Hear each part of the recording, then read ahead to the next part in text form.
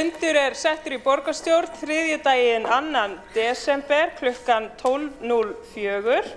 Forseti hefur ákveðið að umræða fyrsta lið á dagskrá sem fjárhagsáætlun Reykjavíkurborgar fyrir árið 2026 og annan lið á dagskrá sem 5 ára áætlun Reykjavíkurborgar fyrir árin 2026 til 2030 fari fram samhliða. Í lok umræðunnar verða teknar fyrir þær breytingartillögur sem borist hafa áður en gengið verður til atkvæðagreiðslu áætlanirnar sjálfar. Mælendaskrá dagsins hefur verið birt á heimasíðu borgarstjórnar en samkvæmt hefð gert ráð fyrir því að allir borgarfulltrúar taki til máls, óski þeir þess. Í samræmi við ákvæði sveitarstjórnarlaga ræðutími óbundinn en að öðru leyti umræðan í samræmi við hefðbundin fundarsköp.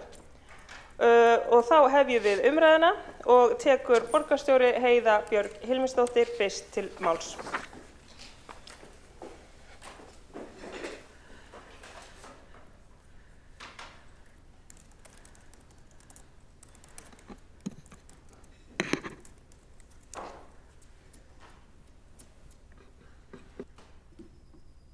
Forseti, ágæta borgarstjórn.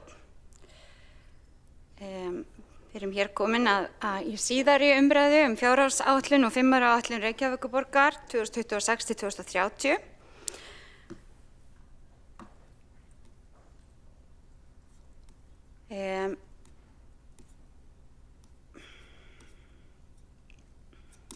Það svona, já, það þannig að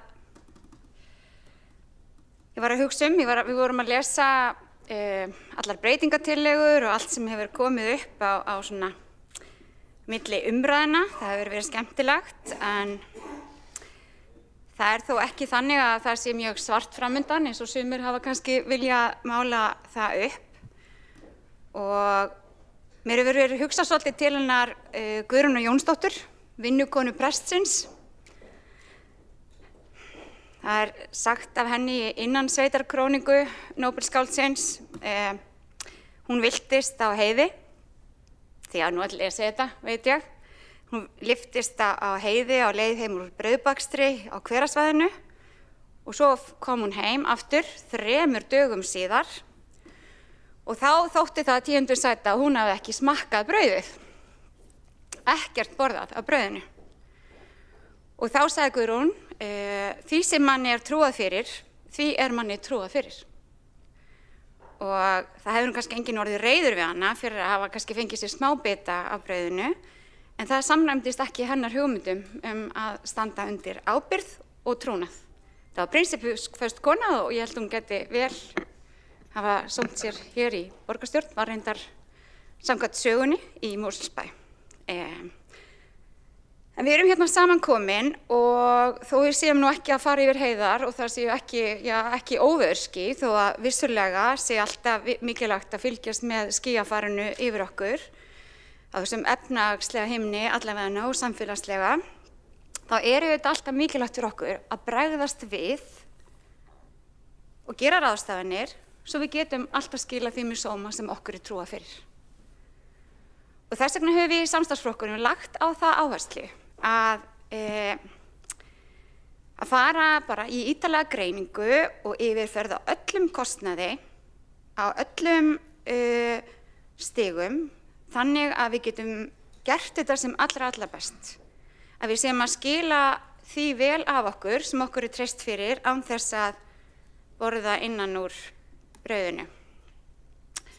Við tökum þess ábyrgð alvarlega og stolt af því að vera hér stödd í síðari umræðu þessa fjárhagsáætlun. Í mínum huga gildir það svona, mér finnst það svona svipað að ákveða að skella í lás í þjónustu eða selja allar eignir á einhverju brunaútsölu. Það svolítið svona eins og að Guðrún hefði borðað helminginn af brauðinu. Og þegar það kæmi aftur annað áfall, hvað myndum við þá gera? Af því að við hefum líka lært það hér að það áföll svona nokkuð reglulega í íslensku efnahagslífi. Og við þurfum að geta sýnt fram á það að við getum skilað á okkur rekstrinum þannig að við getum tekist af áföll. rétt eins og við erum núna að mæta til dæmis þetta ófyrirsíða tekjutap orkuveitunar, til dæmis lífeyrisskuldbindingarnar, endurmat á þeim sem við höfum nú tvisvar þurft að fara vel í gegnum. Við höfum farið í gegnum COVID og kreppur og ýmislegt og borgarsjóður þarf að vera það sterkur að hann geti staðið svona hluti af sér og verið jafn sterkur á eftir. Við sögðum frá því að þegar við vorum í fyrri umræðu, kæri forseti, ágætu borgarfulltrúar, að við myndum fara yfir það sem myndi koma. Við vissum að það kæmi inn í þjóðhagsspá og við myndum uppfæra áætlunina út frá því. Hún auðvitað meðal annars forsenda frumvarpsins og mikilvægt að fara yfir hana. Hún var birt núna 14. nóvember síðastliðinn. Fyrri fjárhagsáætlun byggði á þjóðhagsspá Hagstofunnar sem var birt 25. mars. Við vorum búin að tala það að við myndum gera þetta sem við gerum reyndar alltaf. Það auðvitað, kemur samkvæmt þjóðhagsspánni að það sé aukin óvissa, minni hagvöxtur og örlítið hærri verðbólga. Síðan hún kom fram hefur reyndar verðbólgan lækkað, en við fylgjum alltaf því sem kemur hér frá þessari þjóðhagsspá. Það gert ráð fyrir minni hagvexti, hærri verðbólgu og auknu atvinnuleysi í þeirri spá. Og hún tekur mið af dræmari útflutningshorfum, auðvitað í kjölfar ýmissa rekstrar áfalla innan lands undanfarna mánuði og það rétt að vekja athygli á því að jöfnværisspá gert ráð fyrir 5,2% launaþróun sem hærri launaþróun heldur en við gerðum ráð fyrir, 0,7% stigum hærra en í þjóðhagsspánni frá því í mars. Sem hefur auðvitað bein áhrif á okkur. Og óvissu þættirnir eru auðvitað kannski ekki nýir, þeir eru verðbólga og vaxtastig og það ennþá óljóst hvaða áhrif rekstraráföll í útflutningsgreina hafa á hagvöxtinn, en vonandi og líklega munu þau ekki hafa svo gríðarleg áhrif á vinnumarkaðinn og heimilin í Reykjavík. Áhrif þessa á helstu liðina okkar eru að áhrifin af verðbólgunni sem þá metin hærri eru 327 milljóna króna hækkun á tekjum eignasjóðs og gjöldum aðalsjóðs, áhrif launa og vinnumagnsforsendu og útsvarstekjur, þar hækkun 993 milljónir á rekstrarstöðu, það sést endurmat á tekjugrunni, hærri launaforsenda og vinnumagn sem fer úr 1,2 í 1%. Síðan eru áhrif launa og verðbólguforsenda á gjaldfærsi lífeyrisskuldbindinga. Við gerum ráð fyrir því að þar verði 300 milljón króna lækkun á rekstrarniðurstöðu en ekki áhrif á sjóðstreymið. Ef við munum það, þegar launin hækka þá hækka skuldbindingarnar. Áhrif á verðbólgu, við gerum ráð fyrir 855 milljón króna auknum útgjöldum, þannig að það lækki rekstrarniðurstöðuna það og 39 milljón króna lækkun á sjóðstreymi.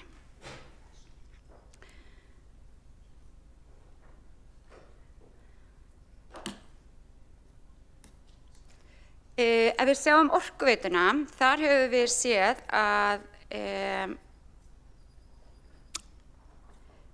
það kom fram breytt fjárhagsspá 24. nóvember.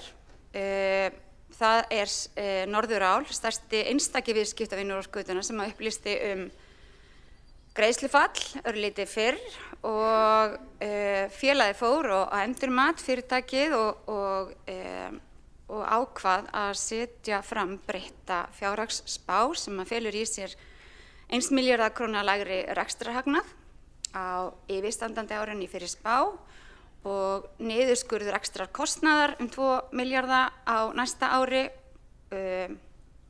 Þeir gera ráð fyrir því að fjárfesta fyrir 6 milljörðum krónum minna og lækka arðgreiðslur 2 milljarða króna á næsta ári. Þetta varfarið og rétt gert hjá Orkuveitunni og við gerum ráð fyrir þessari lækkun okkar hlutfalli af þessum 2 milljörðum í reikningnum. Þetta eru 871 milljón króna sem að við lækkum þá vænta arðgreiðslur. En það að sjálfsögðu engu að síður okkar krafa að þetta fyrirtæki, já, bara eins og öll önnur fyrirtæki standi við gerða samninga. Og ég sjálfur sér engin ástæða til annars. En það hefur fyrirtæki svo sem lýst því marg oft yfir og við gerum ráð fyrir því. En það verður þá breyting á fjárhagsáætlun ef að svo verður og við skulum bara vona það að til þess komi að tekjurnar aukist. Ef við tökum þetta saman þá erum við að taka saman þjóðhagsspána og Orkuveituna og áhrifin á reikningin. Þá eru heildaráhrifin neikvæð 1332 milljónir króna sem hefur í för með sér að rekstrarniðurstaðan fyrir A-hlutann lækkar úr 4,763 milljónum í 3.431 milljón. Að öðru leyti rekstrarniðurstaðan óbreytt. Við vekjum það athygli á því að gjaldfærsla lífeyrisskuldbindinga og verðbætur eru reiknaðir liðir sem hafa ekki beint áhrif á sjóðstreymið eins og vexti þar með talið veltu fé frá rekstri og heildaráhrifin á sjóðstreymi í A-hluta eru neikvæð 217 milljónir og lækkar þannig handbært fé A-hlutans í árslok úr 17 milljörðum og 61 milljón í 16 milljarða 844 milljónir. En ef við vindum okkur bara í það hvaða áhrif þetta hefur á fjárhagsleg markmið okkar, þá sjáum við það að þrátt fyrir þetta erum við að ná okkar settu markmiðum. Við erum enn með rekstrarniðurstöðuna vel yfir núllið, við erum að gera ráð fyrir 3,4 milljörðum rúmlega í afgang í stað 4,7. Við erum að sjá örlítið hækkað hlutfall launakostnaðar en þó undir þeim 80% sem við setjum okkur markmiðum og í rauninni erum við að lækka örlítið á milli umræðuna hlutfall launakostnaðar þar sem að í gangi eru ákveðin endurskipulagning inn á sviðunum. Nú veltum við frá rekstri sem hlutfall af tekjum er yfir 7,5%. Það ekki mikið yfir 7,5% og við munum þurfa að halda vel á spöðunum til þess að halda því. Veltum við frá rekstri ef þú deilir því inn í afborgun lána hins vegar vel yfir yfir 1. Lántaka sem hlutfall af fjárfestingum líka vel undir 70%. Við erum með skuldaviðmiðið langt undir 100%. Það óbreytt á milli umræðina, 77% og handbært fé lækkar eins og ég áður sagði lítið þarna á milli. Markmiðið okkar þó að það sé hærra en 8 milljarðar og það 16, þannig það tvöfalt það sem að við erum með markmið okkur Nú, í fyrri umræðinni var rætt mikið það að samstarfsflokkarnir væru ekki að hagræða og það var ekkert verið að hagræða eða halda vel á spöðunum. Ég held að þessar tölur sýni okkur bara á óumdeilanlegan hátt að það ekki rétt því að við erum að fjármagna aukna þjónustu við börn og barnafjölskyldur. Við erum að festa í sessi aukinn stuðning við barnavernd, við erum að fara í vinnu með það svo fleiri börn taki þátt í skipulögðu frístundastarfi. Setjum meira sér sérstakan sjóð á stofn núna fyrir tekjulægri börn til þess að geta sótt stuðning í. Við höfum ákveðið að hækka mánaðarlegan stuðning við tekjulægstu heimili borgarinnar sem eru á leigumarkaði 10.000 á mánuði. Við höfum farið í aðgerðir til þess að hraða uppbyggingu húsnæðis sem verða svo heimili. Við erum að styðja í þessum reikningi líka sérstaklega við félagsbústaði, þannig að við getum fjölga félagslegum íbúðum, þannig að félagsbústaði geti keypt fleiri íbúðir eða eignast í það minnsta. Og við erum loksins búin að setja af stað aftur eftir ákveðið frost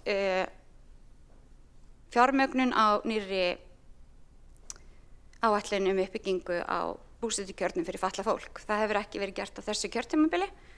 Hún var gerð árið 2022 en í fyrri meirihluta var ekki vilji til þess að setja hana af stað en við höfum ákveðið að gera það. Við erum aftur farin af stað með það að fjölga NPA-samningum en þá gert ráð fyrir 2 nýjum samningum en markmið okkar að sjálfsögðu að halda því áfram eins og áætlun sem við samþykktum árið 2023 hljóðaði upp á. Það margt annað sem mætti nefna, en þetta það sem við erum að taka og þetta það sem við erum að langmestu leyti að fjármagna innan ramma, innan sviða, með ráðdeild og hagsýni innan fagráðana, með sviðsstjóranum og öllu því frábæra starfsfólki sem vinnur hjá borginni.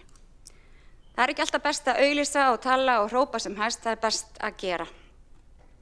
Nú, hérna svona kannski heildarútgjöldin, þar eru engar stórkostlegar breytingar. Það gert ráð fyrir því að 45,5% af heildarútgjöldunum eða 93 milljarðar fari í fjármögnun skóla og frístundasviðs. Þar höfum við verið að gefa við höfum verið að full fjármagna þau líkön sem við höfum gert, þannig við höfum að vera full fjármagna bæði leikskólana og grunnskólana. Það gert ráð fyrir því að rammi borgarríkjanna leikskóla verði tæplega 25 milljarðar og rammi borgarríkjanna grunnskóla 44. Þetta rammi velferðarsviðs, hann áætlaður 49 milljarðar eða 23,9% útgjalda og menning og íþróttir eru 22 milljarðar eða 10,6 milljarðar og þar auðvitað allt frístundastyrkurinn og það starf sem við erum að vinna til þess að tryggja öllum börnum skipulagt tómstundastarf. Rammi umhverfis- og skipulagssviðs í aðalsjóði áætlaður 13,1 milljarður eða 6,4%. Það mat meirihluta Samfylkingar, Pírata, Sósíalistaflokksins, Flokks fólksins og Vinstri grænna, samstarfsflokkana að það sé nauðsynlegt að bregðast við þessum breyttu forsendum. Það ábyrgt og það skiptir okkur miklu máli. Við lögðum fram breytingatillögur í borgarráði 27. nóvember síðastliðinn og ég ætla að mæla þá fyrir þeim hér á eftir. Fyrst það breytingatillögur meirihluta við frumvarp að fjárhagsáætlun 2026. Þar fyrst tillögur það að við séum að auka við fjárheimildir mannauðs- og starfsumhverfissviðs. Við erum að hækka í fjárheimildir þeirra til þess að fara og fjármagna stuðningsteymi sem ætlað að styðja við stjórnendur starfsstaða þar sem að veikindafjárvistir eru miklar og reyndar þar sem að fólk þarf aukinn stuðning. Við höfum séð að veikindafjárvistir hafa aukist og við viljum fara í markvissar aðgerðir til þess að styðja betur við starfsemi borgarinnar. Það auðvitað sérstök viðverustefna í gangi sem að gildir fyrir starfsstaðir Reykjavíkurborgar en það mat mannauðs- og starfsumhverfissviðs eftir að hafa fengið það verkefni að greina þetta að það sé mikilvægt að auka stuðninginn til þess að samræma bæði vinnu starfsstaðana en líka til að koma auga á eitthvað sem að við getum betur gert því að vissulega viljum við vera góður vinnustaður, þar tekur við utan bæði stjórnendur og starfsfólk. Við erum nefnilega líka að leggja hér til að hækka fjárheimildir mannauðs- og starfsumhverfissviðs til þess að reka sérstakt stuðnings- og ráðgjafateymi.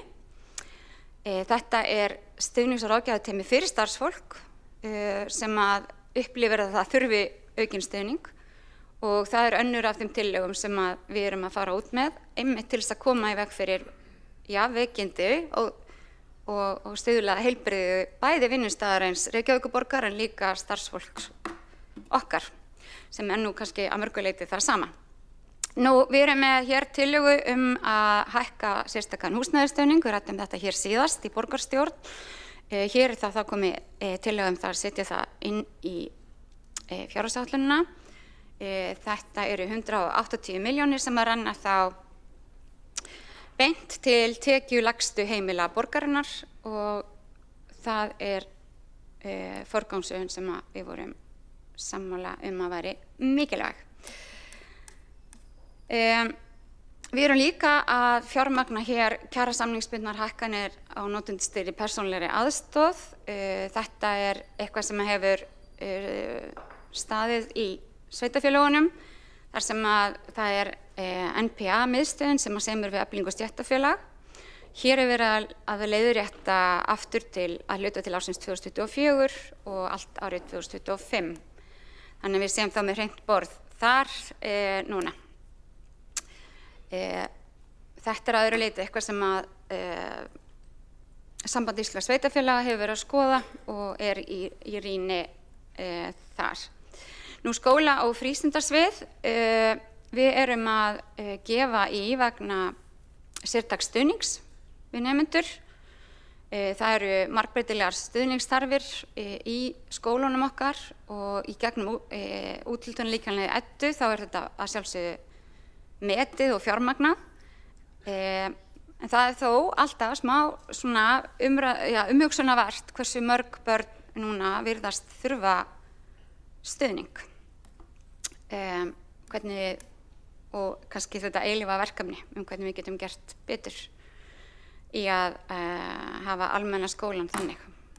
Nú, tillaga vegna borgarrekinna grunnskóla, við erum að leggja til hér að hækka þetta vegna íslenskukennslu. Ríkisstjórnin hefur ákveðið að Reykjavíkurborg fái örlítið fjármagn til þess að auka íslenskukennslu, tímabær breyting frá með áramótum, eitthvað sem við höfum barist fyrir lengi og við vorum auðvitað búin að fjármagna það að hluta og stórum hluta úr öðrum sjóðum og þetta breytingin sem við leggjum þá til núna og að fara inn á svið til þess að standa nú vel að íslenskukennslu allra erlendra nema. Eða þeirra sem þurfa að ná betri tökum á íslensku. Við erum hér með tillögu vegna sjálfstætt starfandi skóla, leikskóla.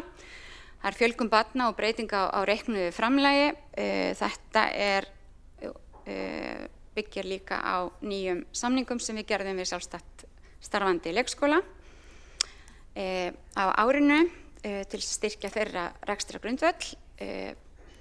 Við erum líka með tillögu þar varðandi sértækan stuðning.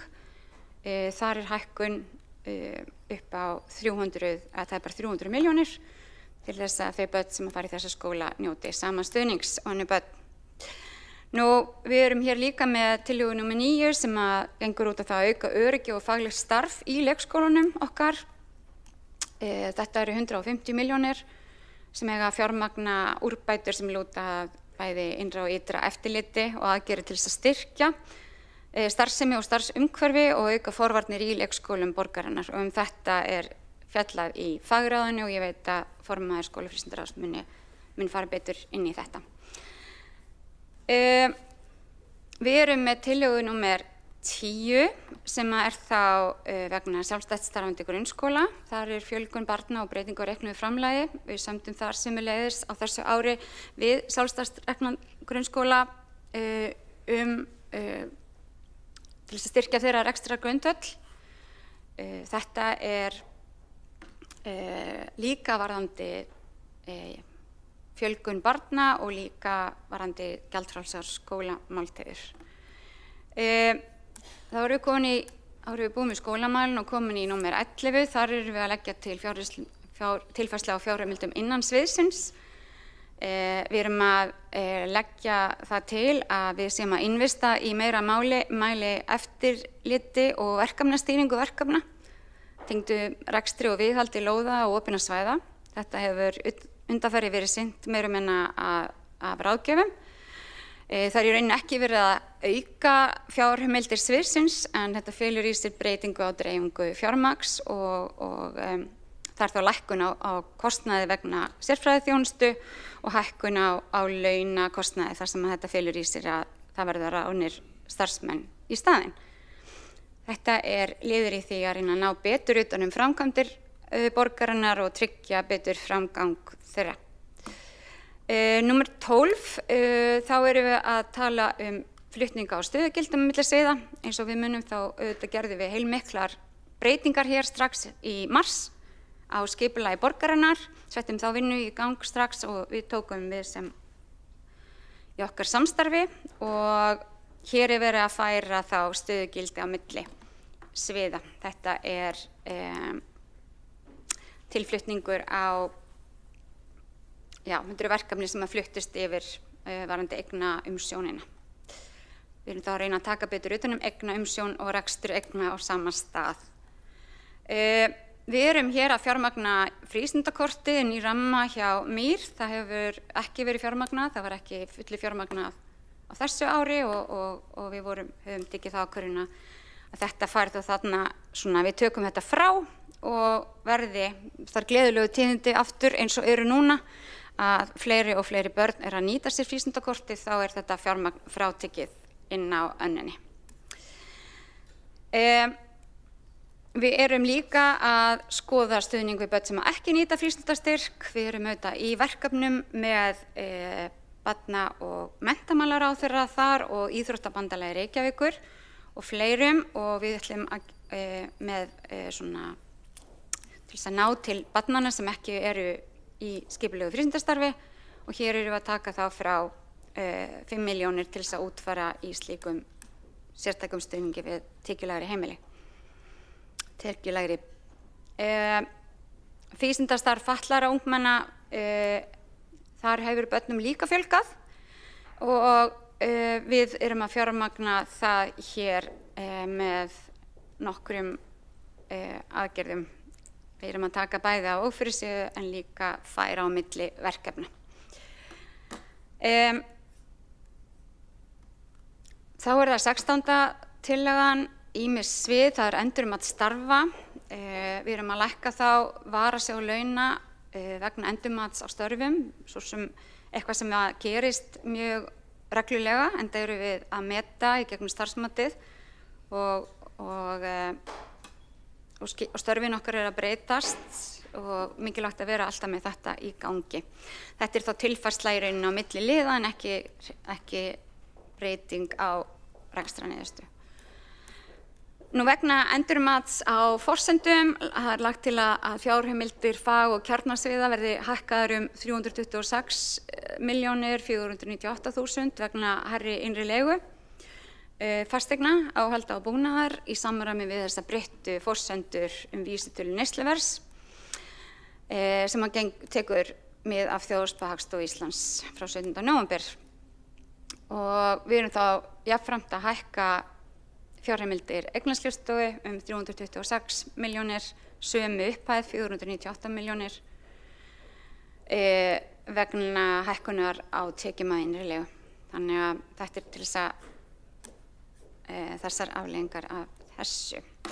Sama er hér tillöga vegna breytingu á arðgreiðslum. Við erum að lækka þá tillöga breytingu á arðgreiðslum hér eins og við fórum yfir áðan.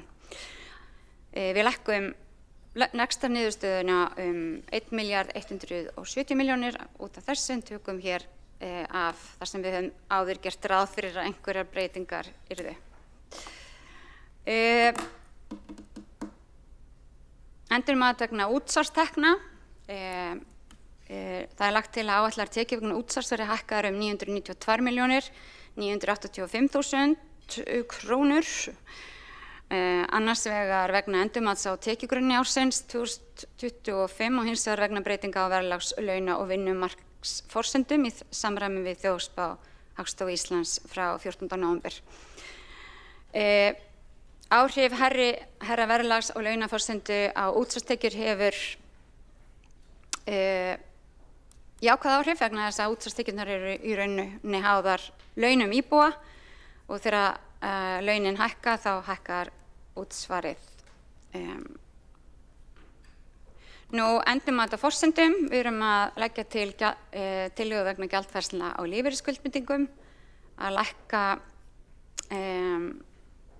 lækka gjaldfærsluna 300 milljónir vegna breytinga hækka hana 300 milljónir vegna breytinga á verðlags- og launaforsendu í samræmi við þjóðhagsspána.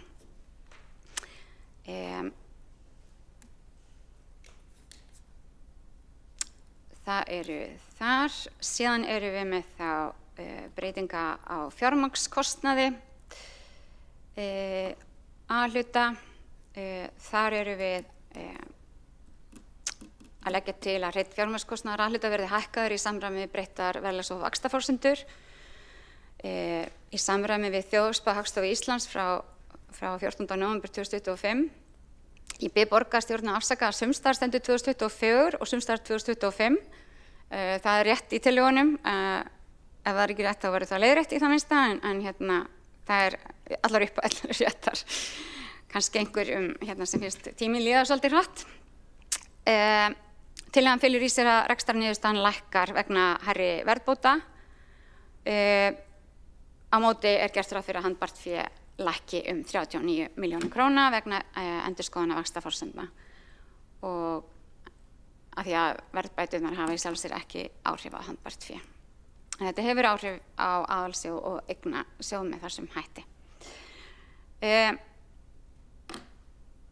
Lækkun á stofnframlagi til þjóðarhallar, það er okkar mat að það sé rétt að lækka það 742 milljónir og þá verður framlagið 925. Þetta er vegna breytingum sem hafa orðið á framvindu verksins. Því er aðeins að það er aðeins að frestast. Við erum hins vegar að undirbúa hvernig það kemur til með að mæta börnum í Laugardalnum og hvernig við getum stutt við stuðningu þau á meðan að þessi framkvæmd frestast örlítið lengur vegna ýmissa flókinna mála sem við getum örugglega rætt hér lengi eftir. Nú, það sem ég nefndi hér í upphafi, eiginfjárframlag til félagsbústaða, við erum að leggja það til að við gerum það, upphæðið 513 milljónir til þess að fjölga félagslegum íbúðum og samhliða því verði nýtt viðskiptalíkan félagsbústaða undirbúið með hliðsjón af sjálfbærni félagsins. Þetta mun koma betur útfært inn í borgarráð en þetta er þá fjármagnað með lækkun á stofnframlögum samanber tillögu 22. Nú, endurmat á forsendum. Við erum að leggja til að fjárfestingaáætlunin verði hækkuð 229 milljónir, 229, breytingin skiptist svona að milli húsa og við erum síðan að lækka þá stofnframlögin eins og kom fram í tillögu 22 á móti. Ég vek athygli á því að hér er þá líka átak í öryggismálum leikskóla og undirbúningu fyrir nýja leikskóla. Við erum með öryggismál, skíðasvæði í Skálafelli og Vetrargarðinn og ýmislegt annað sem er spennandi sem er þá að fara inn meðan annað auðvitað líka spennandi er að frestast.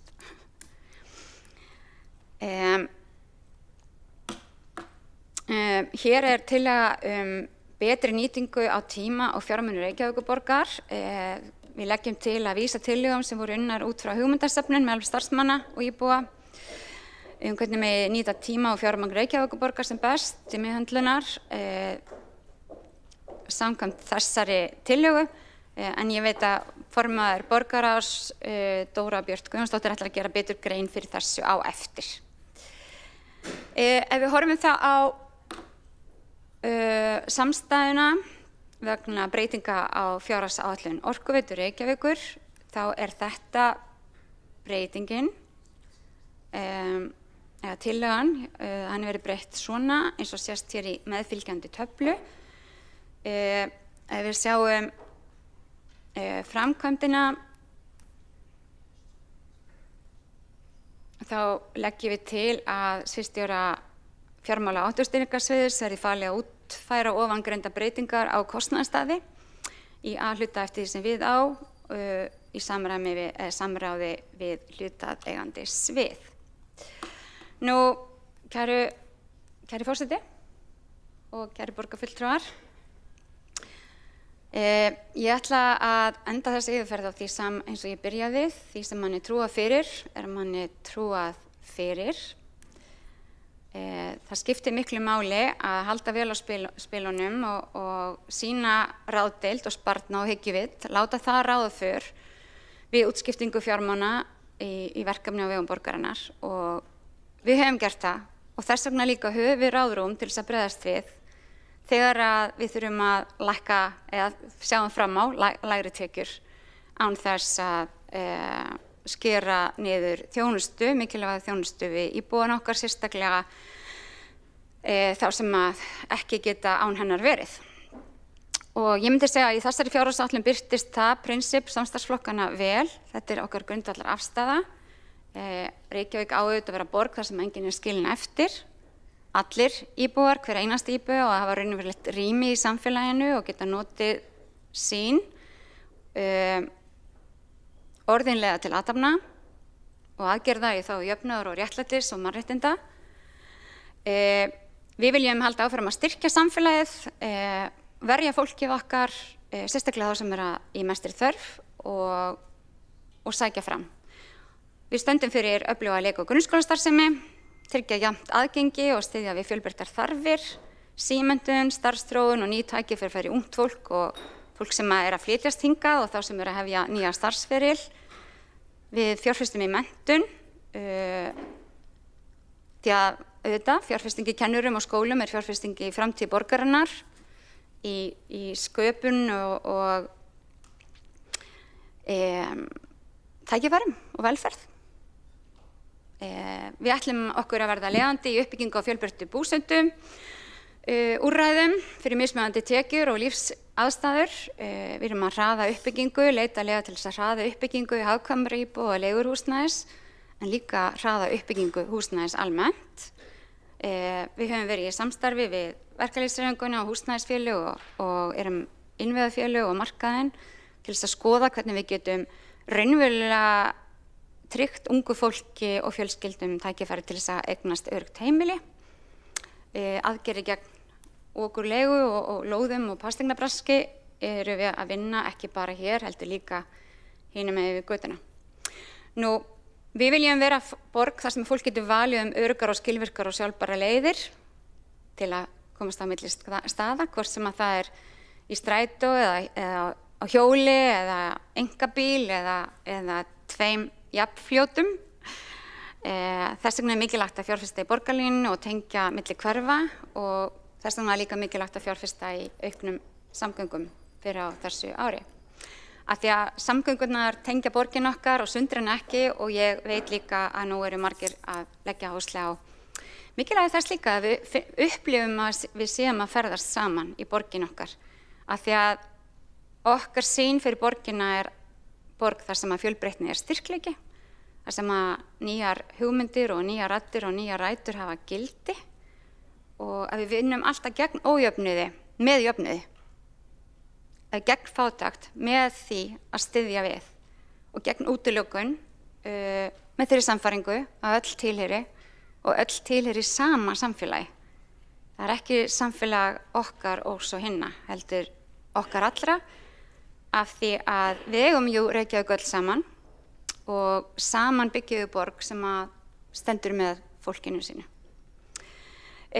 Forseti, kæru borgarfulltrúar, ég hef nú mælt fyrir frumvarpi og fjárhagsáætlun Reykjavíkurborgar 2026 og frumvarpi að 5 ára áætlun 2026 til 2030 fyrir A-hluta og samstæðu ég legg til að þær verið samþykktar með þessum framkomnu breytingatillögum samstarfsflokkana. Ég veit að félagar mínir í borgarstjórn munu fara betur yfir einstaka svið og einstaka liði og ég vonast þess að við getum átt hér gott spjall stöðu borgaranna okkar, fjárhagsstöðu borgarinnar, framtíðina sem að þessi fjárhagsáætlun svona leggur línurnar og að við getum glaðst saman yfir því hversu örugg og fín, fallega, góða borgin okkar er. Forseti, ég loki máli mínu. Þá hefur borgarstjóri Heiða Björg Hilmarsdóttir lokið máli sínu og næsta mælendaskrá er borgarfulltrúinn Hildur Björnsdóttir.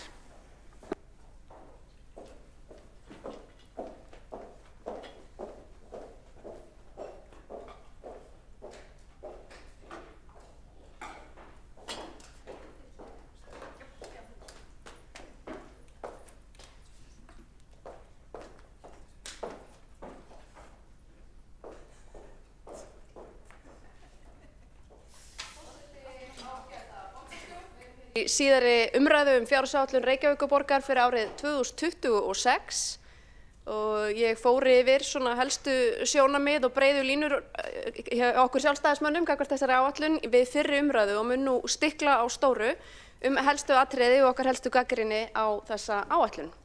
En ef við byrjum á að líta á rekstrarniðurstöðu borgarsjóðs sem nú svona kannski það helsta sem að ég rýndi í við athugun á þessari áætlun vegna þess að það vissulega borgarsjóður sem að heldur utan grunnþjónustuna við borgarana og það sem að skiptir borgarana þetta mestu máli að sé vel rekið apparat. Nú rekstrarniðurstaða borgarsjóðs samkvæmt útkomuspá fyrir árið 2025 nemur tæplega 382 milljónum króna jákvæð niðurstaða.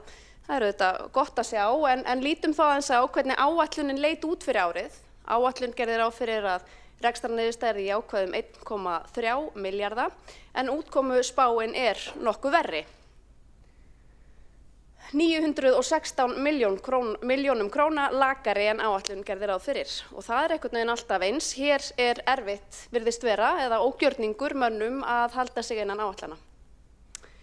Ef við skoðum þá hvernig tekjur og útgjöld hafa þróast milli ára og það skiptir auðvitað gríðarlega miklu máli því að hér segir jafnvel fólk að við þurftum að taka hérna við óvæntum útgjöldum, það voru kjarasamningar og allt hvað eina og þetta hérna er allt saman skýringin.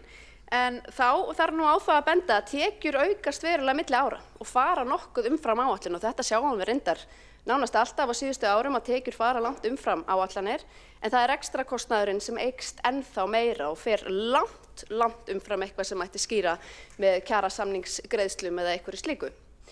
Við sjáum að skatttekjur og jöfnunarsjóðstekjur þær fara 8,7 milljarða króna umfram áætlun en rekstrakostnaður hins vegar fer 11 milljarða króna umfram áætlun. Við sjáum að tekjur aukast 17 milljarða milli ára en rekstragjöld 19 milljarða milli ára. En hvers vegna var rekstrarniðurstaðan lakari en áætlun gerði ráð fyrir? Nú, það er einmitt þetta. Tekjur fóru 8,7 milljarða umfram áætlun, við fengum meiri skatttekjur í kassan en við gerðum ráð fyrir. En það dugði ekki til að mæta óvæntum áföllum eða óvæntum útgjöldum vegna þess að rekstrakostnaðurinn hann fór jafnvel enn frekar og enn meira umfram áætlun. Þannig að eins og við margítrekað benda á vandi borgaranna er ekki og hefur ekki verið tekjuvandi. Hér streyma inn tekjur, það er ekki vandinn. Vandinn er útgjaldavandi og menn nýta sér þessar síauknu og stóru auknu tekjur milli ára langt umfram áætlanir til þess að blása áfram útgjöldin. Í stað þess jafnvel að nýta tækifærið og hagræða rekstrinum og hugsa, heyrðu, hér er alltaf mikill afgangur, við ætlum að fara að lækka skatta. En það dettur auðvitað engum hér í hug. Nú Reykjavíkurborg byggir á þeirri framtíðarsýn í sínum fjármálum að ná sjálfbærni til lengri tíma litið og hvað þýðir þetta? Þetta þýðir að reksturinn, hann á að skila afgangi. Borgarsjóður geti staðið undir skuldum og skuldbindingum án þess að gengið sé á eignir eða þjónustu í samræmi við lögbundnar skyldur. Nú, það er alveg ljóst að rekstur borgarinnar er ekki sjálfbær og nær ekki þessum markmiðum, en þetta er satt markmið og það er gott og við þurfum að vinna áfram að því. Nú, ef við lítum á áætlunina vegna þess að hér áðan var ég að skoða rekstrarárið 2025 og útkomuspána, en ef við skoðum núna niðurstöðuna fyrir áætlunina fyrir árið 2026, næsta ár, að þá gerir áætlunin ráð fyrir jákvæðri rekstrarniðurstöðu sem nemur tæpum 3,4 milljörðum króna. Þetta er breytt niðurstaða eftir uppfærða þjóðhagsspá og eftir uppfærða spá Orkuveitunar sem er leiðis fjárhagsspá. Þá lækkar rekstrarniðurstaðan. Arðgreiðslur eru nú á áætlun og þær hafa lækkað líka 5,2 milljarðar og byggingarréttur 4 milljarðar. Þegar við erum að tala að vilja ná sjálfbærni í rekstrinum og þá erum við að meina það að við viljum að skatttekjur og reglulegar tekjur, útsvarstekjur, jöfnunarsjóðstekjur, fasteignaskattar og annað dugi hér til að veita grunnþjónustu, til að standa hér undir rekstrinum. Og þegar við förum í að fá hér inn arðgreiðslur eða selja eignir, að þá eigi það að fara til annarra verkefna heldur en grunnþjónustuna. Það eigi að fara til að fjárfesta hér í innviðum, til að greiða niður skuldir og eitthvað slíkt. Við eigum ekki þurfa að selja perluna til að geta rekið leikskóla. En án arðgreiðslna og einskiptistekna af sölu byggingarréttar þá yrði rekstrarniðurstaðan á næsta ári 5,8 milljarðar, hún yrði neikvæð sem nemur 5,8 milljörðum. Þannig að við sjáum það að reksturinn er sannarlega ekki sjálfbær. Við fyrri umræðum fjárhagsáætlun þá var gert ráð fyrir að það kæmi 6,1 milljarður í arðgreiðslur út úr Orkuveitu Reykjavíkur. Og við getum auðvitað rætt það í löngu máli að hvort að það sé réttlætanlegt að greiða svo ríflegar arðgreiðslur út úr þessu félagi til borgarinnar og hér stíga þá gjarnan á stokk fulltrúar Samfylkingar og vilja bera þetta saman við arðgreiðslur úr Landsvirkjun. Og ég hef ítrekað bent þeim á að Landsvirkjun stærstur hluti orkusölu þeirra er orkusala til stórnotenda og eðlilegt að þjóðin njóti arðs af því. En minni hluti orkusölu frá Orkuveitu Reykjavíkur eða Orku náttúrunnar fer til stórnotenda, megnið fer til heimilana.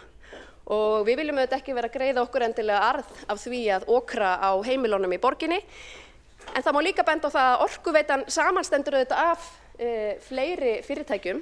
Það eru veitur til að mynda og þá má það benda að það er hreinlega ólöglegt að reka vatnsveitu í hagnaðarskyni.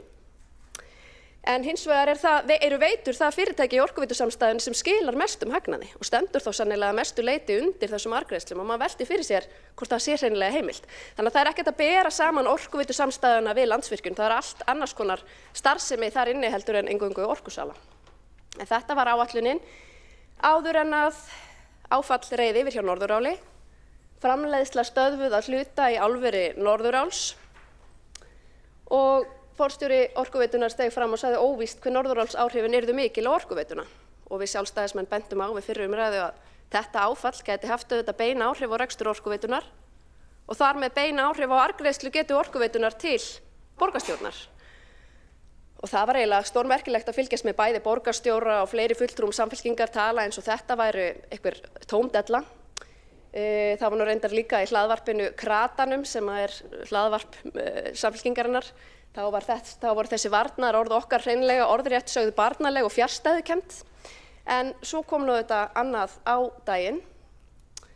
Hér sjáum við arðgreiðslustefnu Orkuveitunar og þetta eru ströng skilyrði sem þarf að uppfylla og þau stóðu tæpt. Þau stóðu tæpt áður en Norðuráls áfallið reið yfir. En núna hefur þurft að lækka arðgreiðslurnar vegna stöðunar hjá Norðuráli, vegna þess að Norðurál hefur lýst í yfir að það ætla að bera fyrir sig force majeure, það ætli ekki að uppfylla kaupskyldu sína, heldur einungis greiða þá orku sem þeir nota. Það er auðvitað verulegt áfall og auðvitað þarf Orkuveitan að sækja rétt sín í þeim efnum, en þetta er hins vegar staðan. Arðgreiðslan eins og við spáðum, hún lækkar um 1,8 milljarða króna og verður 4,3 milljarðar og hefur auðvitað áhrif á rekstrarniðurstöðu Borgarsjóðs á næsta ári. Borgarsjóður gerir líka ráð fyrir því að fá inn 4 milljarða í tekjur af sölu byggingarréttar og hér nefni ég bara sem dæmi Úlfarsárdalinn. Það einu uppbyggingaráformin sem við séð á spilin hjá meirihlutanum, þau snúa að Úlfarsárdalnum og þau snúa að Keldnalandinu. Og sala byggingarréttar á þessum svæðum er auðvitað miklu meira en 4 milljarðar. En í báðum tilfellum þá eru félög sem halda utan uppbygginguna og munu taka byggingarréttargjöldin til sín. Byggingarréttargjöld, þau munu ekki renna í Borgarsjóð af Úlfarsárdalnum eða Keldnalandinu. Þannig að það verður eitthvað annað. Og þá má líka á það nefna vegna þess að ég bendi hér á að borgin treystir á sölu byggingarréttar til að standa hér undir grunnþjónustu. Þegar byggingarréttargjaldið var upprunalega sett á hér í Reykjavík og svo innviðagjaldið, þá var það gert með þeirri röksemd að borgin þyrfti að innheimta þessi gjöld til að geta staðið undir innviðauppbyggingu og annarri uppbyggingu tengdri þessari húsnæðisuppbyggingu sem myndi fylgja. Hvaða innviði þyrftum við að byggja og fjármagna til að byggja og reisa þessi hverfi.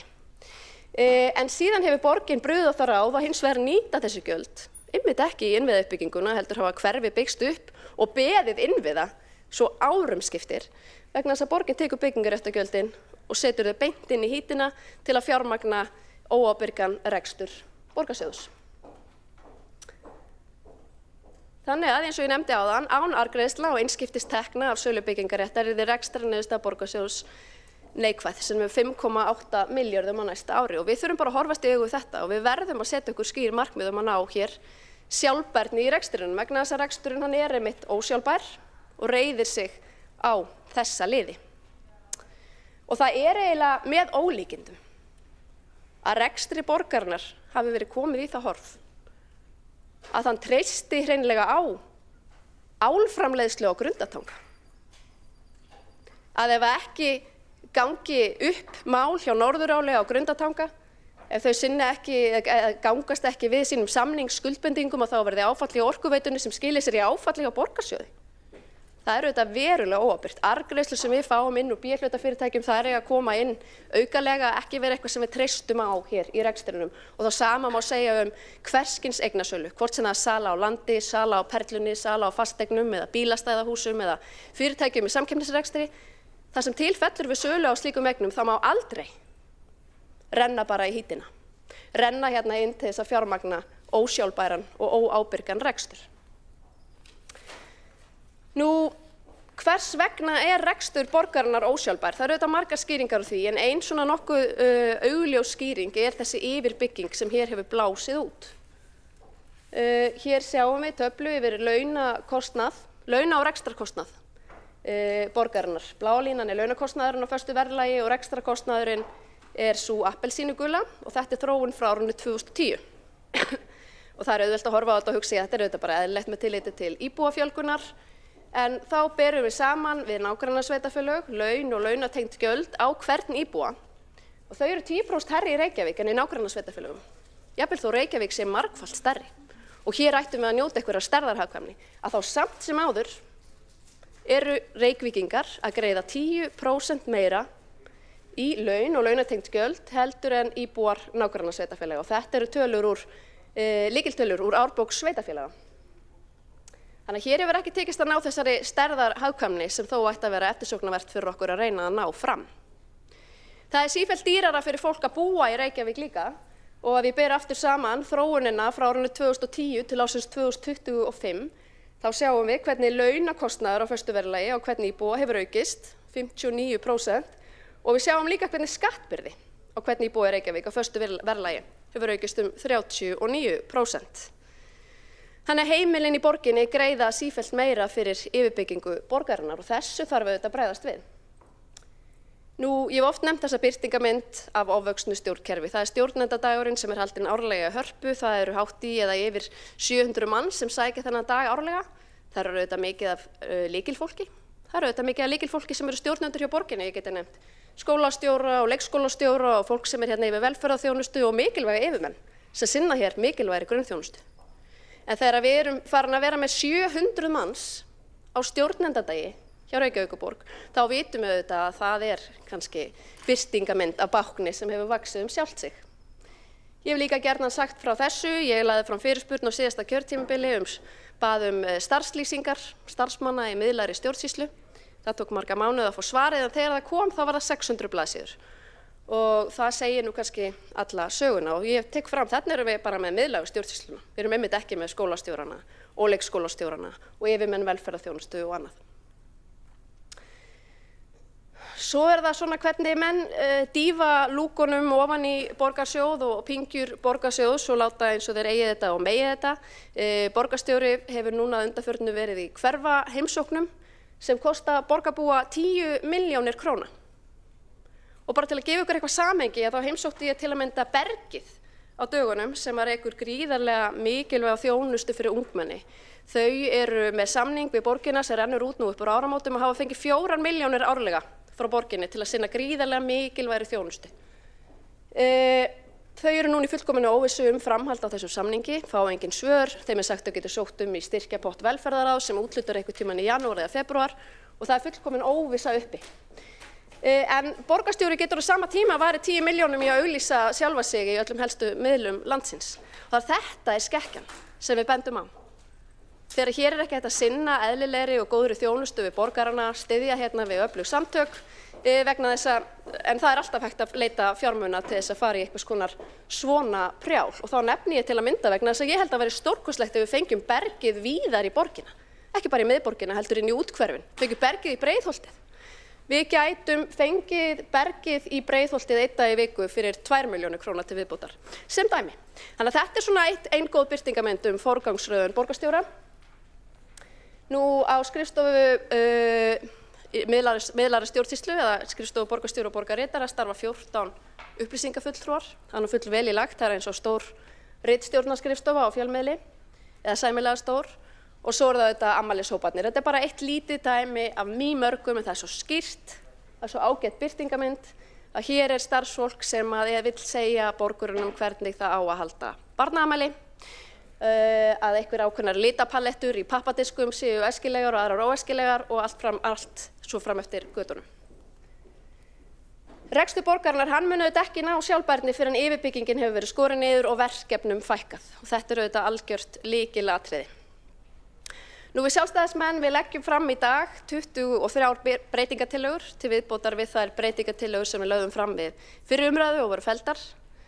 Hluti þeirra snýr að frestun fjárfestinga. Við leggjum til að ekki verði ráðist í frekari fjárfestingu í áhöldum, tækjum og hugbúnaði þróunar- og nýsköpunarsviðs fyrr en fyrir liggja ábata greiningar fyrir sérhverja fjárfestingu. Við viljum vita að þeir fjármunir sem við leggjum inn í slíka fjárfestingu þeir skili sér tilbaka í auknu rekstrarhagræði og auðvitað bættri þjónustu við borgarana. Og þetta myndi fela í sér frestun fjárfestinga sem nemur 1525 milljónum króna.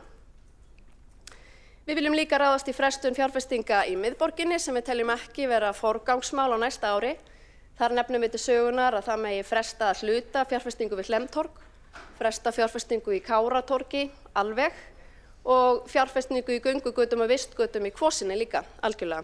Þetta myndi spara borgarsjóði 400 milljónir króna. Við leggjum líka til frestun fjárfestingar vegna Grófarhúss að hluta og í fjárhagsáætlun gert ráð fyrir 90 milljónum króna í eitthvað sem kallast þétting byggðar. Við leggjum til að því verði líka algjörlega frestað. Og svo viljum við að farið verði í forgangsröðun framkvæmda á skólabyggingum. Þannig að það verði greint hvaða framkvæmdir hafa staðið yfir lengur en frá 1. júlí 2024 og það skólahúsnæði sem hefur staðið í svona langvarandi viðhaldi og raski á skólahaldi samhliða, því verði forgangsraðað og þeim framkvæmdum ljúki eigi síðar en við árslok eða 1. desember á næsta ári. Þessi frestun fjárfestinga nemur samanlagt 2.115 milljónum króna sem við leggjum hér til í dag. Við leggjum líka til hagræðingaaðgerðir, almennar hagræðingaaðgerðir í rekstrinum, ekki einskiptisaðgerðir, heldur hagræðingar sem að geta skilað sér inn í reksturinn yfir lengri tíma. Eins og áður þá leggjum við til stjórnkerfisúttekt að óháðir sérfræðingar verði fengnir til að framkvæma hér stjórnkerfisúttekt á borginni og borgarkerfinu þar sem að við svona sundurgreinum hvaða verkefni eru lögbundin grunnþjónusta og hver ekki og forgangsröðum eftir því. Við leggjum til ráðningabann á miðlæga stjórnsýslu borgarinnar, takið eftir, miðlæga stjórnsýslu, sannarlega ekki inn í grunnþjónustunni. Og við viljum líka sjá aðgerðir sem miða því að við lækkum hér veikindahlutföll starfsmanna, þannig að til lengri tíma verði þau aldrei hærri en 5%. Og þá má á það benda að hvert prósent í veikindum starfsmanna kostar borgarsjóð tæplega milljarð, þannig að hér til mikils að vinna. Ekki bara fyrir borgarsjóð heldur auðvitað líka fyrir starfsfólk, að við aukum vellíðan þess á vinnutíma. Við viljum leggja niður mannréttindaskrifstofu borgarinnar, þetta hefur við auðvitað lagt oft til áður. Við viljum leggja niður stafrænt ráð og færa verkefni þess undir borgarráð og við viljum skera niður í kostnað við upplýsingafulltrúa borgarinnar 100 milljónir. Við viljum hagræða á skrifstofu borgarstjóra og borgarritara og sömuleiðis hagræða í kostnaði við móttökur og þessi hagræðing myndi nema 110 milljónum króna. Og svo viljum við, eins og við höfum oft áður nefnt, skipuleggja borgarstjórnarfundi með öðrum hætti, þeir hefjist klukkan 9 að morgni draga úr yfirvinnu, kostnaði tengdum þessum fundum og við viljum auðvitað að borgarfulltrúum verði fækkað. Og okkur fullkunnugt að borgarstjórn ákveður það ekki sjálf, en við getum skorað á þingheim að breyta sveitarstjórnarlögum með þeim hætti. Þessar hagræðingaraðgerðir, það svolítið erfitt og teygjanlegt að nákvæmlega festa fingur á hversu miklum ábata þau getur skilað borgarsjóði í rekstrinum, en við teljum að það sé að minnstakosti 3 milljarðar króna ef ekki mikið meira. Stjórnkerfisúttekt gæti auðvitað leitt af sér mun ríflegri hagræðingaraðgerðir. Við viljum líka ráðast í tekjuaukandi aðgerðir og nefnum þar helst til sögunar að ráðist verði í enn frekara skipulag og sölu lóða undir bæði íbúðarhúsnæði og atvinnuhúsnæði í Reykjavík. Og hvers vegna það? Ef við byrjum á aðeins að rýna í íbúðarhúsnæðið, þá sjáum við hvernig borgin hefur lengi vel byggt sínar húsnæðisáætlanir á gömlum mannfjöldaspám og forsendum sem í rauninni úreltar. Við sjáum að hér gert ráð fyrir að 45.000 fleiri muni búa hér en fyrir áætlanir gerðu ráð fyrir 2040. Hér verði 2 sem búi í hverju íbúðin, ekki 2,5 eða 2,4 eins og áætlanir hafa oft gert ráð fyrir. Þannig að íbúðaþörfin, árlega íbúðaþörfin, hún eykst 1000 íbúðir á hverju ári miðað við það sem áður var talið bara hér fyrir á kjörtímabilinu. Þannig að við þurfum að byggja og skipuleggja miklu meira. Hér höfum við hlutfallslega íbúafjölgun á höfuðborgarsvæðinu frá árinu 1998 til 2025. Hagstofan hleypur mér ekki lengra aftur. Hér sjáum við hvernig nágrannasveitarfélögin hafa verið að fjölga sínum íbúum hlutfallslega en ekki Reykjavík. Við höfum ekki verið að nýta okkur tækifærin til þess að vaxa með sama hætti. Og hér það bara lóðaskortstefnan. Hún hefur leitt af sér hlutfallslega minni íbúafjölgun en í nágrannasveitarfélögum.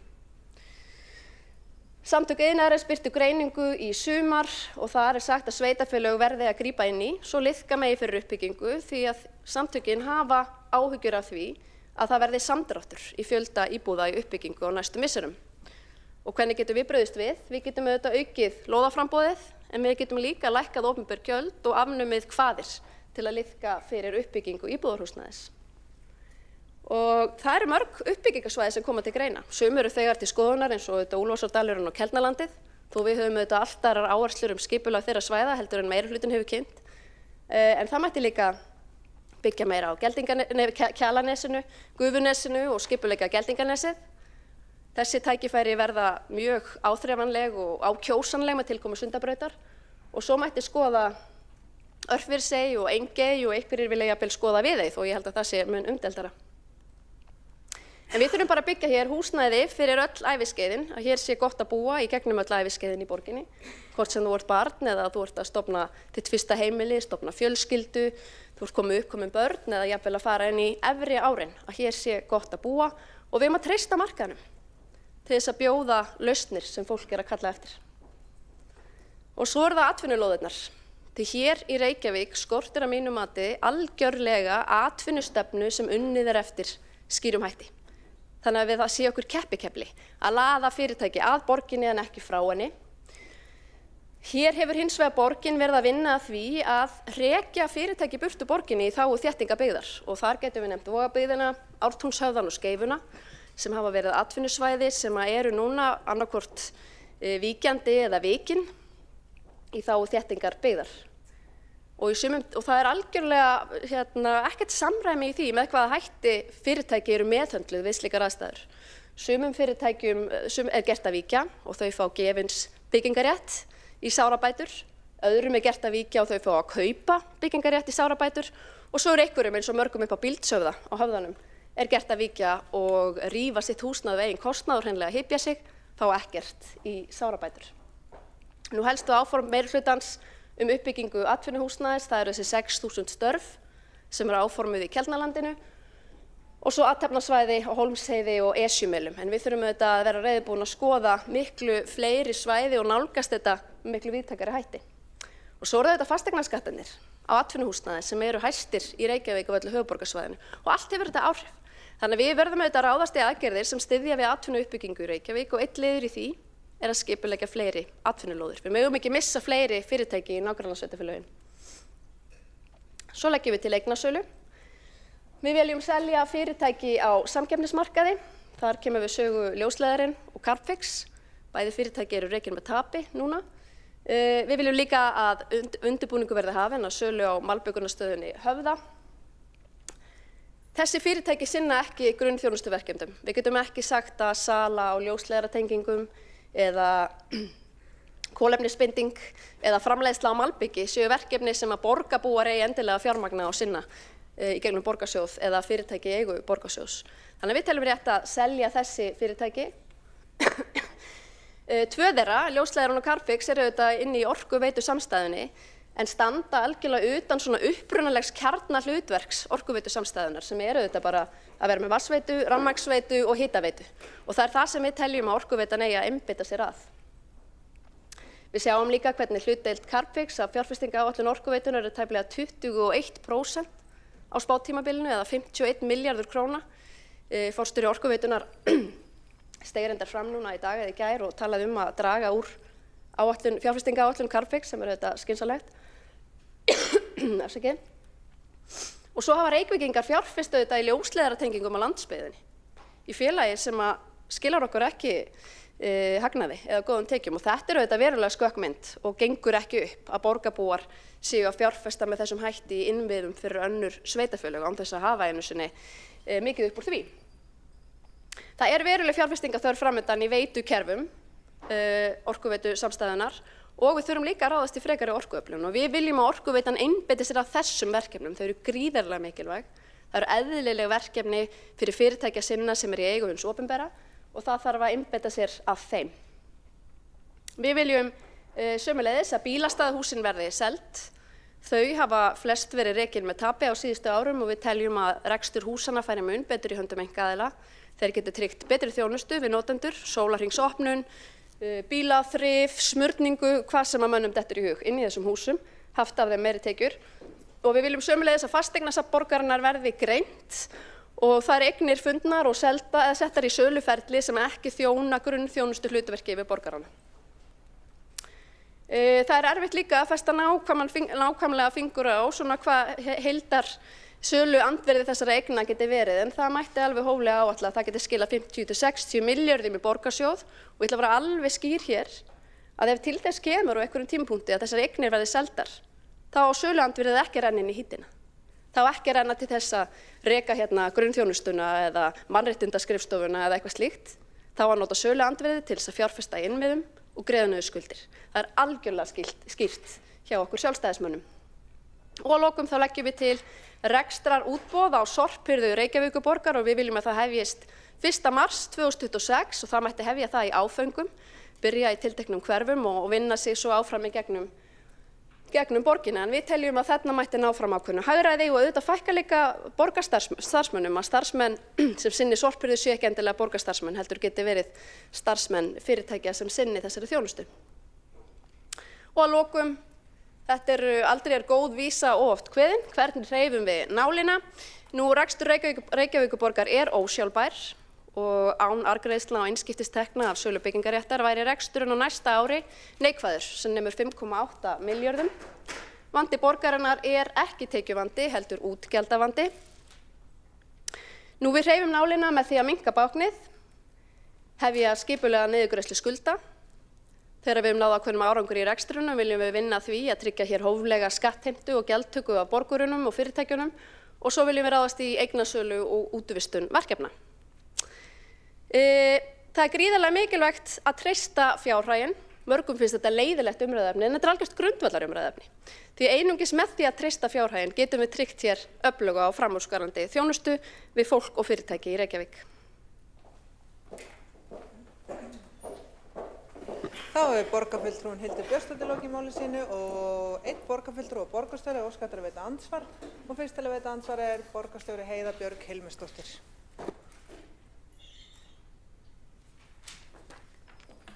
Kæri forseti, ágæta borgarstjórn, þetta er auðvitað með ólíkindum þessi ræða oddvita Sjálfstæðisflokksins. Framtíðarsýnin er greinilega ekki björt og mjög ómálefnalega framsett og mjög villandi upplýsingar sem settar eru fram. Og mér finnst mikilvægt að borgarbúar viti það að borgin er sannarlega ríflega sjálfbær og ef það 16 eða 17 milljarðar í handbært fé í árslok ef að 7,5% veltu fyrir fyrir rekstri segir ekki fólki að það sé sjálfbært, þá verður það einhvern veginn að átta sig á rekstri. 7,5% veltu fyrir fyrir rekstri er sjálfbært. Við erum með fjármagn inni til þess að standa vel undir þeim rekstri sem við erum í. Það er auðvitað sorglegt þegar fólk getur ekki séð neitt jákvætt við jákvæða stöðu á erfiðum tíma. Mér finnst mikilvægt að íbúar okkar áttir sig á því að hér er ekki ósjálfbær rekstur, hér er öruggur rekstur og hér er gengið vel og það er enginn að ásælast neitt. Þó að það sé mögulega eitthvað sem Sjálfstæðisflokkurinn kannast við, þá er það ekki gert í Reykjavík. Þá hefur borgarstjóri Heiða Björk Hilmarsdóttir lokið við að veita andsvar og svara þá andsvari borgarfulltrúinn Hildur Björnsdóttir. Forseti, ágæta borgarstjórn, ég stend fast við þá fullyrðingu mína að rekstur borgarinnar sé ekki sjálfbær. Borgin hefur sett sér til lengri tíma markmiðum að ná sjálfbærni í rekstrinum og það er sérstaklega skilgreint í fjárhagsáætlun hvað það þýðir. Og það að ná fram sjálfbærni þýðir að borgin geti veitt til dæmis hér þjónustu án þess að ganga á eignir. Það er til dæmis eitt hluti af skilgreiningunni, án þess að gengið sé á eignir. Og hér hefur það verið gert á síðustu árum að gengið er á eignir til þess að stappa í gatið í rekstrinum til að mynda þegar Perlan var seld. Þannig að ég bendi bara á það, ef að Perlan hefði ekki verið seld á árinu, þá varum við til dæmis að sjá í útkomuspá neikvæða rekstrarniðurstöðu. Reksturinn er ekki sjálfbær. Ég vil hins vegar spyrja borgarstjóra hvað nákvæmlega er það sem er ómálefnalegt í mínum málflutningi og hvaða upplýsingar voru villandi. Þá hefur borgarfulltrúinn Hildur Björnsdóttir lokið við að svara andsvari og veitir þá andsvar öðru sinni borgarstjóri Heiða Björk Hilmarsdóttir. Já, forseti, ágæta borgarstjórn, þetta er náttúrulega of stuttur tími til að fara yfir allar þær fjölmörgu staðreyndarvillur sem framkomu í þessari ræðu. Við höfum ekki fjölgað upplýsingafulltrúum, þeir hafa verið færðir inn á milli, launakostnaður er hærri hjá Reykjavíkurborg vegna þess að við erum með fleiri verkefni, jafnvel fyrir önnur sveitarfélög. Íbúðum hefur ekki fjölgað hér minna en annars staðar, það er hlutfallslega mest uppbygging í Reykjavík núna, við erum að byggja upp á Höfðanum, við erum að byggja upp Keldnalandið, gerðum samning við einmitt Sjálfstæðisflokkinn með þá uppbyggingu. Hún er ekki farin af stað, þar er verið að skipuleggja. Við erum að skipuleggja Úlfarsdalinn einmitt vegna þess að við viljum ekki að sjóðurinn, borgarsjóður treysti á innviðatekjur eða byggingarréttagjöld. Við ætlum að reyna að gera það samtímis, þannig að lóðirnar komi fram. Lóðaframboðið hefur verið ekki það sem hefur stýrt hér öllu. Við erum alls ekki að hrekja fyrirtæki í borginni, það er frálegt. Ég bið borgarfulltrúanum að kynna sér Hólmsheiði og Esjurætur, Höfðann, leggja til eignasölu en segja síðan að ekki eigi að horfa til einskiptistekna, eru þetta ákveðin blinda. Þá hefur borgarstjóri Heiða Björk Hilmarsdóttir lokið við að veita andsvar öðru sinni og svara þá andsvari öðru sinni borgarfulltrúinn Hildur Björnsdóttir.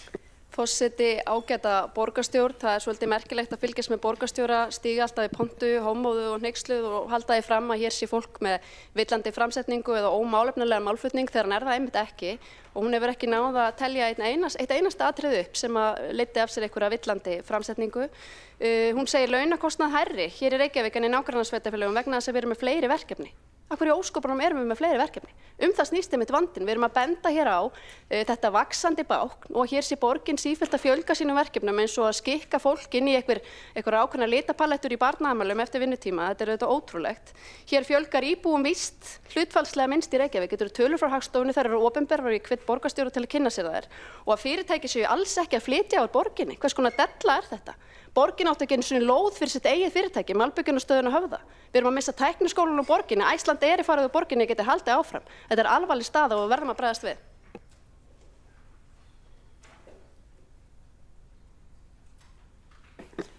Þá hefur borgarfulltrúinn Hildur Björnsdóttir lokið við að svara andsvar öðru sinni og næstu til að veita andsvar það er borgarfulltrúinn Hjálmar Sveinsson. Já, það er margt að nefna en það er tvennt sem ég ætlaði að spyrja um kom borgarstjóru inn á eitt af því að það verða að gagnrýna þessar tekjur sem að geta hafst út á svona einskiptisaðgerðum, sölu og hvað var það, Perlan, en leið er sama fólk að leggja til einskiptisaðgerðir með sölu til að mynda á Malbyggjunastöðinni Höfða og svo ætla ég að spyrja komið smá óvart þarna oddviti sjálfstæðismann í borginni og móti því að Skeifan verði endurbyggð smám saman, það gengið mjög hægt á næstu árum sem blanda íbúðar, byggðar og atvinnuhúsnæðisbyggðar. Kemur satt að segja svolítið óvart að Skeifan skyldi vera talin upp í þessari upptalningu. Þá hefur borgarfulltrúinn Hjálmar Sveinsson lokið við að veita andsvar og svara þá andsvari borgarfulltrúinn Hildur Björnsdóttir.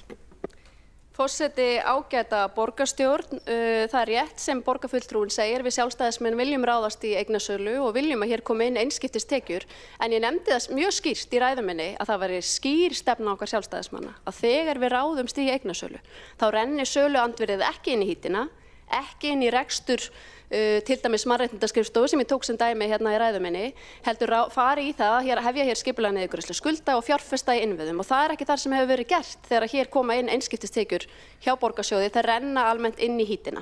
Það er það sem ég gagnrýni. Ég nefndi Skeifuna til sögunar vegna þess að hún er eitt þeirra svæða sem ég geti tekið sem dæmi atvinnusvæði sem á að víkja með hliðsjón af íbúðaruppbyggingu. Ég er ekki að segja að ég leggist gegn því að það sé uppbygging í Skeifunni en það skiptir gríðarlega miklu máli hvernig við vinnum með fyrirtækjunum sem er gert að víkja og við finnum starfsemi þeirra annan stað í Reykjavík. Þá hefur borgarfulltrúinn Hildur Björnsdóttir lokið við að svara andsvari og veitir þá andsvar öðru sinni Hjálmar Sveinsson. Já, ég tek undir það að það er mikilvægt að vanda til verka en borgarfulltrúinn á líka að vita að það er meginatriði í þeim rammaskipulagsáætlunum sem eru í gangi í Skeifunni að þessi blandað svæði þarna verði áfram bara öflugt atvinnuhúsnæði, verslanir, skrifstofur og þannig mætti lengi telja. Það hefur allatíð verið grundvallaratriði í þeim umbreytingum sem að munu eiga sér stað í Skeifunni, held ég sama hvað hver segir. Þá hefur borgarfulltrúinn Hjálmar Sveinsson lokið við að veita andsvar öðru sinni og svara þá andsvar öðru sinni borgarfulltrúinn Hildur Björnsdóttir. Forseti, ágæta borgarstjórn, ég tekur undir og er meðvituð að það er stefnan og það er ágætt en þeim fyrirtækjum sem þó verður gert að víkja í þágu íbúðaruppbyggingar, ég undirstrika að það er mikilvægt að vinna vel með þeim, að tryggja að þeim finnist staður og þeirra starfsemi hér í Reykjavík og vil ég þá nefna sem dæmi Suðurlandsbrautina. Þar sem að borgarstjórnarmeirihlutin er með einhverja ákveðna stefnu að gera umfangsmiklar gagngerar breytingar á umferðarskipulagi á Suðurlandsbraut sem mun hafa gríðarleg áhrif á atvinnustarfsemi og þegar farin að hafa þau áhrif og fyrirtæki eru að hrökklast burt á Suðurlandsbrautinni af ótta við það sem koma skal. Jafnvel þó að fyrirheit borgarstjórnarmeirihluta séu sennilega að þarna verði allt algjörlega prýðilegt fyrir alla, en svo er ekki og þannig líður fólki ekki. Þá hefur borgarfulltrúinn Hildur Björnsdóttir lokið við að svara andsvar öðru sinni og telst á andsvörum undir þessari ræðu lokið og næstur á mælendaskrá er borgarfulltrúinn Einar Þorsteinsson. Forseti, ágæta borgarstjórn, það var viðbúið að það myndi aðeins hitna hérna í kolónu þegar við í minnihlutanum færum að taka til máls. Við erum hér að ræða fjárhagsáætlun Reykjavíkurborgar í seinni umræðu og fáum hér upp glærur með tíð og tíma. Sko það má náttúrulega margt þessa áætlun segja og ég reifaði helstu sjónarmið okkar í framsókn fyrir umræðu og ætla ekki að endurtaka þau þar. En á milli umræðina urðu þau tíðindi sem að við í minnihlutanum vöruðum við að tekjuspáin væri of bjartsýn. Það er að segja að arðgreiðsla frá Orkuveitunni, hún er ekki að berast með þeim hætti eins og gert var grein fyrir þá. Og það lá náttúrulega fyrir að staðan hjá Norðuráli væri alvarleg og ég var ánægður að sjá að Orkuveitan brást við, það er að segja lækkaði arðgreiðsluna og það er ekki gleðitíðindi og það er engin þórðagleði hjá okkur í minnihlutanum eða okkur í framsókn að sjá það. Það er bara mjög slæmt mál en það var gott að sjá það að Orkuveitan brást við með aðgerðum sín megin af því að auðvitað hafa þau forræði á sínum rekstri og geta stillt hann af til þess að mæta skyldum sínum gagnvart eigendum og það er fullkomlega eðlilegt að þau taki mið af breyttum aðstæðum hjá sér og láti það ekki bara bitna á borginni ef það eru óvissur uppi þar. En á sama tíma þá er mikilvægt að við hér í borginni högum seglum eftir vindi og hér er meirihluti samstarfsflokkanna sem er að gera sína fyrstu og hugsanlega síðustu fjárhagsáætlun og það kannski ekki hægt að ætlast til þess að hún sé mjög aðhaldssöm. Bæði þetta flokkar sem hafa þannig pólitískar áherslur sem spanna svona dálítið vinstra litrófið á hinn pólitíska ás, og svo erum við að renna inn í kosningaár. En hér hafa birst í umræðinni kannski tvö sjónarmið, annars vegar það að hér sé allt í kalda koli eða það að hér sé bara allt í himnalagi. Og við í Framsókn erum kannski þarna akkurat á miðjunni. Við erum þeirra skoðunar að það sé hægt að gera miklu betur, en það sannarlega ekkert allt í kalda koli. Og viðsnúningur undanfarinna ára, hann byggir undir jákvæða afkomu borgarsjóðs, og fjármálastefna sem við settum okkur í upphafi kjörtímabils, hún heldur, og það gríðarlega mikilvægt. En það eru miklar óvissur og það má ekkert út af bregða, og það eru stóra fjárhæðir sem að hreyfa nálina til hins betra eða til hins verra, og við þurfum að hafa borð fyrir báru. Og við settum okkur það markmið hér í upphafi kjörtímabils að hefja markvissari niðurgreiðslu skulda árið 2028 og lækka þannig með áhrifaríkum hætti vaxtagreiðslu borgarinnar og skapa aukið svigrúm til hagkvæmari fjárfestinga í innviðum borgarinnar, skólamannvirkjum, íþróttamannvirkjum, í innviðum fyrir ný hverfi, menningarhúsum, viðhaldsmálunum öllum og öllum þessum gríðarlega miklu fjárfestingum sem eru framundan á næstu 5, 10, 15, 20 árum. Og það mjög brýnt að við gerum ráð fyrir þessum fjárfestingum í okkar áætlunum. Og mér langar að nefna það, ég held að við þurfum að fara að gera fjárfestingaáætlanir fyrir mun lengri tíma heldur en bara þessi 5 ár sem við erum að gera í dag, og horfa með svona markvissari hætti á það hverjar eru þessar framtíðar áskoranir sem að blasa við okkur. Og uppbyggingarmálin upp á Höfða, það gott að sjá það að Ártúnshöfðin að fara í uppbyggingu, og Keldnalandið handan við hornið, Úlfarsárdalur reyndar með öðrum hætti, verður hugað á uppbyggingunni þar, en bara allir leikskólarnir, grunnskólarnir, samfélagshúsin, gatnagerðin og allt sem þarna framundan, við höfum ekki nægilega skýra mynd af því, og þetta bara við okkur öll að sakast og einhvern veginn kerfið. Við þurfum að axla ábyrgð á því að horfast í augu við þessar stóru áskoranir, og ég held við getum gert betur þar, og það myndi hjálpa okkur að ákveða í hvað ætlum við að setja peningana þegar við erum að gera fjárhagsáætlun hverju sinni til næsta árs, að hafa svona aðeins lengri mynd, lengri sýn. Þannig að þó að grænu framsóknarljósin birtist í glærum borgarstjóra séu gleðileg, að þá klárt að við þurfum að halda áfram umbreytingu borgarinnar. Það nefnilega hægt að ná betri árangri og veita betri þjónustu, en leið ná hagkvæmari rekstri. En þá þurfum við að vera óhrædd við að horfa á kerfið eins og það með gagnrýnum augum. Og í borgarstjóratíð minni fékk ég HLH ráðgjöf til þess að vinna ítarlega úttekt á stjórnkerfi borgarinnar og þeirri þjónustu sem við veitum, og hér var áðan í ræðu kallað eftir því að það yrði farið í svona stjórnkerfisúttekt. Hún hefur að einhverju leyti farið fram, og hún hefur ekki öll náð fram að ganga. Ein af þeim tillögum sem ekki fengu brautargengi í síðasta meirihluta var tillaga breytingar á fyrirkomulagi miðstöðva borgarinnar, og þar birtust bara hreinar pólitískar áherslur flokkana, og í samstarfi þá hafa bara allir rétt á sinni skoðun, og þessi tillaga fékk ekki brautargengi sem við ætlum að mæla fyrir hér í dag. Og ég átta mig alveg á því að það eru rök með og móti þegar kemur að því að taka ákvörðun hana. En við ákváðum að leggja hana hér fram sem breytingartillögu við fjárhagsáætlun, enda þessi fjárhagsáætlun biblía borgarstjórnar og skapar ramman sem að öll þjónustan byggir á.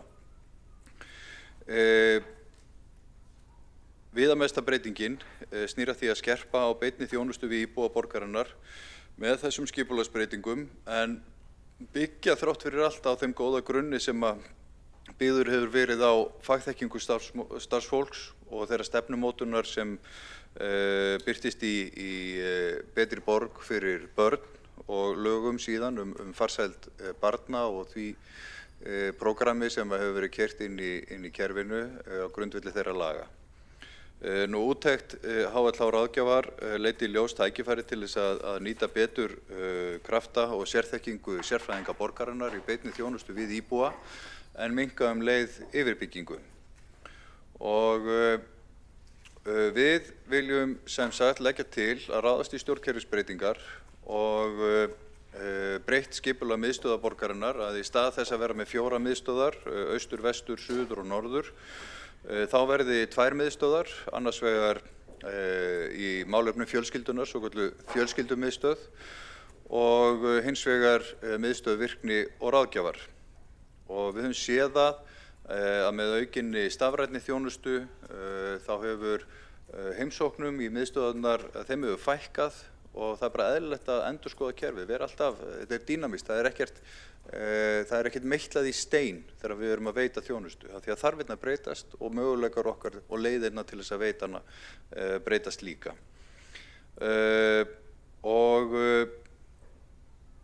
Og þessi hugsun að fækka þeim og skerpa fókusinn varðandi fjölskylduna samræmir líka vinnubrögðin okkar, þannig að borgarbúar fái sömu þjónustu allstaðar en það ráðist ekki að því í hvaða hverfi þú býrð, hvaða þjónustu þú færð. Nú í fjölskyldumiðstöð veitt þjónusta sem tengist leik- og grunnskólum og frístundastarfi og þar starfar starfsfólk skóla- og frístundasviðs og velferðarsviðs sameiginlega að því að veita samþætta velferðar- og skólaþjónustu undir regnhlífinni Betri borg fyrir börn og lögum farsæld. Og einhver myndum þá segja, já, það verið að taka miðstöðurnar úr hverfunum og þannig minnkar nærþjónustan. Og við munum örugglega kannski, ef einhver kemur hér upp og veitir þessari tillögu athygli og segir, já, við ætlum að gagnrýna hana, þá þetta örugglega viðkvæðið, að sé verið að fjarlægja þjónustuna frá íbúum. En tillagan felur það í sér að við ætlum einmitt að auka nærþjónustuna. Borgin býr svo vel að því að eiga skólabyggingar, þjónustu, húsnæði eða skrifstofubyggingar alla borg, fullt af húsnæði í öllum hverfum það sem að starfsfólkið okkar getur mætt íbúunum og jafnvel inn á heimilum eftir atvikum eins og við gerum nú þegar til þess að sérfræðingarnir séu í nær umhverfi barna og fjölskyldna þeirra. Þannig að það er markmiðið að auka þjónustuna í hverfunum en ekki draga úr henni, auka nálægðina og auka skilvirkni. Og svo það miðstöð virkni og ráðgjafar og það þá félagsþjónusta fyrir fullorðið fólk og þarna erum við að veita fullorðnum félagsþjónustu, sérstaka ráðgjöf og stuðning til virkni og ýmiss konar einstaklingsmiðaða þjónustu. Þarna erum við að sinna flóttafólki, hælisleitendum, heimilislausum og fleirum, fólki á fjárhagsaðstoð og áætluð hagræðing í minni yfirbyggingu, húsnæðiskostnað en líka leið meiri samvinnu og teymisvinnu eru tæpar 700 milljónir árlega en samt erum við að bæta þjónustuna að okkar mati. Og það náttúrulega kannski þó að þessi tillaga yrði samþykkt hérna í dag þá kannski má setja fyrirvara við upphæðina. Þetta áætluð árshagræðing, hún kemur að sjálfsögðu ekki öll til framkvæmda á næsta ári þannig að ég nefni það hér. En til framtíðar væri þetta mjög til bóta. Þannig að ég mæli fyrir þessari tillögu hér. Með leyfi forseta, lagt til að borgarstjórn samþykki að ráðast í skipulagsbreytingar á miðstöðum borgarinnar þannig að þeim verði fækkað úr 4 í 2 og eftir standi 1 fjölskyldumiðstöð og 1 miðstöð virkni og ráðgjafar. Þá verði ábyrgð á framkvæmd og rekstri málaflokks eldra fólks færð af miðstöðum inn á skrifstofu málaflokksins á velferðarsviði, rétt eins og hefur verið gert í málefnum fatlaðs og því fylgir mikið hagræði sem ég legg til að í kjölfarið ef þessi til að vera samþykkt verði greind og metin. Þannig, markmiðið með þessari tillögu að einfalda stjórnskipulag og stytta boðleiðir, fjölga ákvörðunum og tryggja markvissari framkvæmd þeirra, að bæta þjónustu við íbúa og stofnanir og auka sveigjanleika í þjónustu og með því að stækka þjónustuteymin sem að núna eru dreifð á 4 stöðum í borginni má auka stöðugleika og sérhæfingu í teymum sem sinna þjónustu við borgarbúa og stofnanir. Og í þriðja lagi að auka samþættingu faglegra og fjárhagslegra ákvarðana með því að fagleg og fjárhagsleg ákvarðanataka sé samþætt og einni hendi, þá aukast líkur á því að ákvarðanir stefnu, skipulag og framkvæmd þjónustu styðji við fjárhagsleg markmið Reykjavíkurborgar. Með öðrum orðum, við viljum veita þjónustuna en við viljum hafa betri yfirsýn yfir það hvað hún kostar og hvernig við forgangsröðum í henni. Þetta minnkar með öðrum orðum hættuna á framúrkeyrslu. Við í Framsókn viljum ráðast í stórsókn í skólamálum og munum kynna slíkar tillögur eftir áramót. En það sem snertir þessa fjárhagsáætlun beint að þessu sinni snýr að börnum af erlendum uppruna og við höfum í Framsóknar borgarstjórnarhópnum átt fundi með kennurum og foreldrum, hlustað á áhyggjuraddirnar af stöðunni í skólakerfinu. Við héldum opinn fund í Seljaskóla með sérfræðingum úr akademíunni og frá miðstöð menntunar og skólaþjónustu og upp úr þessu samtali við þessa aðila kemur þessi tillaga að og þetta byggir náttúrulega á tölfræðinni líka, bara við einfaldlega verðum að horfast í augu við það að það íslenskt samfélag hefur gerbreyst á undanförnum áratug. Börnum af erlendum uppruna hefur í okkar skólakerfi og hér á landi hefur fjölgað mjög síðustu 10 árin og það reynir einfaldlega á skólakerfið og það gerir starfsaðstæður kennara enn meira krefjandi og við sjáum að börn sem hafa ekki íslensku að móðurmáli eiga erfitt uppdráttar í námi. Og í dag það þannig að það eru 4 skólar þar sem yfir helmingur nemenda af erlendum uppruna, þar af 3 þar sem hlutfallið um 60% og 1 skóli þar sem hlutfallið 85%. Og svo eru held ég 8 skólar til viðbótar þar sem hlutfallið af erlendum börnum eða sem hafa erlend móðurmál yfir 30%. Og grunnurinn að árangri í námi, vellíðan í skóla, farsælli aðlögun og inngildingu þessara barna inn í íslenskt skólakerfi og íslenskt samfélag að þau læri íslensku sem allra fyrst. Og þess vegna leggjum við til að settar verði á laggirnar móttökudeildir í öllum grunnskólum borgarinnar, 15 deildir strax á næsta ári og síðan forgangsraðað eftir stöðunni í hverjum skóla og þörf á hverjum stað.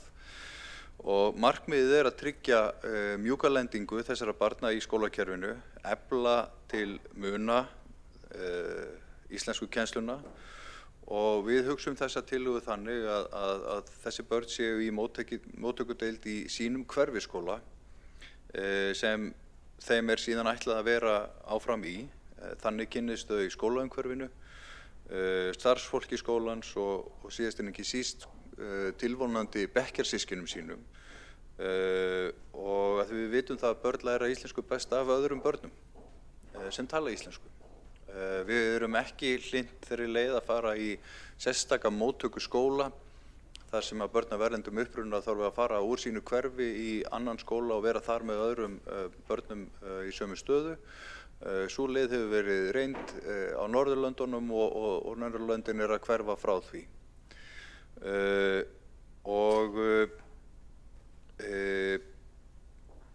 Svo það annað að við teljum tækifæri til þess að í þessum móttökudeildum sé fræðsla fyrir þessi börn og foreldra þeirra íslenska menningu og skólaumhverfið og þegar ég tala íslenska menningu þá vil ég nefna það að íslensk menning ekki bara sviðakjammar og fornsögur, hún menning okkar í dag sem í grunninn fjölmenning. Það samfélagi sem þau að flytja inn í og það alls konar. Það 20% íbúa af erlendum uppruna hér og við þurfum að fræða þessi börn samfélagi sem þau að flytja inn í. Og Og þetta sprettur líka upp úr þessu samtali við foreldra barna af erlendum uppruna sem að líta á það sem áskorun að hafa ekki íslenskuna nægilega á takteinum til þess að geta hjálpað sínum börnum og þess vegna í skólanum, og þess vegna leggjum við til að við setjum á laggirnar gjaldfrjálsa íslenskukennslu fyrir foreldra. Þannig að þau hafi sömu tækifæri heima við til þess að fá aðstoð í sínu námi. Og það eflir líka tengslin við skólana. Þarna getum við náð erlendum foreldrum inn í skólasamfélagið, eitthvað sem við höfum aðeins heyrt í samtölum við okkar fólk inn í kerfinu, að sé dálítil áskorun. Og tungumálið þarna lykilbreyta. Og þessi tungumála námskeið, íslensku námskeið, verði sniðin í kringum skólagöngu barnsins. Og það eiginlega orkar tvímælis að ríkisstjórnin sé á þessum sama tíma að leggja til niðurskurð á íslenskukennslu fyrir útlendinga þegar við erum á þessum svona tímamótum eiginlega núna í íslensku samfélagi. Það sem að hægt og rólega erum við að verða hér tvær þjóðir í einu landi þar sem að innflytjendur eru á leigumarkaði, tala ekki góða íslensku eða enga, eru í lágtekjustörfum og það er uppskrift af vondu samfélagi þar sem að við erum ekki ein þjóð. Og þegar ég tala eina þjóð, þá tala ég alla sem búa hér og innflytjendur líka.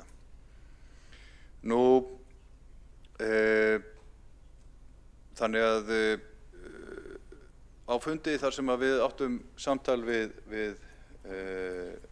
íbúa stóð ein kona upp og hélt langa ræðu á reyndar frábæri íslensku. Hún af erlendum uppruna og hún sagði: ég þarf ekkert að læra íslensku. Ég get farið út í búð og tala við samlanda minn á pólsku. Ég get farið í opinbera stofnanir og fengið þjónustu á ensku. Fréttirnar lesi ég á ensku og eða pólsku, og það er engin þörf fyrir mig til þess að læra íslensku. En hún lærði hana samt vegna þess að hún metnað fyrir því að læra hana. En það vantar kannski líka smá, það var oft talað gulrót og vönd í þessu samhengi, að hjálpa fólki en líka hvetja það áfram með því að hafa ekki endalausa þjónustu. Og við teljum að það sé rétt að gjaldfrjáls túlkaþjónusta sé takmörkuð við 3 ár inn í skólakerfinu. Og þá ber að nefna það að túlkaþjónustan er ekki bara fyrir foreldrana, hún er fyrir skólastarfsfólki líka, þannig að samskipti milli skóla og heimilis séu greið. En við leggjum til að hún verði takmörkuð við 3 ár að ákveðnum undantekningum frátöldum. Það er að segja ef það eru verulegir hagsmunir barns sem að varða réttindi og skyldur þess, ef það á að taka íþyngjandi ákvörðun gagnvart barninu frá brottvísun úr skóla eða eitthvað fleira, veikindi, alvarleg mál, að þá verði hægt að víkja frá þessu. En þetta verði svona grunnreglan, túlkaþjónusta sjálfsögðu verði í boði en þá gegn gjaldi. Þetta er svona skilaboðin okkar til skólasamfélagsins, til fólks að það verði líka að leggja sig fram að taka þátt í skólagöngu barnsins og þá með því að nýta sér þau tækifæri sem við erum að bjóða þeim upp á íslenskukennslu og svo auðvitað bara það að búa hér í þessu landi.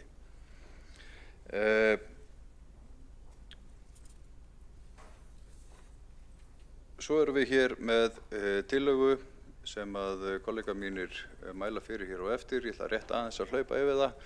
Það er íþróttastarf eldra fólks. Við vitum það að eitt af mikilvægustu verkefnum borgarinnar er að tryggja það að eldri borgarar eldist vel, að þau séu heilsuhraust, bæði andlega og líkamlega, séu í virkni og félagsstarfi. Og við hleyptum á stað á þessu kjörtímabili metnaðarfullu verkefni uppbyggingu lífsgæðakjarna hér í borginni. 4 kjarnar eru í skipulagsferli og jafnvel á 3.000 íbúðir sem eru þar í skipulagsferli og verður spennandi að sjá hvernig það gengur og vonandi gengur það hratt og vel. En það er ekki nóg að hafa bara byggja íbúðir og skipuleggja hverfin fyrir eldra fólk. Við þurfum að nýta okkar innviði til þess að stuðla að lýðheilsu þessa hóps.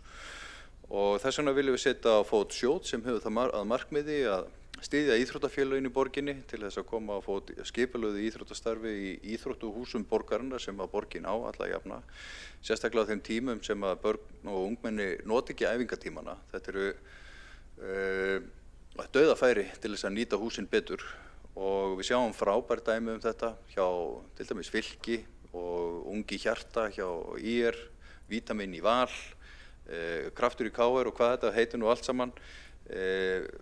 Sum félög eru að gera þetta gríðarlega vel og það er mikið fjör og ég hef spriklað með þeim og eflaust borgarstjóri Heiða Björg Hilmisdóttir líka.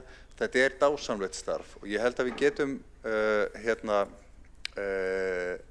elta, fjölgað námskeiðum, fjölgað iðkendum og ég held að ef það er eitthvað sem við gætum bætt okkur í og gert vel og myndi skila okkur gríðarlegum árangri þá er það nákvæmlega þetta. Þannig að útfærslan er dálítið opin, við leggjum til að menningar- og íþróttaráði verði falið að móta úthlutunarreglurnar þessa sjóði, eða þennan sjóð og vonandi nær þessi tillaga brautargengi. Önnur útgjaldatillaga sem að við leggjum til fæddist upp úr samtali okkar við borgarbúa og ferðir hverfið, hverfi borgarinnar. Það er að ráðast í viðhaldsátak á leikvöllum. Róluvellinir eru margir orðnir ansi lúnir og jafnvel hættulegir og þetta eru mikil lífsgæði inn í hverfunum að geta labbað út á róló en við viljum að þeir séu vel hirtir og með nýjum tækjum og fallegir og góðir. Þannig að við leggjum til að setja 220 milljónir í þann pott. Þetta er grunninn lítið fjárfestingarátak en á sama tíma leggjum við til að fjármagn sem á að fara í uppbyggingu Selalaugarinnar verði sett inn í þennan pott og gerum breytingatillögu það á fjárfestingaráætlun. En hvernig ætlum við að fjármagna þessi útgjöld? Af því að þetta kostar allt saman. Við erum þeirrar skoðunar að það sé ekki tilefni til þess að hætta aðhaldi og leggja af aðhaldskröfu á svið borgarinnar. Við vorum með 1% hagræðingarkröfu á svið borgarinnar allt þetta kjörtímabil fyrir utan þá starfsemi sem er þegar fjármögnuð í gegnum rekstrarlíkunum okkar í leik- og grunnskólum og svo höfum við ekki lagt þessa hagræðingarkröfu á framlínu starfsfólk á velferðarsviði og þar sem við erum jafnvel í undirmönnun. Þannig að við leggjum til 1% hagræðingu eins og áður hefur verið og gerum ráð fyrir því að það skili 567 milljónum króna og síðan erum við með hér hagræðingartillögu upp á 690 milljónir króna með fyrirvara það árangur hvernig hægt er að segja upp leigusamningum eða selja húsnæði sem við erum nú þegar með og þannig að það telur inn í og samanlögu hagræðing væri þá 1260 milljónir. Nú við tölum líka, leggjum hér til eignasölu og hér áðan var nefnt að selja ljósleiðarann og malbikunarstöðuna Höfða og ég sé í gögnum fundarins að Viðreisn ætlar að leggja líka til að selja Höfða. Hér hefur verið held ég svona þokkaleg samstaða það en ég veit ekki nákvæmlega hver skoðun meirihlutans á því hvort við eigum að selja Höfða en mér þykir bara mikilvægt að áður en að svona ákvarðanir eru teknar að þá sé ráðist í ítarlegt áhættumat á slíkri sölu og það hefði farið betur ef að til að hann hefði falið það í sér að sérstaklega varðandi ljósleiðarann að fara í ítarlega greiningar á því hvort og þá jafnvel hvenær sé skynsamlegt að ráðast í svona eignasölu Af því að eins og við vitum þá hefur ljósleiðarinn verið í ákveðinni vegferð með sína starfsemi og samninga við önnur fyrirtæki uppbyggingu og hinn og þessu, og það er bara mikilvægt að borgarstjórn hafi svona ákveðin fyrirvara á því þegar við samþykkjum eitthvað hér. Þannig að við erum svona tiltölulega í grunninn hlynnt í að selja bæði Höfða og ljósleiðarann, en ég hefði viljað að tillagan væri kannski aðeins með skýrari fyrirvara það að áhættu greining leiddi í ljós að það væri hagsmunum borgarbúa í þágu að ráðast í þá sölu. En við leggjum hins vegar til að það verði ráðist í sölu á eignarhlut Orkuveitunar í Landsneti og söluandvirði renni til eiganda. Bókvært virði fyrirtækisins eða hlutarins 6,2 milljarðar og ríkið hefur nú þegar keypt hluti Landsvirkjunar, Rarik og Orkubús Vestfjarða í Landsneti. Og það er bara eðlilegt að koma öllu fyrirtækinu í hendur ríkisins, enda hefur lögum Landsnet verið breytt á þá leið að öðrum en ríkinu og sveitarfélögum er heimilt að eiga hlut í fyrirtækinu, þannig að Orkuveitan má ekki eiga hlutinn lögum samkvæmt. En hann er þarna ennþá og það var bara spurning á borgin að kaupa hann af Orkuveitunni fyrir þessa stóru fjárhæðir eða ríkið. Og það liggur fyrir viljayfirlýsing frá árinu 2021 það að ríkið vilji kaupa hlutinn. Það er þó deilt verð og aðferðir að verðmati á þessum hlut og ég átta mig á því að það er ákveðin vinna sem þarf að fara í gang, en við leggjum til að einmitt það að svo vinna fari í gang. Og nú er ný ríkisstjórn í landinu og hugsanlegt að hún taki betur í þetta mál heldur en fyrir ríkisstjórn. Og bara svo að kannski óþarf að taka það fram, en það er ekki hluti af kjarnastarfsemi Reykjavíkurborgar að reka dreifikerfi raforku hringinn í kringum landið, og þess vegna væri það mjög óeðlilegt ef borgin færi að kaupa þennan hlut af Orkuveitunni. En þetta þarf að gerast vegna þess að Orkuveitan má ekki eiga þennan hlut. Nú, ég ætla bara svona rétt að minna á tillögur sem við höfum lagt hér fyrir áður, sem var frystingu fasteignagjalda á milli ára, þannig að fasteignagjöld á íbúa og fyrirtæki hækki ekki milli ára. Hún var felld hér í fyrri umræðu og svo hefðum við viljað leggja til heimgreiðslur, en eiginlega slepptum því vegna þess að það er búið að fella og við vitum það að þær mun ekki ná brautargengi hér í dag. Hagræðingartillögur okkar eru þá samtals upp á 1257 milljónir, útgjöldin upp á 570 milljónir, eignasalan upp á 5,8 milljarðar rúma og niðurstaðan er þá 6,5 milljarður í betri afkoma á næsta ári með þessum einskiptistekjum. Og ég vil langa bara að segja það að við höfum verið á réttri leið með rekstur borgarinnar. En við sjáum það hins vegar að ef við ætlum að ekki að ráðast í stjórnkerfisbreytingar, ef við ætlum ekki að vera með þá pólitísku sýn að það verði alltaf að horfa gagnrýnið á kerfið, finna leiðir, taka góðra manna ráðum það hvernig við getum gert hlutina betur, og þá drögumst við bara aftur úr. Þá drögumst við aftur úr hvað varðar gæði þjónustu, hvað varðar leiðir að hagkvæmum rekstri og við verðum alltaf að vera vakandi. Það er ekki hægt að halda bara áfram að dæla peningum inn í það kerfi sem er fyrir og halda það að árangurinn verði betri. Það er bara hlutverk okkar sem stjórnmálamanna að horfa gagnrýnið á kerfið og taka ákvarðanir jafnvel þó það getur verið óvinsælar í stuttan tíma. Þannig að við viljum vera á grænu ljósi, sýna ábyrgan rekstur, vera óhrædd við erfiðar ákvarðanir, bæta þjónustuna, og það er bara góður rekstur sem gefur okkur svigrúm til þess, horfa til framtíðar þegar kemur að stórum fjárfestingum, gera áætlanir sem eru raunhæfar og ekki eyða með efni fram. Takk fyrir.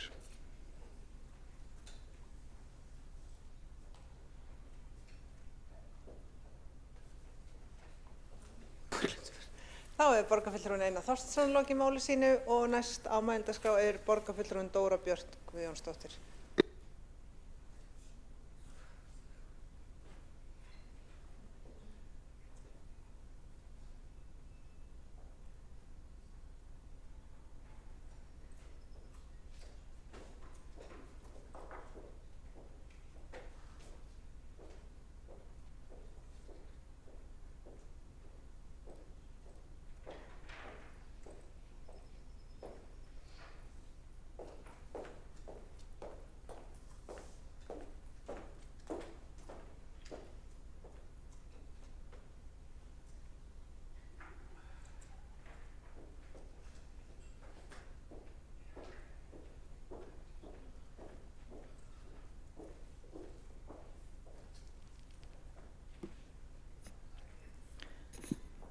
Forseti, ágæta borgarstjórn, kæru íbúar.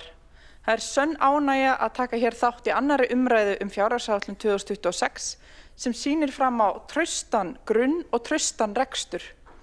Þar sem velferð og græn þróun í hávegum höfð leið og gert ráð fyrir 3,4 milljarða afgangi uppfærðra áætlun A-hluta sem hinn eiginlegi rekstur. Og það þrátt fyrir ólgusjó og þær blikur á lofti sem við höfum borið vitni. Við forgangsröðum, sýnum ráðdeild en gefum ekkert eftir í mikilvægum verkefnum. Þessi fjárhagsáætlun gerðist ekki af sjálfri sér. Heldur voru fræ hennar lögð strax í kjölfar COVID þar sem borgin hafði tekið undir með samfélaginu öllu og valið að vaxa út úr vandanum. Það var komin tími til að leggja grunna ábyrgum næstu skrefum og eftirfylgnin var mörkuð í markvissri áætlun til 5 ára með fjármálastefnu Reykjavíkur haustið 2022. En þá settum við okkur skýr töluleg markmið sem hafa verið vöktuð síðan í uppgjörum borgarinnar. Og nú þessum markmiðum náð og allar tölur komnar á grænt og því ber að fagna.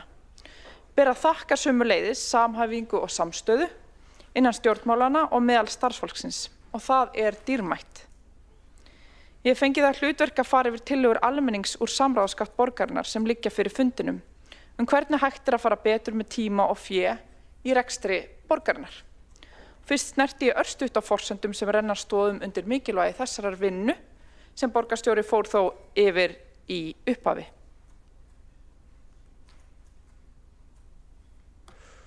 Skríður þetta svona upp. Fyrir uppfærða fjárhagsáætlun liggja uppfærðar forsendur og byggja þær á nýrri þjóðhagsspá Hagstofu Íslands eins og ykkur öllum svo sem kunnugt Hún var birt 14. nóvember og tekur hún mið af ýmsum forsendum eins og rekstraráföllum undanfarinna mánaða.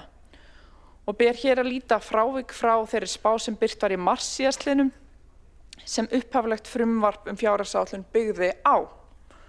Og þarna gert ráð fyrir að útflutningur drægist töluvert saman en innflutningur einnig í þó minni mæli og leið dregst verg landsframleiðsla saman í þessum forsendum. Og því nú gert ráð fyrir minni hagvexti, hærri verðbólgu og auknu atvinnuleysi. Áhrif breyttra forsenda í þjóðhagsspá Hagstofu á fjárhagsáætlun A-hluta felast helst í meiri verðbólgu, meiri hækkun launa og lakari horfum á vinnumarkaði. Og hér ber að líta helstu áhrif, þau til hækkunar á útsvarstekjur og það má rekja til launaþróunar en forsendur vinnumagn hafa verið dregnar niður. Áhrifin neikvæð á gjaldfærslu lífeyrisskuldbindingar og fjármagnsliði. Gert ráð fyrir að vísitala neysluverðs hækki 0,8% frá marsspánni, fari úr 2,7 í 3,5 og hér verið að tala þá að hærri verðbólga hafi bein áhrif á gjaldfærslu þessara lífeyrisskuldbindinga, útsvarstekjur, verðbætur og vexti og aðrir liðir sem verðbólga kann að hafa áhrif á líka rekstrar útgjaldsviða, þannig að þetta skiptir verulegu máli fyrir okkur. Í nýrri spá Hagstofu gert ráð fyrir launaþróun verði 5,2% í stað 4,4%.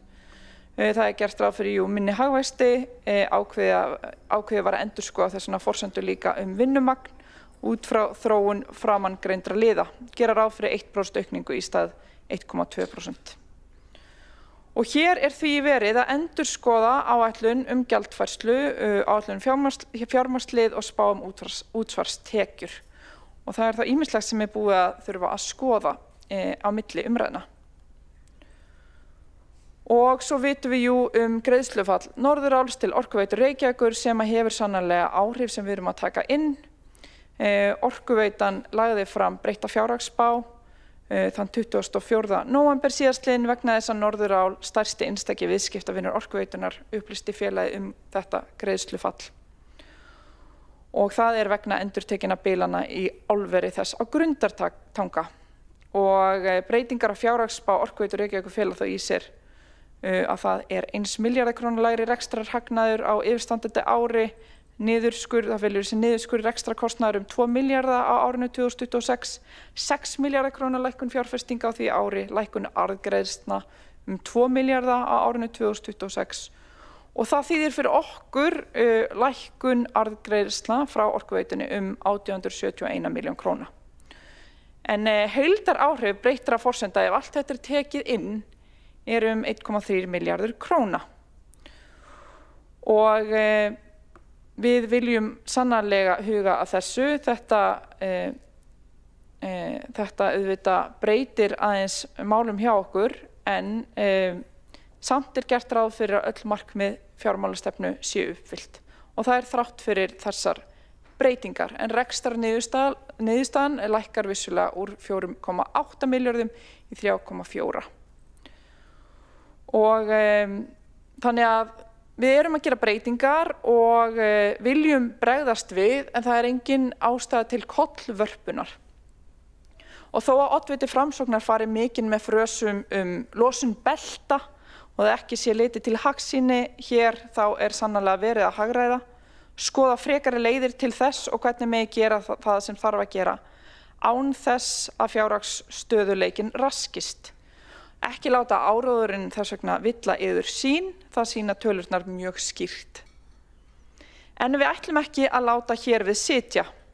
Heldur hyggjumst við ráðast í vinnu við að ná fram aukinni hagræðingu og skapa aukið fjárhagslegt svigrúm og nýta til þess innsend álit almennings og starfsfólks betri nýtingu á fjármunum og tíma í starfsemi borgarinnar. Og þessar verða svo unnar áfram hjá fagræðum borgarinnar í kjölfarið og við ætlum að hafa skýrt utanumhald þessa vinnu. Hér eru því 5 flokkar við völd leiddir af 5 hagsýnum húsmæðurum og við tökum ábyrgð okkar alvarlega. Lítum í hverja krónu og hvernig best megi fara með hana til að skapa velferð og tryggja stöðugleika og það ákveðin jafnvægiskunst. Hér ber svo að líta í kjölfarið þær hugmyndir sem bárust frá almenningi og starfsfólki borgarinnar sem lagt til að unnið verði með áfram. En fyrst aðeins þetta ferli allt saman. Og hér svona yfirlit yfir það sem ég ætla að snerta á. Á fundi borgarstjórnar 4. mars síðastliðinn var lögð fram fyrsta aðgerðaráætlun okkar á grundvelli samstarfsyfirlýsingar nýs meirihluta Samfylkingar, Pírata, Sósíalistaflokk Íslands, Flokks fólksins og Vinstri grænna. Og meðal aðgerða var hugmyndasöfnun hvernig megi nýta bæði tíma og fjármagn Reykjavíkur sem best.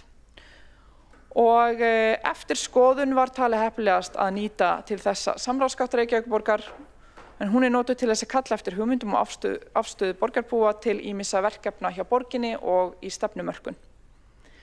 Og opnað var fyrir hugmyndasöfnun 2. apríl og var opið til 30. apríl og alls bárust 265 álit. Og þetta verkefni sannarlega í anda lýðræðisstefnu Reykjavíkur og tilgangur hennar að styðja við lýðræðislega þátttöku íbúa, að styðja kjörna fulltrúa í því að þekkja óskir borgarbúa og gera stjórnsýslu borgarinnar betur kleift að undirbúa og framkvæma í samræmi við þær. En markmiðið líka að bæta þjónustuna út frá þörfum íbúa og þess vegna skiptir öllu máli að heyra frá þeim. Það var frábær vinnuhópur sem fór í gegnum öll innsend álit en flest þeirra voru með fleiri en einni tillögu.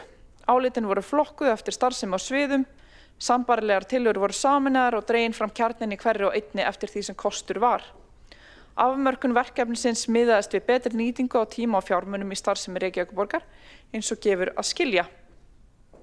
Og ég vil hér nota tækifærið og þakka þessum góða vinnuhópi sem hér listaður upp á glærunni, kærlega fyrir velunustörf við úrvinnsluna.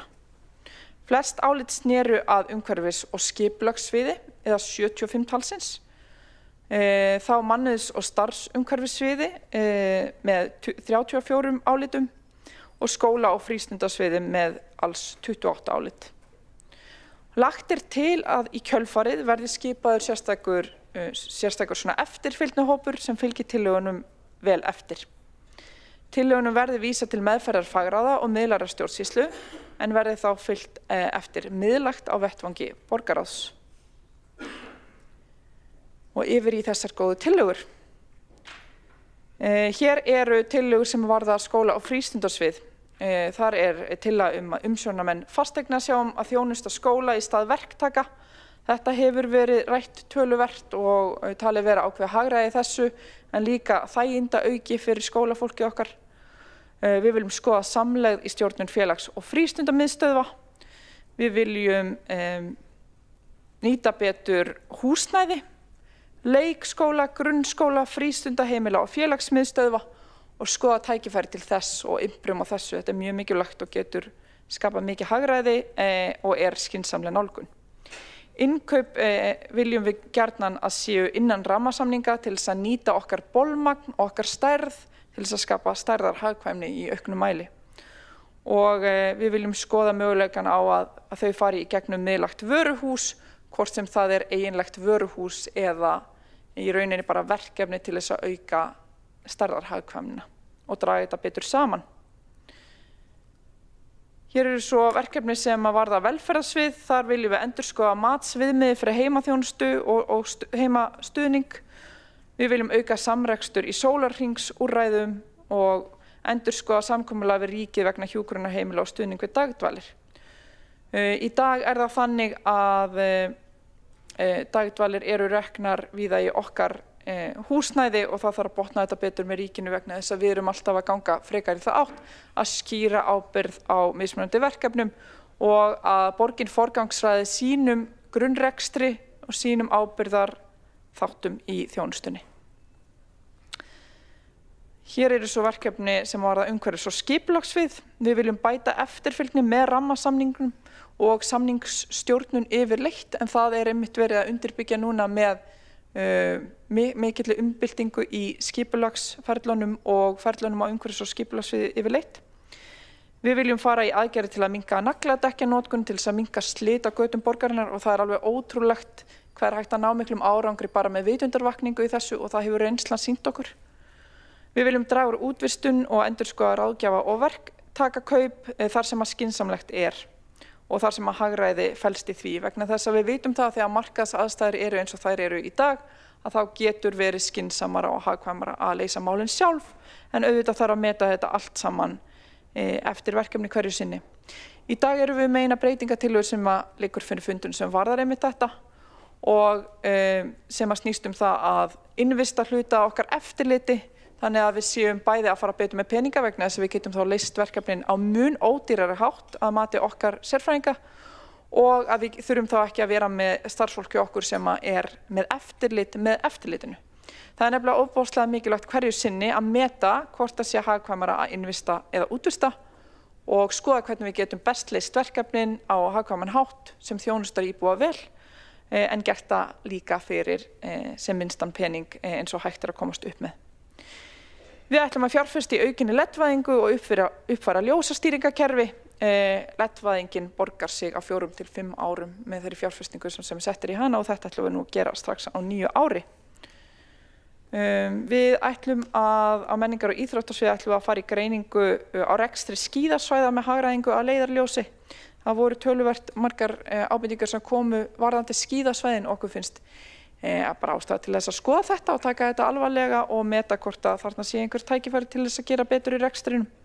Við viljum rýna upplýsinga og markaðsmál á sviðinu og skoða samlegð og aukið hagræði og þá yfir til fjármála áhættustýringarsviðs.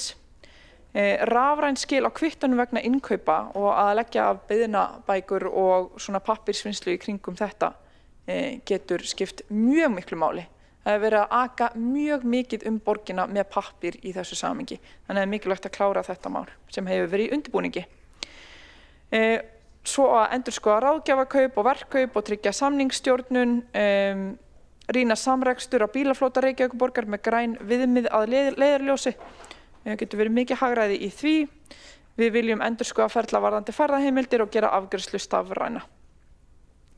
Þegar kemur að mannauðs- og starfsumhverfissviði viljum við halda áfram á þeirri vegferð að minnka veikindahlutfall og kulnun starfsfólks í allri starfsemi borgarinnar og svo var verið að ávarpa starfsmannaveltuna og við ætlum að endurskoða mannauðsstefnu til að draga úr starfsmannaveltu og styðja betur við stjórnendur og starfsfólk, innleiða stjórnendastefnu sömuleiðis sem að skiptir mjög miklu máli. Stjórnendur okkar eru lykil aðilar þegar kemur að góðum rekstri góðum aðbúnaði starfsfólks, veljiðan starfsfólks, að koma í veg fyrir starfsmannaveltu og veikindahlutfall. Þetta vitum við og þekkjum þar sem eru sterkir öflugir stjórnendur sem að hafa notið stuðnings til þess að eflast. Þar eru góðir vinnustaðir og við vitum þetta bara í tölunum okkar og það er alveg skýrt, mjög mikilvægt mál. Þannig förum við betur með peninga og tíma og aukum veljiðan. Þegar kemur á þjónustu og nýsköpunarsviði ætlum við að nýta gervigreind á markvissan hátt í auknum mæli til að spara tíma og kostnað. Nú nýverið samþykktum við verkefni þar sem við erum að setja 7 milljónir í sjálfvirknivæðingu verkefna og erum þá meðal annars að nýta gervigreindina og getur það skapa hagræði upp á 200 milljónir, þannig að þetta er verulegar upphæðir sem að hér geta talist til.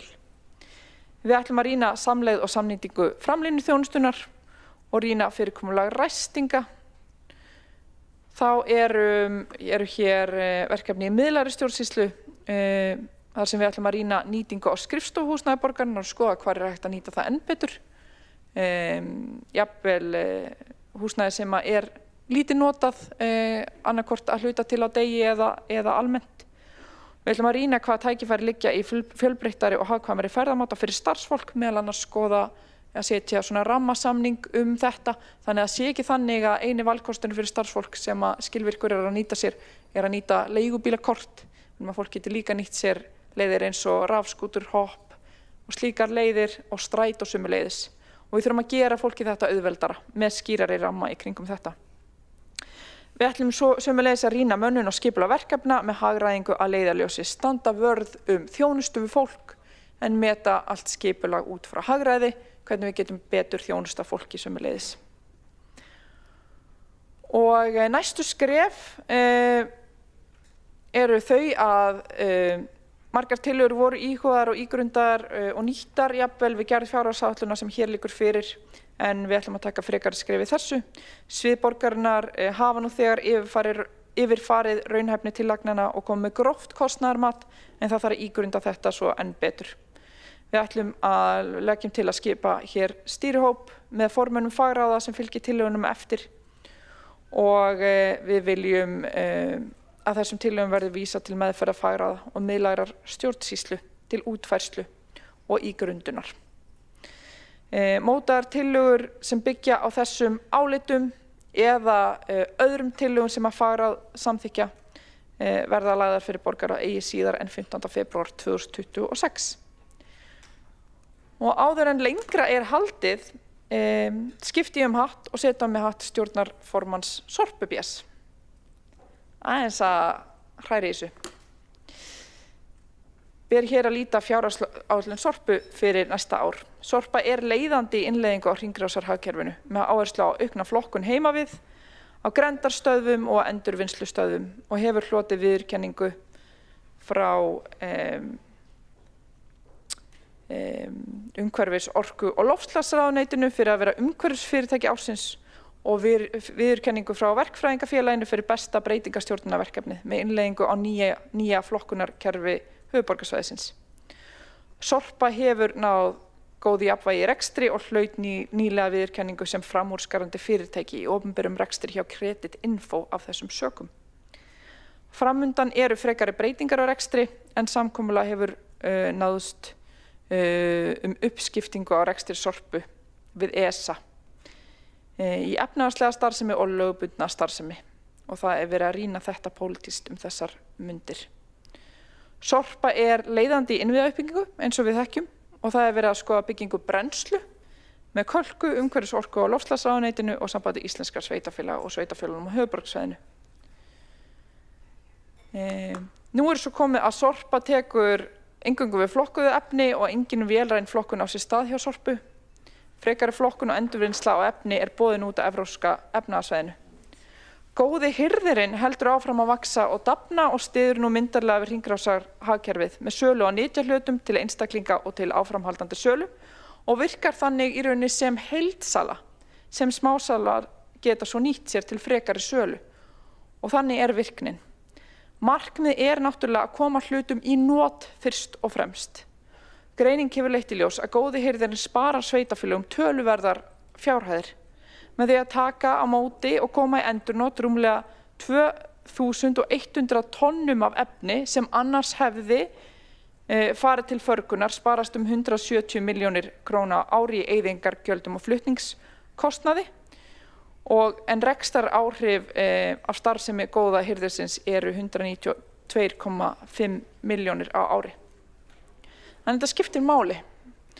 Góði hirðirinn styður við góðgerðarsamtök og með beinum styrkjum og styður líka við aðila sem að þurfa vinnu með stuðningi og ávallt til taks fyrir skjólstæðinga félagsþjónustu sveitarfélagana.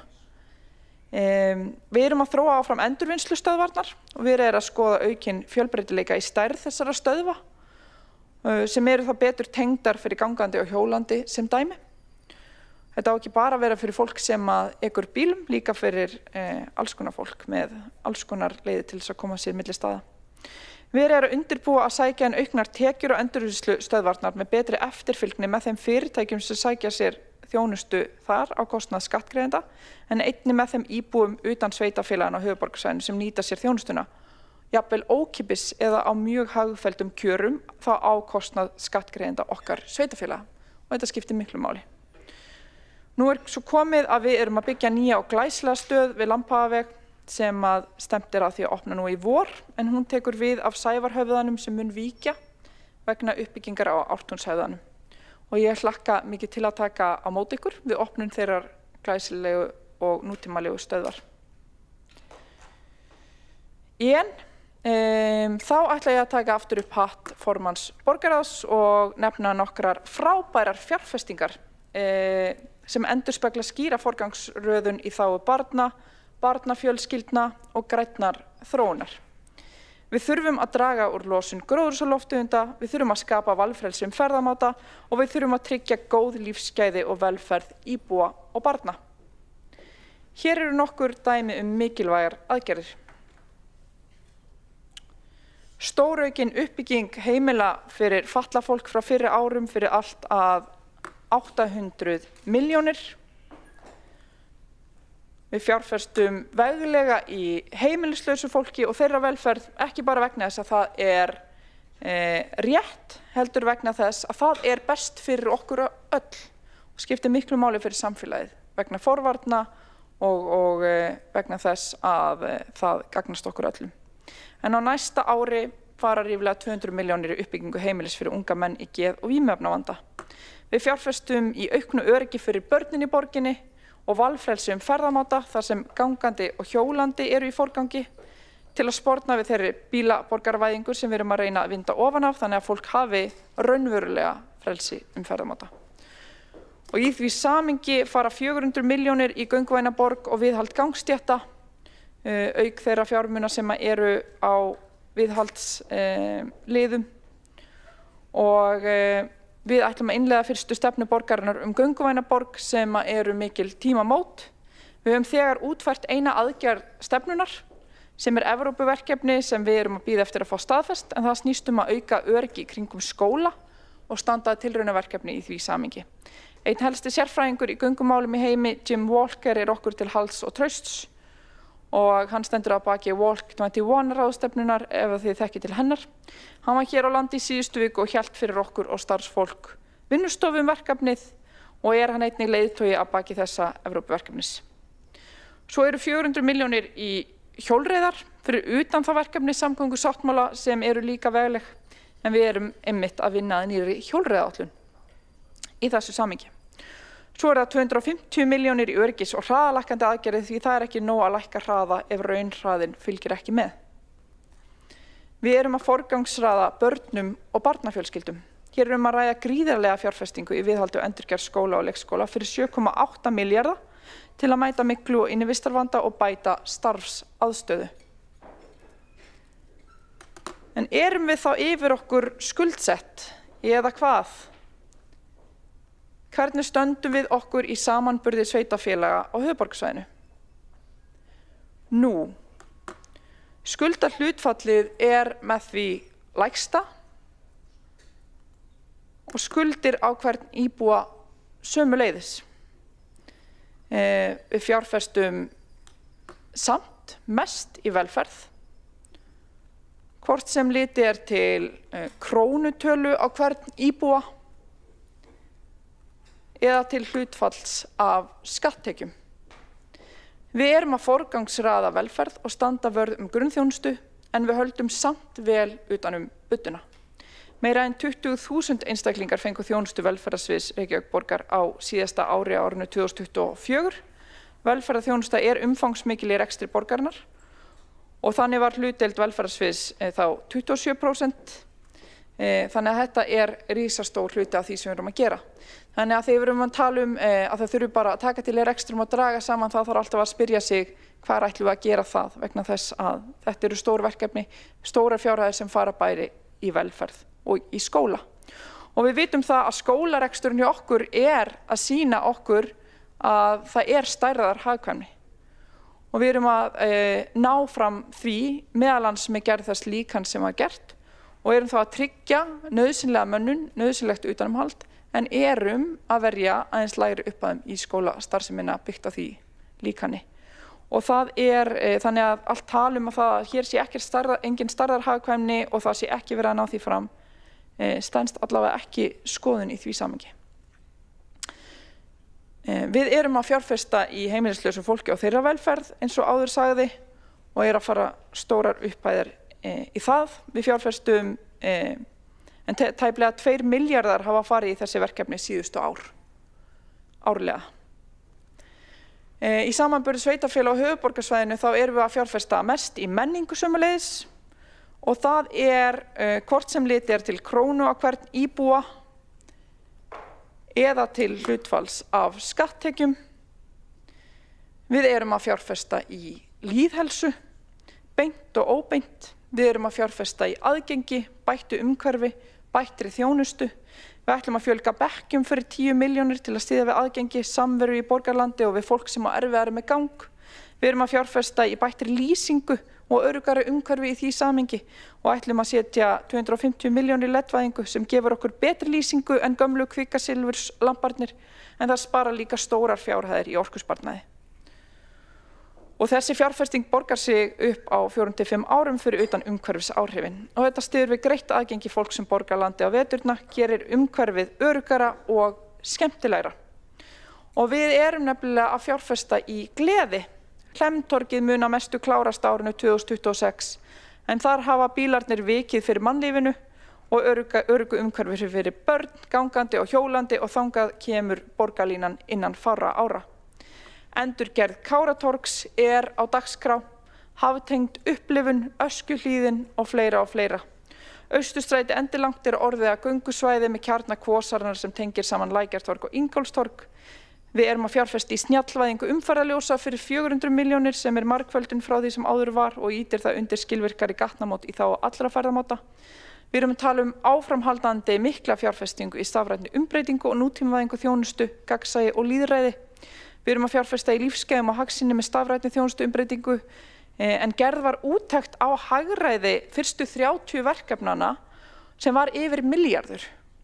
Daginn settum við 7 milljónir í aukna nýtingu gervigreindar og sjálfvirknivæðingar sem ég hef þegar nefnt og þar var metið hagræði ríflega 200 milljónir, þannig að þetta ekki bara að gera lífið auðveldara, aðeins skemmtilegra, aðeins minna þreytandi þegar þú ert að sækja þjónustu hjá borginni eða starfa hjá borginni. Þetta líka að spara okkur fjármuni og það náttúrulega algjörlega stórkostlegt þegar þetta fer saman eins og í stafrænni þjónustuumbreytingu. Nú síðast vakti stafræna umbreyting Reykjavíkurborgar athygli Forb í flottu viðtali og þvert á það sem mörg halda og fara fram með, þá 75% af allir fjárfestingu í stafrænni umbreytingu að fara til aðila á markaði og það eru mörg sem að hafa þó séð yfir ofsjónir yfir þeim fjármunum sem fara til borgarinnar. En við kaupum allt sem við getum en sköpum og þróum það sem nauðsynlegt og það skynsamleg nálgun. Við setjum húsnæðismálin á oddinn. Við byggjum hagkvæmt, skynsamlega, hratt og örugglega. Við þéttum byggð en við prófum nýjar leiðir til að byggja upp í samvinnu við innviðasjóði í Úlfarsárdal. En við pössum leið upp á gæðin með nýsamþykktri borgarhönnunarstefnu og umbyltingu skipulagsferla borgarinnar sem styður jafnframt við aukna skilvirkni. Í Reykjavík eru yfir 3000 félagslegar íbúðir og þetta eru langflestar félagslegar íbúðir á Höfðatölu og fækkaði umsóknum 129 milli 2022 og 2024. En við ætlum að gera enn betur í þessu og erum að undirbúa það, meðal annars með veglegri fjárfestingu í félagslegu húsnæði á næsta ári. Auk þess erum við að fjárfesta í almennu óhagnaðardrifnu leiguhúsnæði byggt á svokölluðum lögum almennar íbúðir og við erum með flestar óhagnaðardrifnar leiguíbúðir, hvort sem er heild eða byggt á Höfðatölu. Og þörfin er brýn og þyrftu önnur sveitarfélög að taka betur undir með okkur í þessu. 80% af öllum óhagnaðardrifnum stofnframlaga íbúðum eru í Reykjavík og það skilar sér, sjáum við í tölunum. Það nú þannig. Skýrsla HMS í vor sýndi að leiguverð í Reykjavík orðið lægra en í Garðabæ og það var þrátt fyrir að hér sé fjölmennasti markaðurinn. Og það sýnir að félagslega blönduð, fjölbreytt og stöðu uppbygging hefur skilað raunverulegum árangri fyrir borgarbúa. Og með þessari stefnu er Reykjavík að tryggja ekki einungis þeirra efnaminni eigi möguleika á góðu húsnæði heldur líka vinnandi fólk með meðal- og lægri tekjur. Og þetta skiptir máli fyrir fjölskyldur, fyrir atvinnulífið og fyrir heildarstöðuleika samfélagsins til framtíðar. Verið að þróa nýtt hverfi á Keldnalandi, á Ártúnshöfða, verið að vinna hverfiskipulag fyrir Kjalarnes en hverfiskipulag fyrir nokkur hverfi borgarinnar eru þegar tilbúin og verið að byggja á þeim með minni reitum hér og þar innan gróinna hverfa. Og það skiptir máli til þess að nýta vel innviði, fara vel með fé, skapa aukin lífsgæði, gera fólki auðveldara að komast í borgin okkar og nýta sér þjónustu borgarinnar, en það skiptir líka máli þegar kemur á markanum og að koma til móts við litla uppbyggingaraðila sem berjast nú í bökkum og að segja upp fólki. Og það skiptir máli að þið, kæru borgarfulltrúar, standið með þessum verkefnum, bæði til þess að byggja upp hraðar en til þess að það verði ekki algjört hrun hér á uppbyggingamarkaði eins og við erum svolítið að líta fram í að gæti orðið reyndin. Við þurfum að gera það sem við getum. Í stöðutöku RÚV í september kom eftirfarandi fram með leyfi forseta. Borgin er leiðandi á höfuðborgarsvæðinu íbúðauppbyggingu með fleiri íbúðum í byggingu en öll önnur nærliggjandi sveitarfélög samanlagt. Íbúðauppbygging í Reykjavík eykst 26% frá því í mars og þetta eru á tölur frá í september. 40% allra nýra framkvæmda landinu öllu í Reykjavík. Og þannig að við erum að gera ýmislegt vel. Ég vil þakka starfsfólki kærlega fyrir velunnin störf. Án ykkar gerist ekkert í þessari borg. Starfsfólki fjármála áhættustýringarsviði vil ég þakka sérstaklega hér í dag. Halldóru Káradóttur sviðsstjóra og Erik Tryggva Strids Bjarnasyni sérstaklega og þeirra frábæra fólki sem hefur undirbúið með okkur þessa fjárhagsáætlun. Og borgin hefur bolmagn til að taka á sig skelli. Það sýnir núverandi uppfærsla byggt á nýrri þjóðhagsspá og fjárhagsspá Orkuveitunar. Við þurfum enga kollvörpun en við höldum vel á spöðunum. Við ætlum að nýta hagræðingaraðgerðir almennings til að taka til, nýta betur tíma og fé og skapa enn meira svigrúm og enn meira áhættuþol og það er ábyrgt. Við kunnum að forgangsraða grimmt, göngum í verkin og kvikum hvergi. Það hafa þessir mánuðir sem við höfum starfað saman sýnt og það vitnar okkar samstarfssáttmáli Við höfum ekki hikað við stór og flókin verkefni. Við brettum upp ermar, fjárhagurinn skal vera stöðugur, en það er svo að við getum vel þjónað fólkin okkar, haldið í stöðuleika og gert hlutina vel og af myndarskap. Það er markmiðið. Fólkið og þjónusta við fólk og börn og þeirra velferð er markmiðið. Við erum að byggja og þróa borg fyrir fólk. Takk.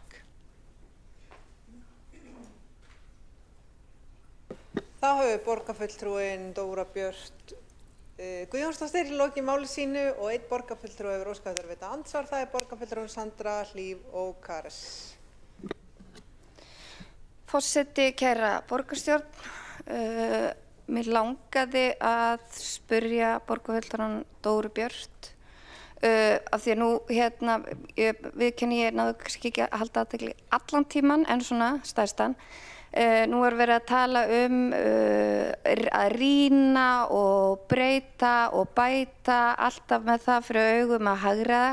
Hvert er markmiðið, sem sagt hver er hagræðingar upphæðin, er búið reiknað út? og hvenær á þessi hagræðing að skila sér? Þá borgarfulltrúin Sandra Hlíf Ókares lokið við að veita andsvar og svara þá andsvari borgarfulltrúin Dóra Björt Guðjónsdóttir. Forseti, ég þakka borgarfulltrúinum kærlega spurninguna. Það bara alltaf mikilvægt að vera að líta í hverja krónu og skoða hvernig við getum gert hlutina betur. Nú urðu ákveðnar breytingar á markaði og okkur fannst þetta að vera frábær tímamót til þess að fara vel yfir þær tillögur sem höfðu komið inn frá almenningi og starfsfólki möguleika til hagræðingar og frá betur með tíma og fé starfsfólks og ætlum að nýta okkur þetta. Við ætlum að vinna hratt og vel núna í janúar og febrúar til þess að útfæra þetta og láta nákvæmt kostnaðarmat liggja fyrir. Við erum með gróft kostnaðarmat en það ekkert ábyrgt að vera að rúlla því sérstaklega út núna en þetta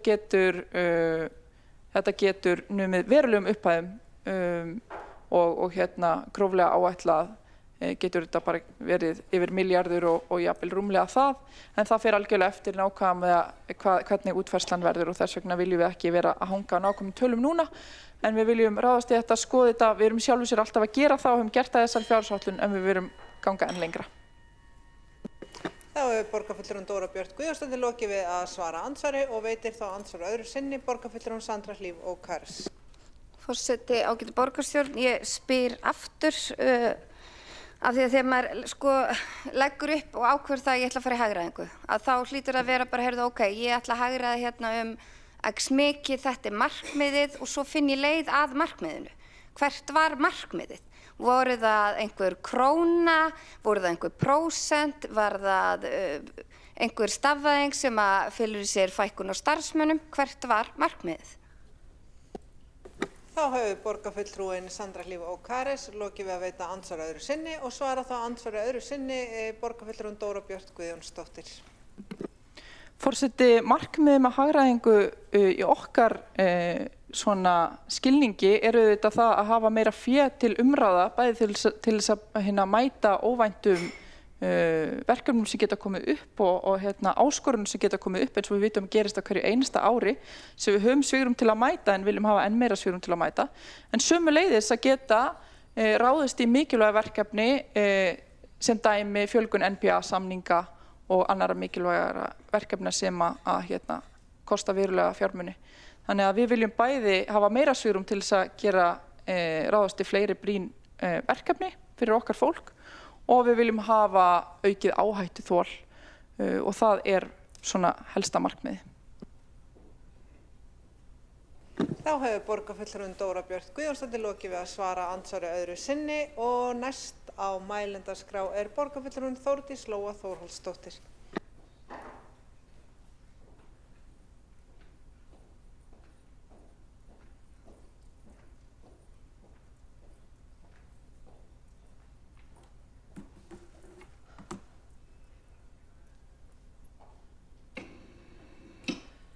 Forseti, ágæta borgarstjórn.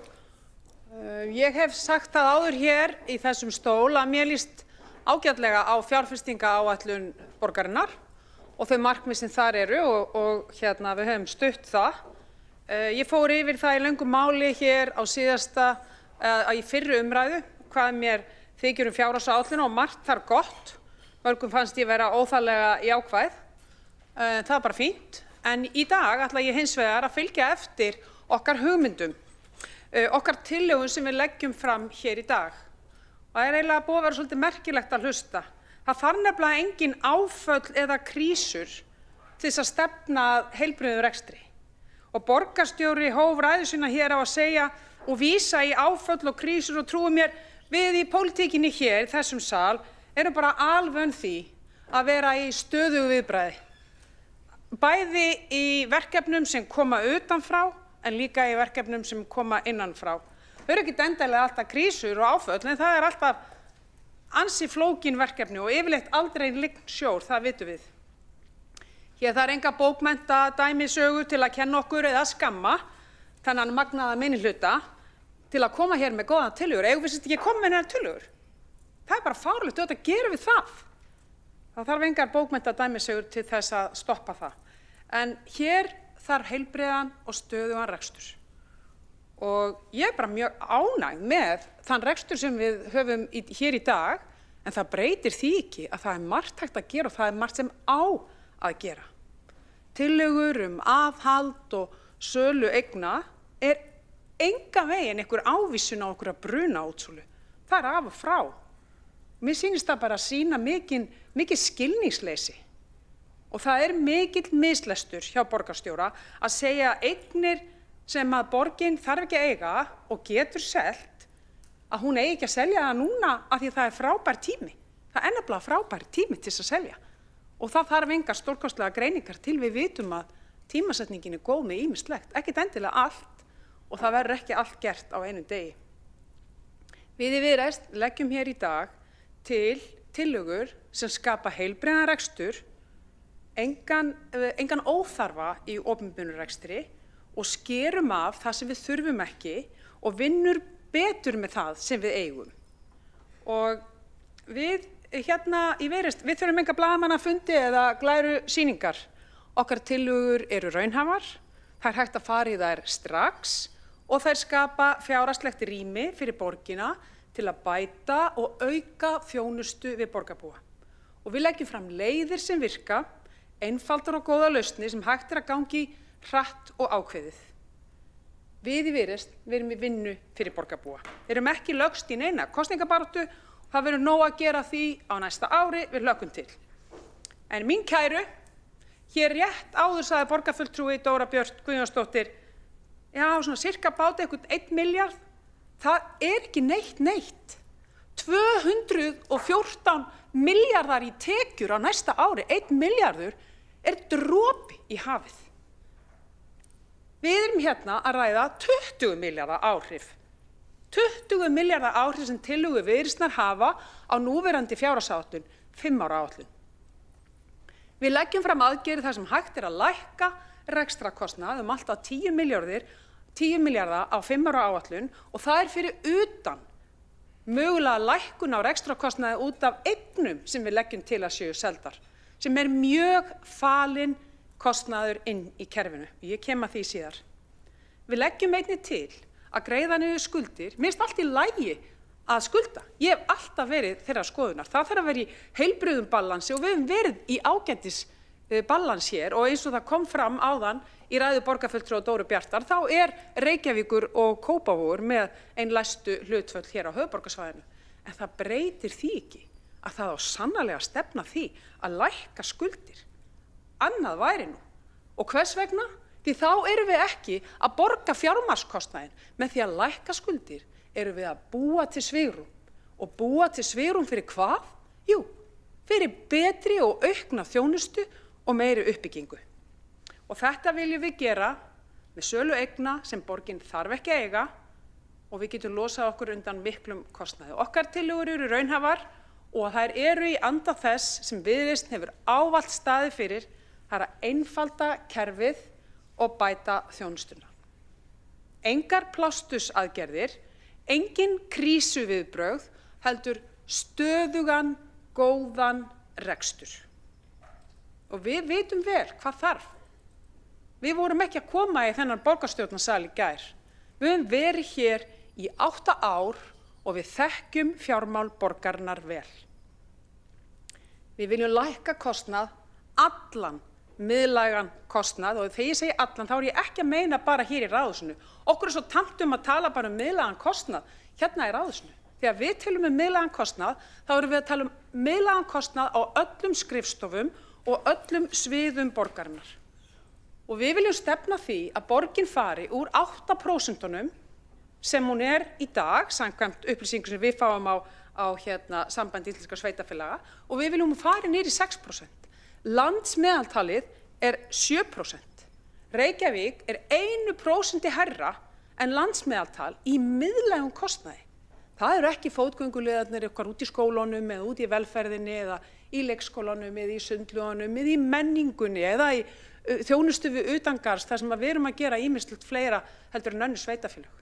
Þetta miðlægur stjórnunarkostnaður og þar eigum við að horfa til stöðugrar endurskoðunar af því að það þar sem við erum sífellt að fitna og grennast. Við í Viðreisn sjáum ekki í eina mínútu eftir krónum sem fara í þjónustu, beina þjónustu við borgarana. En ef að Reykjavíkurborg er 1% hærra með allan miðlægan kostnað heldur en landsmeðaltalið, þá er það sannarlega ákall það að við þurfum eitthvað að skoða hvað við erum hér að gera. Við erum að fara niður í 6%. Ég veit að fyrirtæki, stór fyrirtæki, þau eru að stefna á 5% og þeim finnst það stöðugt erfið. En þetta er það sem það er, stöðug vinna. Þetta verður aldrei búið. Rekstur og fjármál eru aldrei búin. Mér finnst ótrúlegt í rauninni hvað pólitíkin getur verið íhaldssöm og kerfisleg. Svo ég tala nú ekki kjarklaus, já, ég segi kjarklaus því að auðvitað eigum við hér í borgarstjórn að hafa kjark. Nægilega eru stóru orðin fyrir kosningarnar, en þegar kemur að því að standa við stóru orðin, þá kiknar pólitíkin mjög svo gjarnan í hnjánum undan sérhagsmunum og þrýstingi og þorir allt og litlu. Ég vil hvetja borgarstjórn til dáða, til þess að sýna kjark og þor og standa við stóru orðin. Okkar breytingar eru djarfar en þær eru líka ósköp einfaldar. Og það eru ekkert rosalega margar. Við ákvaðum ekki að bombardera borgarstjórn með 20-30 tillögum. Nei, þær eru frekar einfaldar. Þær snúa að þessu að við drögum niður hlutfall af miðlægum kostnaði á öllum sviðum og skrifstofum borgarinnar, stefnum að honum niður í 6%, það gerist ekki yfir nótt, byrjum í okkar áætlunum og útreikningum, þá byrjum við að taka það niður 1% á næsta ári og komast síðan niður í 6% árinu 2027. En áhrifin sem þetta mun hafa á rekstur borgarinnar í 5 ára áætlun eru rúmlega 10 milljarðar. 10 milljarðar. Það er engin smá peningur. Við leggjum einnig til aðgerðir það hvernig er hægt að greiða niður skuldir og lækka þær alltaf 10 milljónum og skapa þannig rými til þess að fara í frekari uppbyggingu, til þess að fara í frekari fjárfestingar og án þess að vera að greiða hér vexti og vaxtavexti. Stefnum að því. Okkar tillögur eru 5. Það er tillagan okkar miðlæga stjórnsýslu sem ég nú þegar gert grein fyrir. Við erum með tillögu að leggja niður mannréttinda- og lýðræðisskrifstofu Reykjavíkur, það er ekkert nýtt. Við teljum að þessi skrifstofa sé óþörf. Eins og ég hef áður sagt hér í þessu sæti að þá eigum við að þrýsta á ríkið að standa við stóru orðin þar. Þau lögbundnu verkefni sem nú eru inn á skrifstofunni er sannarlega hægt að finna annan stað innan þess fína kerfi sem borgin er. Við viljum gjarnan selja malbyggunarstöðuna eins og ég fór yfir hérna á síðasta þegar við ræddum fjárhagsáætlun hérna fyrir mánuði síðan. Þá erum við í dauðafæri núna. Við erum búin að gera allt sem við settum okkur að við vildum gera. Við erum búin að finna henni nýja lóð. Við erum búin að umbreyta vextinum. Við erum komið með fyrirtæki sem er að auka markaðshlutdeild sína. Ef það er ekki núna sem við eigum að selja góðan rekstur malbyggunarstöðarinnar, þá veit ég ekki hvenær það er. Og hvað gætum við mögulega að fengið fyrir hana? Já, það getur verið óábyrgt og ábyrgt að segja eitthvað, en ég myndi skjóta einhvers staðar í kringum 2 milljarða sem við gætum fengið fyrir malbyggunarstöðina. Sem betur fyrir er nú borgin ekki að leggja inn einn útlagan kostnað þar fyrir, en við eigum ekki að vera í svona samkeppnisrekstri. Svo eru það fasteignir sem borgin á og hún þarf ekki. Og þetta eru dæmi frábær hús, kæra borgarstjórn, ég veit það. Þetta eru óskaplega falleg hús með alveg óskaplega góðri starfsemi í, en hún hefur bara ekkert með grunnþjónustu borgarinnar að gera. Þetta eru Tjarnargata 20, þetta eru Lindagata 51 og Iðnó. Þetta eru gömul og falleg hús sem kostar að reka, viðhald og fleira. Það er gríðarlegur rekstrakostnaður að eiga svona gömul og stór hús og við erum sannarlega ekki að fá tekjur, neitt að viti upp í þann kostnað sem við leggjum á. Og ég er ekkert búin að reikna þennan kostnað. Þetta er allt saman falið, en þegar við seljum, þá losnum við þennan rekstrakostnað. Við eigum að selja þetta. Og það þarf enga bruna átsölu til. Þetta er bara gert af yfirveguðu og rólegu ráði. Þetta er einskiptiskostnaður í tekjum, fínt. Setjum hann inn í fjárfestingu, borgum niður skuldir, búum til rými. Við erum með tillögu að selja eftirfarandi bílastæðahús. Það er Bergstaðastræti, það er Stjörnuport, það er Traðakot, það er Vesturgata, Kólaportið og Veitatorg. Þetta eru fasteignir sem borgin þarf ekki að eiga. Ég legg ekki til að ráðhúskjallarinn sé seldur því að ég held að við ættum, ef eitthvað að passa verulega vel upp á þetta ráðhús hér og láta það ekki dankast niður í viðhaldsþörf og tækni afturhaldssemi, myndi ég segja. En við þurfum ekki að reka bílastæðahús, það vitum við. Og borgin í rauninni búin að leggja línu með stefnumörkun fyrir ný hverfi út alla borg að það sé ykkur annar en borgin sem rekur bílastæðahúsin. Og þá skýtur það skökku við að við séum að gera það síðan hérna í miðborginni. Seljum þessi hús.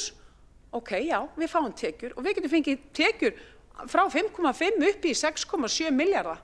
Setjum það enn og aftur inn í það sem við gerum við borgunuðu skuldi eða setjum það eitthvað miðlagt þar sem það fer ekki í hítina, heldur býr til rými fyrir auknar fjárfestingar. En hvað gerist þegar við seljum þessi hús?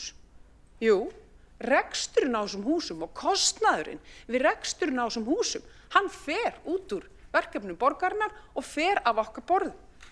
Við erum þá ekki lengur að halda við viðhaldinu. Við erum ekki að borga þessum húsum fasteignagjöld, hita og rafmagn og tryggja þau eða hvað það er sem þarf. Við látum bara aðra það og húsin búið til tekjur fyrir þá aðila. Þetta ósköp einfaldar tillögur. Hér erum við bara að leggja til breyting á rekstri sem snýr að miðlægum kostnaði, öllum miðlægum kostnaði, til samanburðar við önnur sveitarfélög út allt land, algjörlega aðgerð sem að virkar og er eitthvað sem við eigum alltaf að vera að horfa til, við eigum alltaf að vera að endurskoða þetta, því við þekkjum það bara, ekki bara úr pólitíkinni, heldur bara úr fræðikenningum að kerfi hafa alltaf tilhneigingu til þess að fita sig. Þau hafa alltaf tilhneigingu til þess að hugsa sjálfan sig. Og við höfum séð það að hvenær sem við biðjum einhverjar aðgerðir, eitthvað viðbragð í pólitíkinni, hvað fáum við? Jú, við fáum frábæra skýrslu frá frábæru fólki og hvað þarf það? Fleiri stöðugildi. Stöðugildin hérna gjaldmiðillinn. Og hvað gerist þegar við hendum út þessum stöðugildum? Jú, þau fara út í hítina, þau koma aldrei tilbaka aftur. Og þau eru þarna. Og við höfum aldrei kjarkinn til að stoppa og segja, hei, hér var verkefni sem var tímabundi, hvernig gengur það að fá mælikvarðana? Tökum hennar pening aftur og notum hann kannski ný verkefni sem við forgangsröðum. Af því að það eru viðbragð við núinu. Nei, við gerum þetta aldrei. Við dælum út í kerfið krónum í formi stöðugilda sem að kjúmuleitast upp, með leyfi forseta, þá var ég að sletta á ensku, sem að kjúmuleitast upp og stækka alltaf og stækka og stækka. Ég man eftir því að ég kom hingað inn fyrst árið 2018 og var að læra og setja mig í stellingar til þess að koma mér inn í fjárhagsáætlun borgarinnar. Tekjurnar þá voru í kringum 140–150 milljarða. Núna þessum árum seinna erum við komin í 214. Sjáið þið hvað við stækkum. Bara á þessum nokkrum árum erum við búin að stækka þetta. Ábyrgar, einfaldar en djarfar tillögur. Ég er ánægð með að meirihlutinn talar forgangsröðun, en ég er ekkert sérstaklega ánægð að heyra að það á greinilega ekki að samþykkja neitt, af því að þau eru bara svo með þetta. En kæri meirihluti, þeir eru ekki alveg með þetta, en þeir eru með helling og ég hrósa ykkur fyrir það. En eitthvað, ég er alveg með þetta, það er ekki alveg staðan samt sem áður. Að lokum, kæru félagar, þá langar mig að segja nokkur orð góða stjórnarhætti og fyrirtæki borgarinnar. Við samþykktum hér í borgarstjórn vorið 2022 nýja eigendastefnu borgarinnar, þar sem við skilgreindum vel hvernig borgin beitir sér sem eigandi. Og borgin steig þar sín fyrstu skref í góðum stjórnarháttum.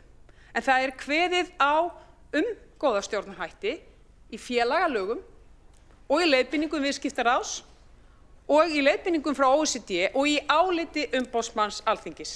Þannig að þetta ekki eitthvað sem ég að finna hérna upp, heldur þetta heljarnar mál. Og það kemur í ljós að bæði í skýrslu frá OECD og líka í áliti umboðsmanns Alþingis að opinberir aðilar á Íslandi hafa nánast verið með buxurnar á hælunum hvað varðar góða stjórnarhætti undanfarin ár. Þetta í rauninni ekki flókin mál eða torveld. Þetta snýst leiðir sem styðja við vandaða ákvörðunartöku, eigenda og stjórnenda opinberra fyrirtækja. og það hefur einnig dregið fram mikilvægar áherslur í sjálfbærni, skýra og gegnsæja stefnumörkum með skilgreindum hlutverkum, umboðum og ábyrgð. Og þarna kem ég að kjarnanum, hlutverk, umboð og ábyrgð. Borgin hefur gengið fram með góðu fordæmi og gerði það með sinni eigendastefnu árið 2022 og breytt hvernig valið var í stjórnir fyrirtækja í eigu borgarinnar. Það var stórt skref sem við tókum. Stjórnarmeðlimir fyrirtæki borgarinnar eru nú bæði háðir, það kjörnir fulltrúar, en einnig óháðir, eins og það á að vera samkvæmt leiðbeiningum. Og þau eru tilnefnd að tilnefningarnefnd borgarráðs. En nú eru 4 ár liðin og borgin þarf að halda áfram að vera í þessari forgöngu sveitafélaga. Og nú þurfum við að ganga enn lengra. Við þurfum að ganga á eftir ríkinu sem nú hefur tekið af skarið og tilnefnir eingöngu óháða einstaklinga í stjórnir stærri ríkisfyrirtækja. Og umróta tímar í borgarstjórnarsal hér síðastliðið vor og meirhlutaskipti sýndi svo ekki verður umvilst hvað óróleiki í pólitíkinni hefur mikil áhrif, en þarf ekki hafa og á ekki hafa bein áhrif inn í fyrirtækjareksturinn. Hér skiptum við í stjórnum fyrirtækjan okkar fólk bara því að við vorum að skipta meirhluta. Ef við hefðum verið með alla óháða og engin pólitík verið í stjórnum fyrirtækja, þá hefðum við ekki þurft að gera neitt. Fyrirtækin hefðu bara áfram haldið að vera þessi fínu, góðu fyrirtæki og reka sig samkvæmt þeirri stefnu sem þau hafa sett sér. Við þurfum að breyta þessu. Við þurfum að hafa kjark til að ganga alla leið. Og nú tækifæri til þess að ræða það, taka ákvörðun fljótlega, ræða það hér í þessum sal og næstu mánuðum, tökum ákvörðun sem tekur þá gildi eftir næstu kosningar. Af því að kjarkurinn hér inni, hann nær ekki lengra. Ég veit það alveg, ég er löngu búin að læra það. Að lokum vil ég þakka fyrir fjármálasviðinu fyrir frábæra vinnu sem endranær, skrifstofu borgarstjórnar fyrir að halda utan þetta allt saman. Ég átta mig á því að þetta alveg búið að vera, eins og maður myndi segja með leyfi forseta, hellað. Kæru félagar, ég hlakka til næstu mánaða. Ég veit að það eru kosningar framundan og við þurfum að halda fókus og tempó hér í borgarstjórn. Ég mun náttúrulega hafa mjög gaman að því, menn að þið verðið í taugaáfalli, þá ég náttúrulega bara að skemmta mér. Takk fyrir.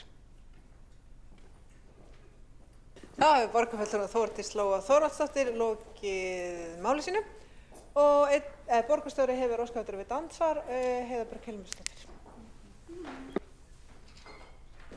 Já, forseti, ágæta borgarstjórn,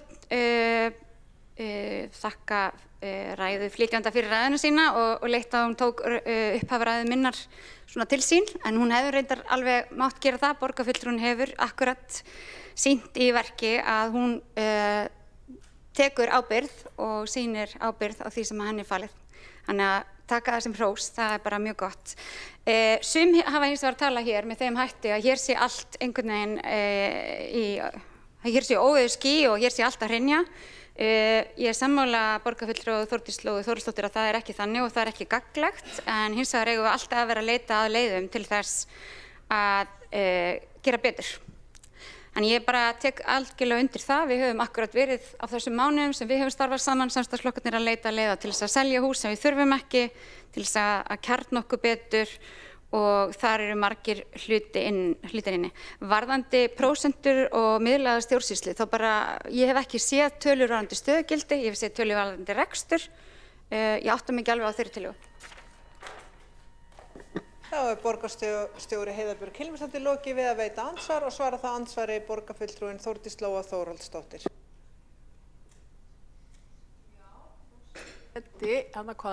Forseti, takk fyrir þetta borgarstjóri. Sú tillaga hún gengur út á það að það er til tölur í árbók Samband íslenskra sveitarfélaga. Það er til tölur það hvað miðlæg stjórnsýsla er stórt hlutfall af heildarlaunahlutfalli sveitarfélaga og Reykjavíkurborg er með 8%, landsmeðaltal með 7% og tillagan gengur út á það að lækka þetta, stefna því að lækka það niður í 6%, fyrst 1% á næsta ári og árið 2027 fari það niður í 6%. og ég hef haft ágjör af því að við séum 1% hærra heldur en landsmeðaltalið. Og ég sé enga ástæðu til þess að við séum það, en það er mjög mikilvægt að öll skilji það að þetta, ég er ekki að tala miðlægu stjórnsýsluna í Ráðhúsinu einvörðungu. Ég er að tala alla miðlæga stjórnsýslu á öllum sviðum, á öllum skrifstofum, út allt borgarkerfið og ég held bara að við ættum að stefna því að hið lágmarki ná landsmeðaltali en fara niður það af því að við eigum stærðarhagkvæmnina með okkur. Þá hefur borgarfulltrúinn Þórdís Lóa Þórhallsdóttir lokið við að svara andsvari og veitir þá andsvar öðru sinni borgarstjórinn Heiða Björg Hilmisdóttir. Já, forseti, ágæta borgarstjórn, eins og ég segi, það verður einhver inni með þessa tölur, það liggja ekki fyrir á vef sambandsins, en hins vegar bara sjálfsagt að skoða þær og mikilvægt að leita alltaf leiða til þess að gera betur. Það er okkar hlutverk og við tökum það alvarlega. Við viljum fara vel með það, traust og ábyrgð sem okkur er falin. Þá hefur borgarstjórinn Heiða Björg Hilmisdóttir lokið við að veita andsvar öðru sinni og svara það andsvar öðru sinni borgarfulltrúinn Þórdís Lóa Þórhallsdóttir. Takk fyrir þetta, forseti. Það er bara gott að heyra að borgarstjóri er jákvæður, þess að tölur allar til og ekkert mál að sýna og fara yfir það. Takk fyrir. Þá hefur borgarfulltrúinn Þórdís Lóa Þórhallsdóttir lokið við að svara andsvar öðru sinni og telst þá andsvörum undir þessari ræðu lokið og næst á mælendaskrá er borgarfulltrúinn Sanna Magdalena Mörtudóttir.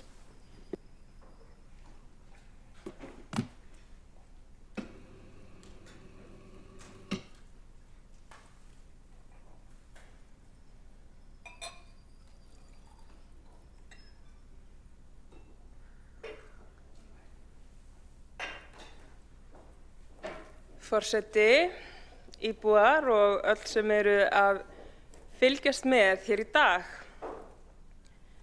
Við ræðum nú fjárhagsáætlun fyrir næsta ár þar sem áherslur samstarfsflokkana snúa því að skapa góðan grunn, fjárhagslegan og félagslegan, þannig að borgin geti mætt óvæntum aðstæðum og þörfum þeirra sem hér búa. Eins og hefur verið fjallað hér fyrir í dag, þá hafa breytingar orðið á fjárhagsáætlun á milli umræðna og uppfærð áætlun tekur meðal annars mið af nýrri þjóðhagsspá Hagstofu Íslands og breytingum á fjárhagsspá Orkuveitu Reykjavíkur. Gert er ráð fyrir að rekstrarafgangur A-hluta borgarinnar, það er að segja sú starfsemi sem er að hluta eða öllu leyti fjármagnuð með skatttekjum, verði rekin með rúmlega 3,4 milljarða króna afgangi árið 2026 og fjárhagsleg stefnumarkmið uppfyllt. Þetta kann að hljóma mikill afgangur þegar við erum að tala svona milljarða. Þetta kann að hljóma mikill afgangur fyrir fólk sem er að hlusta á þessa umræðu, sem það er, en sé litið til veltu A-hluta sem er áætluð 215 milljarðar á næsta ári, að þá er þessi afgangur ekki nema rúmlega 1,5%. Þetta er því í raun svona það lágmarkssvigrúm sem við þurfum að hafa til að standast alla okkar mælikvarða. Áætlun arðgreiðslur í A-hluta þær voru endurskoðaðar til samræmis við fjárhagsspá Orkuveitu Reykjavíkur og áhrifin eru til lækkunar rúman 1,8 milljarð, en þá hafa einnig verið gerðar breytingar á áætlun sem leiða til hækkunar útsvarstekna upp á tæpar 993 milljónir, næstum því milljarð. Og mér finnst mikilvægt að draga þetta fram, þessar tölur sem við erum að tala sérstaklega hvað matið einmitt á hækkandi tekjum útsvars hefur jákvæð áhrif á borgarsjóð. Og svo eru þetta fleiri breytingar sem að borgarstjóri Heiða Björg Hilmisdóttir hefur farið yfir, en mér er svona mikilvægt að draga þetta fram í umræðinni. Fjárhagsáætlun sem nú er lögð fram, hún byggir á sögulegu samstarfi 5 flokka, en slíkt er nýlunda við stjórn Reykjavíkurborgar. Og í mínum huga þá snýst fjárhagsáætlun að verja fjármunum í þarfir fólksins, þannig að það sé hægt að skapa góða borg, þar sem það er gott að búa og þar sem við fyrirbyggjum vanda í stað þess að skapa hann. Og í dag þá mun ég einblína á áherslur velferðarsviðs og velferðarráðs og einnig fjalla félagslegt leiguhúsnæði borgarinnar. Við sem búum í þessari borg, við erum fjölbreytt og með mismunandi þarfir. Velferðarþjónustan, hún nær til fjölmargra íbúa, en 20.447 manneskjur fengu þjónustu velferðarsviðs á síðasta ári. Ræða með umfangsmikla og fjölbreytta starfsemi sem fer fram víða borgina. Í heimahúsum á miðstöðvum borgarinnar sem eru 4, í Grafavogi, Háaleiti og Bústaðahverfi, Breiðholti, svo ein í miðbænum. Þá einnig rafræn miðstöð þar sem umsagnir og beiðnir berast með rafrænum hætti. Það svo mikilvægt að hafa þessa þjónustu sem næst íbúum og ég mæli ekki með því að miðstöðum verið fækkað líkt og hefur komið fram í þessari umræðu. Það rétt og það starfsfólk á vettvangi sem mætir fólki annars staðar en á miðstöðum, en ég get ekki tekið undir að skynsamlegt sé að fækka miðstöðum úr 4 niður í 2 eins og kemur fram í tillögu Framsóknarflokksins. Starfsemi velferðarsviðs fer einnig fram á hjúkrunarheimilum og hjá Barnavernd Reykjavíkur og Keðjunni sem veitir stuðningsþjónustu fyrir börn og fjölskyldur þeirra. Og á síðasta ári þá náði þjónusta og stuðningur velferðarsviðs og Barnaverndar Reykjavíkur til 6.427 barna, sem voru því 31% þeirra sem velferðarsvið nær til. Og mikilvægi þess að styðja við börn endurspeglar skýrt í áherslum velferðarsviðs og ráðsins sem og í áherslum borgarinnar í heild sinni í þeirri þjónustu sem veitt.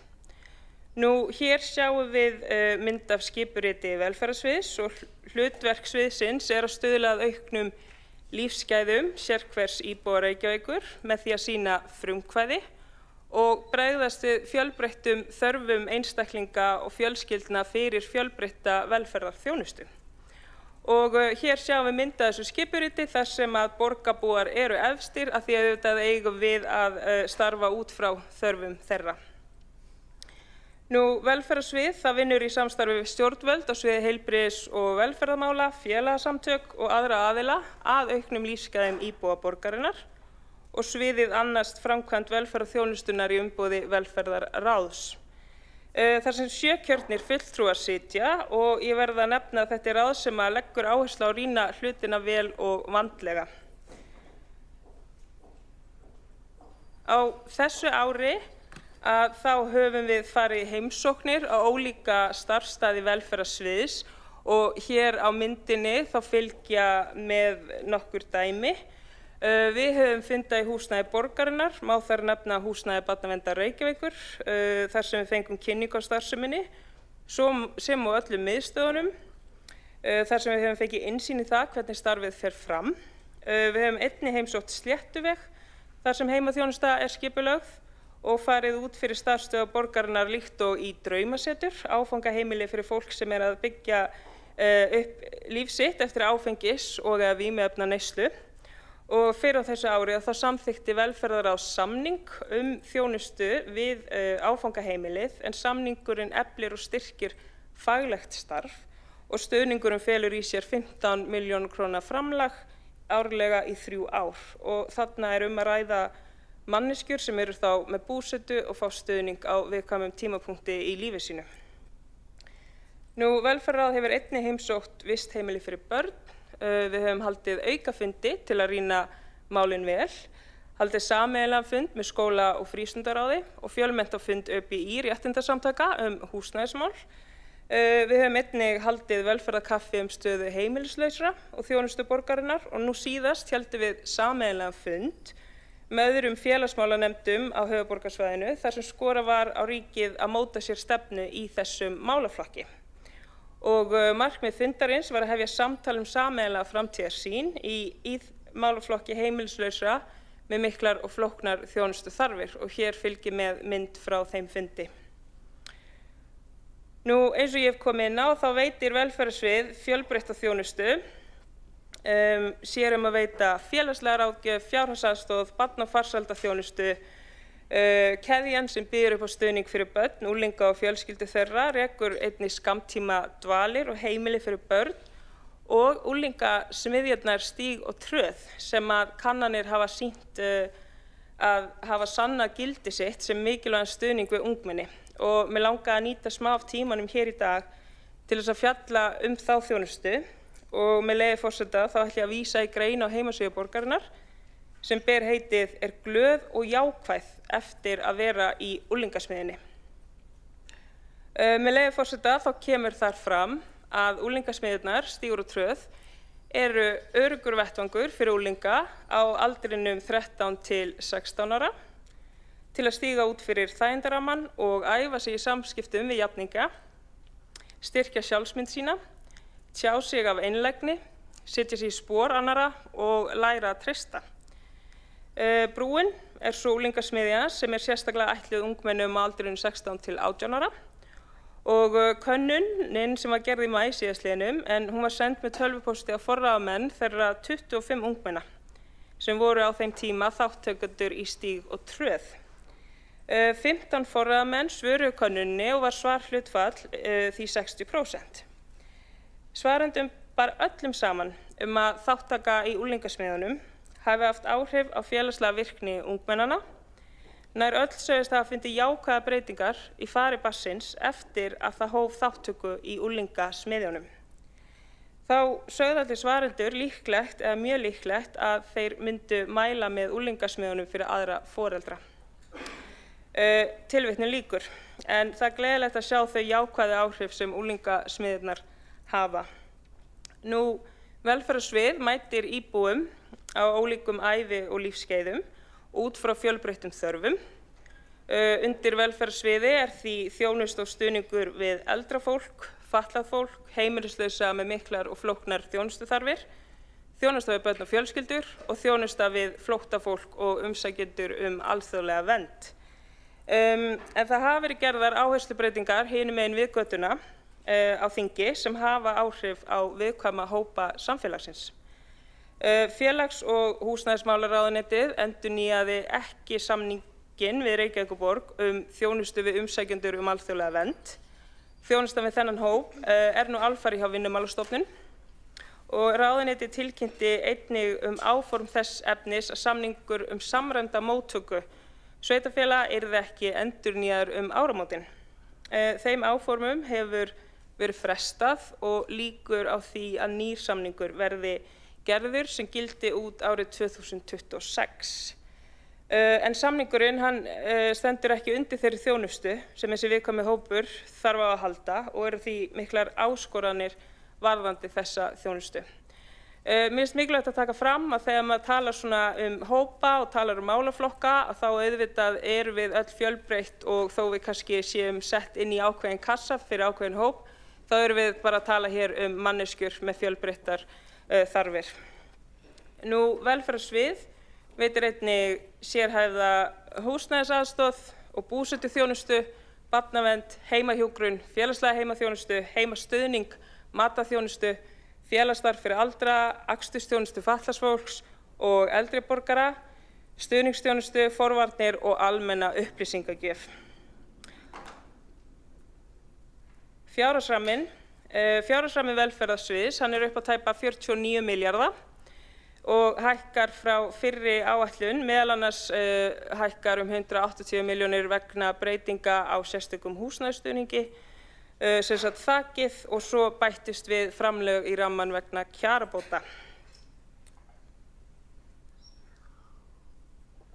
Uppfærði rammi því 48,9 milljarðar eða nánar tiltekið fyrir næsta ár áætlaður 48 milljarðar, 998 milljónir og 143.000 krónur.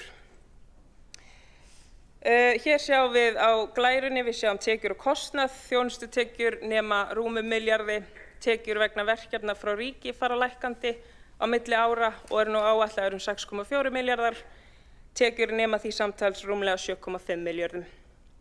Tekjur koma frá sjúkratryggingum, það rúmið 2 milljarðar, ríki vegna samræmdra móttöku og umsækjendum alþjóðlega vernd og það gert ráð fyrir lækkun á endurgreiðslu fjárhagsaðstoðar.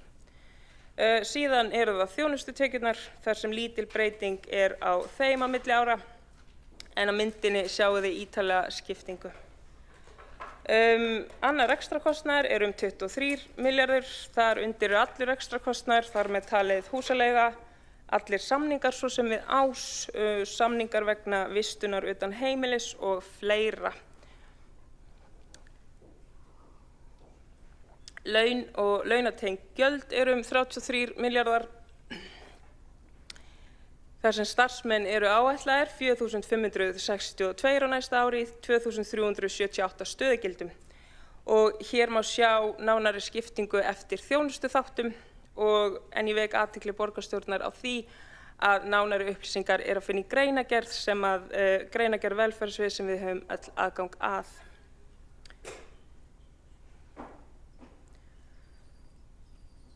Hér sjáum við fjölda starfsmanna velferðarsviðs og stöðugildin og sjáum á skiptinguna eftir þjónustuþáttum. Flestir eru í búsetu þjónustunni. Fjölgun stöðugilda þar á milli ára 34. Þar sem nýtt úrræði fyrir heimilislausa mun opna á haustmánuðum á þessu ári og það eru 12 stöðugildi og einnig nýtt búsetuúrræði fyrir fatlað fólk á næsta ári. Og eins og ég segi, nánari upplýsingar að finna í greinargerð velferðarsviðs. En eins og áður sagði þá þjónusta velferðarsviðs mjög fjölbreytt og hér má sjá heildargjöld þjónustuþátta. Á næsta ári þá gert ráð fyrir það bil 16 milljörðum í búsetuþjónustu. Þar undir fellur rekstur allra búsetukjarna fyrir fatlað fólk og búsetuþjónusta vegna heimilislausra. Svo það stjórnsýsla, sérfræðiþjónusta og ráðgjöf. Það til að mynda að ræða allar miðstöðvar, rekstur á barnavernd, miðlæg stjórnsýsla og fleira. Svo velferðarsvið með samninga og styrki við aðila sem að veita mikilvæga þjónustu. Í heimahjúkrun ráðgert að verja rúmum 3 milljörðum á næsta ári en í því felst að veita reglulega heilbrigðisþjónustu í heimahúsi. Og við að styrkja fjölbreytt samtök eins og ég sagði sem að veita mikilvæga þjónustu og stuðning við íbúa borgarinnar og þessi samtök til dæmis má þar nefna Kvennaathvarf, Hugarafl, Hlutverkasetur, Stígamót, Alanó, Bataskólann, Reykjadal, Draumasetrið og Afstöðu. Allt samtök sem hafa verið að sinna gríðarlegri mikilvægri þjónustu. Velferðarstefnan leiðarljós í þjónustuveitingu og velferðarstefnan vegvísir og rammi utan veitingu velferðarþjónustunnar og megin áhersla sviðsins að framfylgja henni. Stefnan var samþykkt á árinu 2021 og gildir til ársins 2030 og fyrsta aðgerðaráætlun með stefnunni gildir til loka þessa árs og verið að vinna nýja aðgerðaráætlun sem mun vera tilbúin fyrir árslok. Og kjarni velferðarstefnunar felst í 7 stefnumarkandi áherslum sem ég myndi segja að mætti jafnvel víkka út á alla borgina í heild. En áherslunar að engin tvö eru eins, þjónustan þarf að taka mið af aðstæðum og þörfum hvers og eins, áhersla á nálægð og aðgengileika við þau sem þurfa þjónustuna á að halda. Þjónustulipurð og skilvirkni skipta einnig miklu máli sem og virðing og umhyggja. Því þjónusta sem snýr að heill og hamingju þarf að einkennast af samkennd, umhyggju og umfram allt virðingu fyrir einstaklingnum. Frumkvæði og forvarnir einnig einn kjarni velferðarstefnunar, þar sem áhersla lögð á forvarnir í allri velferðarþjónustu. Samtal og samráð skipta einnig lykilmáli en áhersla lögð á reglubundið samráð í velferðarþjónustunni og svo það fagmennska og framsýni sem skipta miklu máli þar sem starfsfólk að koma til móts við fjölbreyttar þarfir notenda og stuðla þannig að auknum lífsgæðum þeirra. Þetta ekki aðeins falleg orð, þetta leiðarljós sem þarf að vinna eftir á hverjum degi.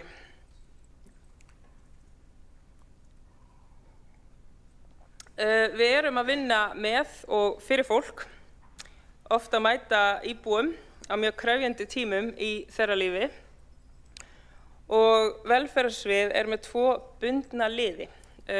Bundnir liðir, það þýðir að það þannig að þau sem uppfylla ákveðin skilyrði fá þá greiddan þann stuðning sem ræðir. Og hér verið að tala fjárhagsaðstoð og sérstakan húsnæðisstuðning. Þeim hefur fækkað á síðustu árum sem sækja fjárhagsaðstoð og gert ráð fyrir því að notendafjöldi verði í kringum 1050 notendur á mánuði og heildaráætlun vegna fjárhagsaðstoðar er 3,2 milljarðar eins og sjá má nánar á meðfylgjandi glæru. En það er þó rétt að nefna að það er óvissa vegna fyrirhugaðra breytinga ríkisins á lögum atvinnuleysistryggingar þar sem tilkynnt hafa verið áform að þrengja réttinum til atvinnuleysisbóta sem er líklegt að hafi fjárhagsleg áhrif á sveitarfélögin ef nær fram að ganga óbreytt en líka félagslegar afleiðingar sem þessar breytingar eru líklegar til þess að hafa í för með sér á manneskjur í viðkvæmri stöðu.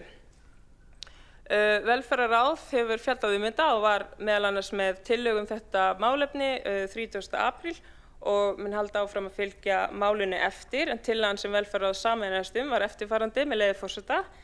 Velferðarráð leggur til að félags- og húsnæðismálaráðuneytið verði upplýst nauðsyn þess að greina hvaða áhrif fyrirhugaðar breytingar á atvinnuleysisbótum hafi á útgjöld sveitarfélaga, þar með talið Reykjavíkurborgar.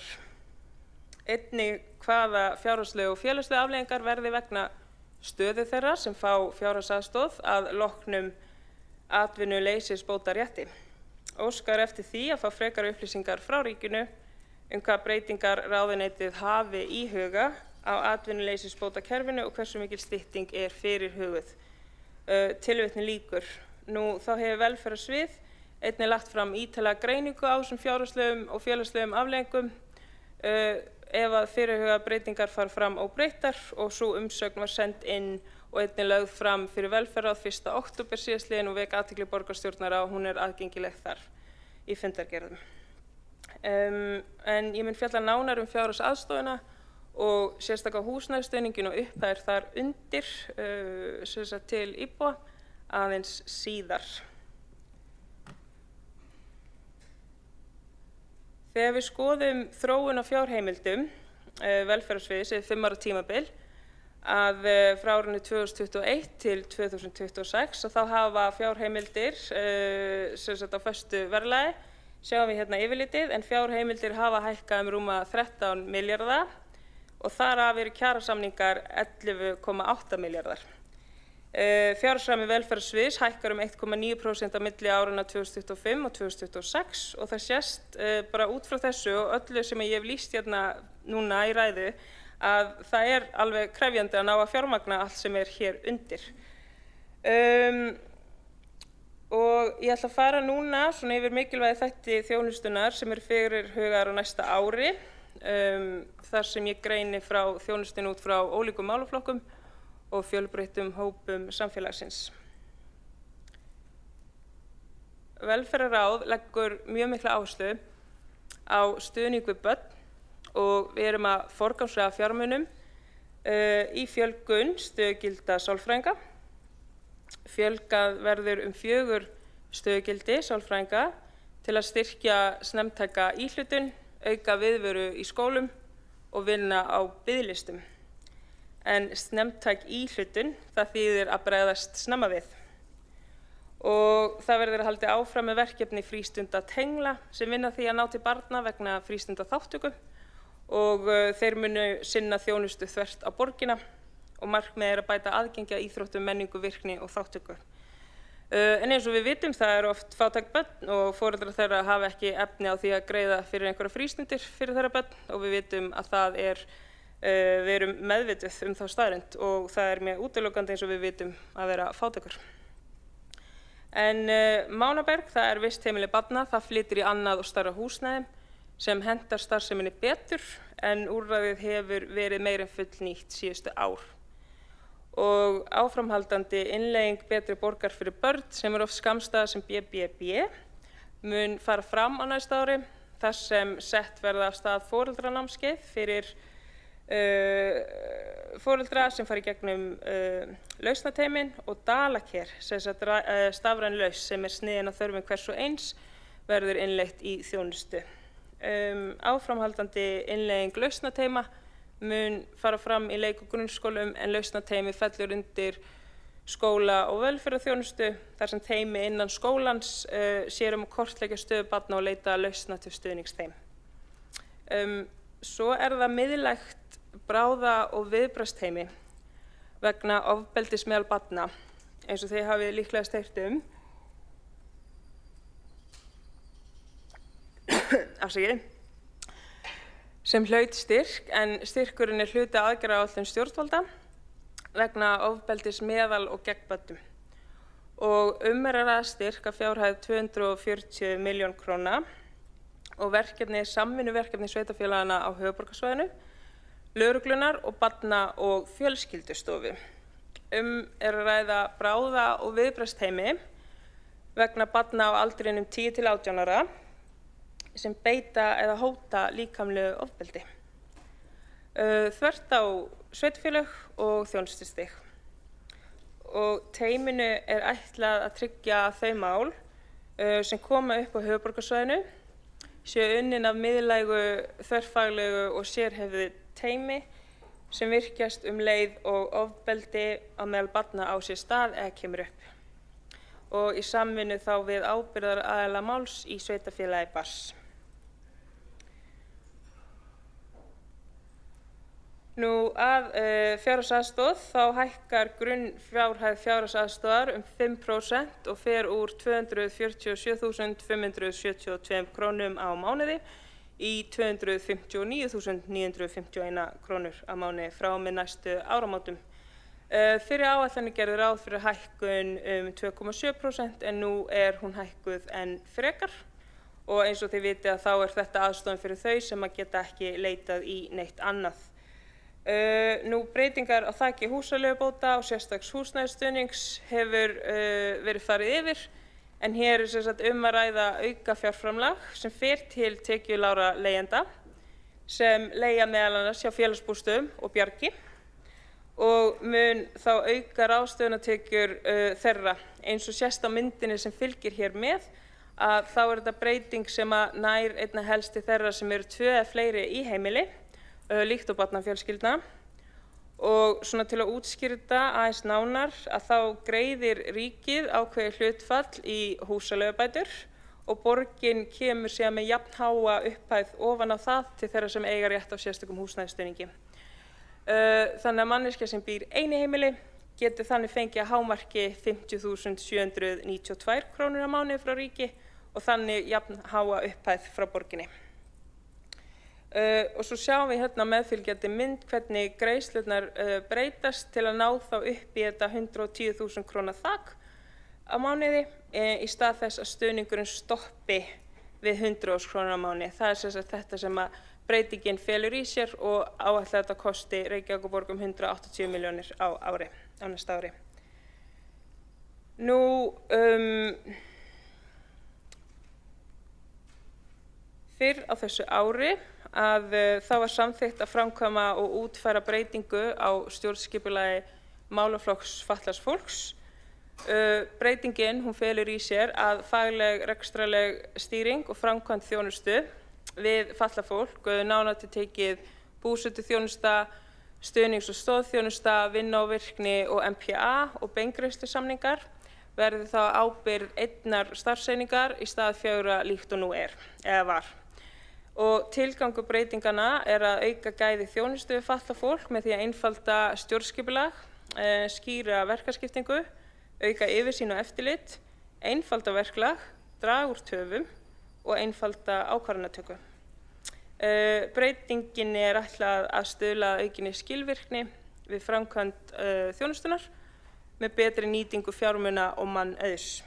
Og það er mikilvægt að taka fram að ráðgjöfin sjálf við fatlað fólk og ýmis umsýsla til að mynda vegna umsóknar þjónustu er áfram á miðstöðunum. Og fyrir árið 2026 þá verður að auka fjárheimildir stuðningsþjónustu 100 milljónir innan ramma til að koma til móts við fjárþörf þjónustunar. Nú eins og hefur komið fram og þá er gert ráð fyrir fjölgun MPA-samninga að minnstakosti 2 á næsta ári en það er mikilvægt að fjölga samningum og við vitum að það er fjöldi sem býður eftir því að lögbundin þjónusta geti hafist og mikilvægt að leggja áherslu á að finna síðan fjármagn á næsta ári fyrir því. Ég tel að það sé mikilvægt að leitast við að fjölga enn frekar en til þess þurfum við þetta rýna í fjármagnið. Flutningur vinnu og virkni þjónustu var færð undir eitt þak að skeifinu 8 og sóttur styrk úr jöfnunarsjóði sveitarfélaga til að mæta kostnaði vegna aðlögunar húsnæðis og það var samþykkt, fékkst í gegn. Eins og ég fór yfir í fyrri umræðu uppbyggingaráætlun, að þá samkvæmt uppbyggingaráætlun í húsnæði fyrir fatlað fólk, þá er gert ráð fyrir því að 2 íbúðakjarnar opni á næsta ári og 1 núna í lok árs. Einnig hefur verið að skoða niðurlagningu 3 herbergjasambýla yfir í Sólvallagötu. Búsetukjarnarnir, við erum að tala Jöklasel og framkvæmdir hefjast eftir flutning íbúa í Brekkna Ás. Það Nauthólsvegur síðan, það hús á 2 hæðum og auk þess opnaði 1 búsetukjarni núna fyrir skemmstu í Brekkna Ási. En ég fór yfir þetta í fyrri umræðu, ég sýni ykkur aftur hérna myndirnar og upplýsingarnar og rétt að taka fram vegna Nauthólsvegar og fjárfestingu félagsbústaða að áætluð fjárfesting félagsbústaða metin á 685 milljónir. Í þjónustu við heimilislausa með miklar og flóknar þjónustuþarfir. Þá erum við með aðgerðaráætlun og það áætlað að verja 2 milljörðum á næsta ári í þennan málaflokk. Þá erum við að tala íbúðakjarna, tímabundið húsnæði, smáhýsi, 3 neyðarskýli og stuðning vorteymisins. En vorteymið sem sagt vettvangs- og ráðgjafarteymi sem aðstoðar fólk sem heimilislaust og með vímuefnavanda og geðrænar áskoranir og teymið veitir einstaklingsmiðaða ráðgjöf og stuðning á vettvangi og það að styrkja sig í sessi og það má meðal annars nefna að stöðugildi hafa verið aukin upp í 18, vettvangsþjónusta hefur verið aukin, það verið að vinna auknu samstarfi við vettvangsgeðþjónustu LSH til að mæta þörfum notenda með miklar og flóknar stuðningsþarfir og það samstarf við málaflokk fatlaðs fólks varðandi stuðning til einstaklinga sem glíma við heimilisleysir og með fötlun og þá líka aukið samstarf við neyðarmóttökuna. Á næsta ári þá mun búsetuúrræði fyrir karla opna og heimilið fyrir karla sem hafa verið í langtíma húsnæðisleysi og þurfa langtíma stuðning og fjöldi rýma verða 8.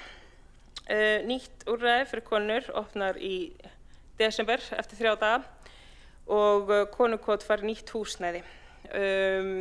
Við tókum þetta öll eftir umræðinni sem fór í gang þá og sem betur fer þá náði þessi kæra ekki lengra og ég held að sé bara mjög mikilvægt að borgarstjórn sé líka duglega að tala út af við að við höfum öll rétt á skjóli innan borgarinnar.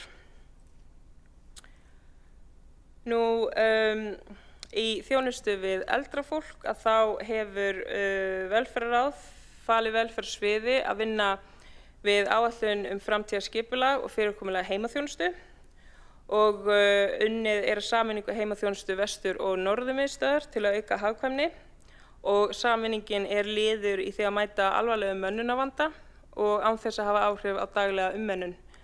Það verður lögð áhersla á skilvirkni, faglegan styrk og jafnt aðgengi og velferðarráð upplýst stöðuna eftir því sem hún þróast. Dagdvöl Vesturgötu flytur en áhersla á að dagdvalarrýmum fækki ekki við breytingarnar og að ekkert þjónusturof verði. Hvað varðar hjúkrunardeild Seljahlíðar þá verður rekstri 20 hjúkrunarrýma í Seljahlíð hætt. Rýmum verður breytt í þjónustuíbúðir en fyrir eru 45 þjónustuíbúðir í Seljahlíð.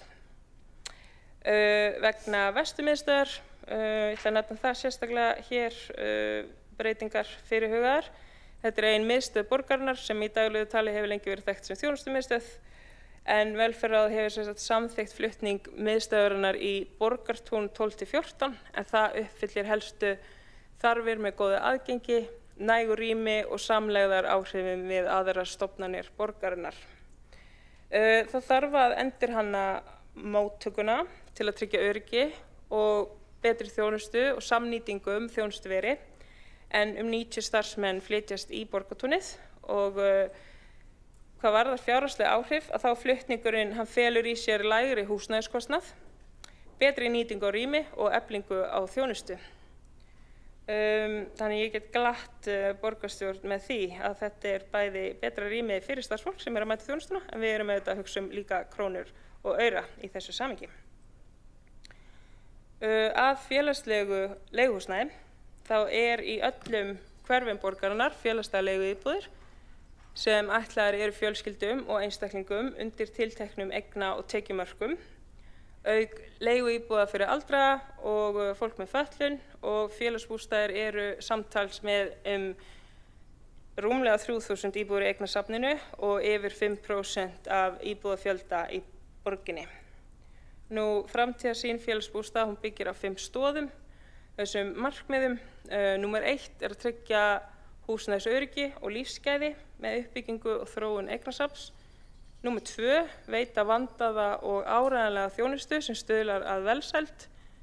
Númer 3, ásýnd og viðhald fasteigna styðji við vellíðan. Númer 4, umhverfi, þróun og gæði.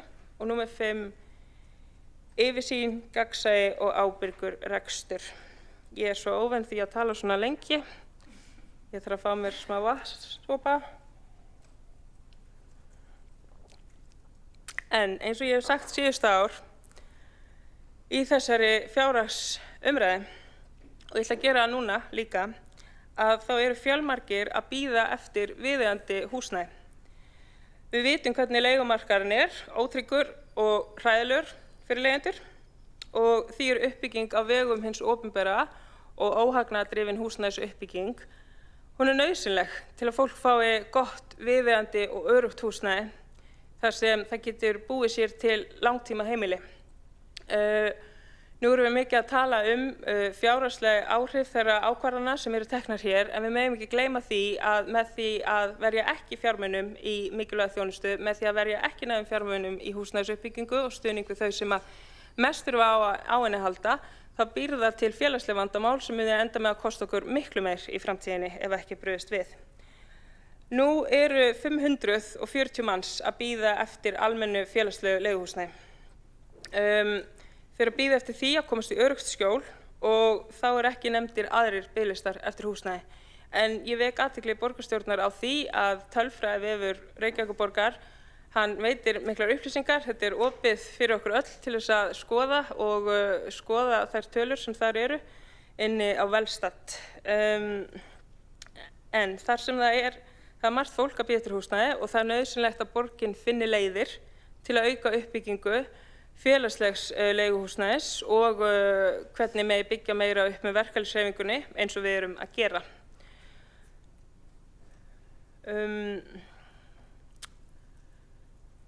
Ég persónulega á því að borgin að finna leiðir til að byggja sjálf, byggja þannig upp með ódýrum og hagkvæmum hætti. En við erum hér með tillögu eiginfjárframlag til félagsbústaða, þar sem lagt til að Reykjavíkurborg greiði fjárframlag að fjárhæð 513 milljón króna til fjölgunar félagslegra íbúða, og eins og hefur komið fram í umræðinni að samhliða verði þá nýtt viðskiptalíkan félagsbústaða undirbúið með hliðsjón af sjálfbærni félagsins.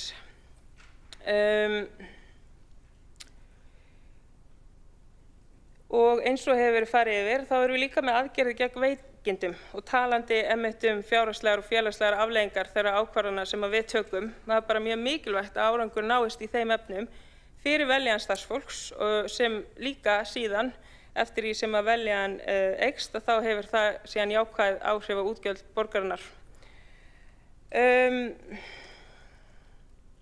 Nú, ég get ekki farið hérna úr þessu ræðupúlti án þess að nefna útsvar og hvaðan okkar tekjur koma. En eins og við vitum að þá útsvarið það veigamesti tekjustóll borgarinnar, og þetta greitt af launatekjum, það eru öryrkjar sem greiða útsvar af sínum tekjum, og jafnvel fólk sem að fær tekjur fjárhagsaðstoðar greiðir inn í sameiginlegan sjóð til þess að hægt sé að veita síðan góða og öfluga þjónustu.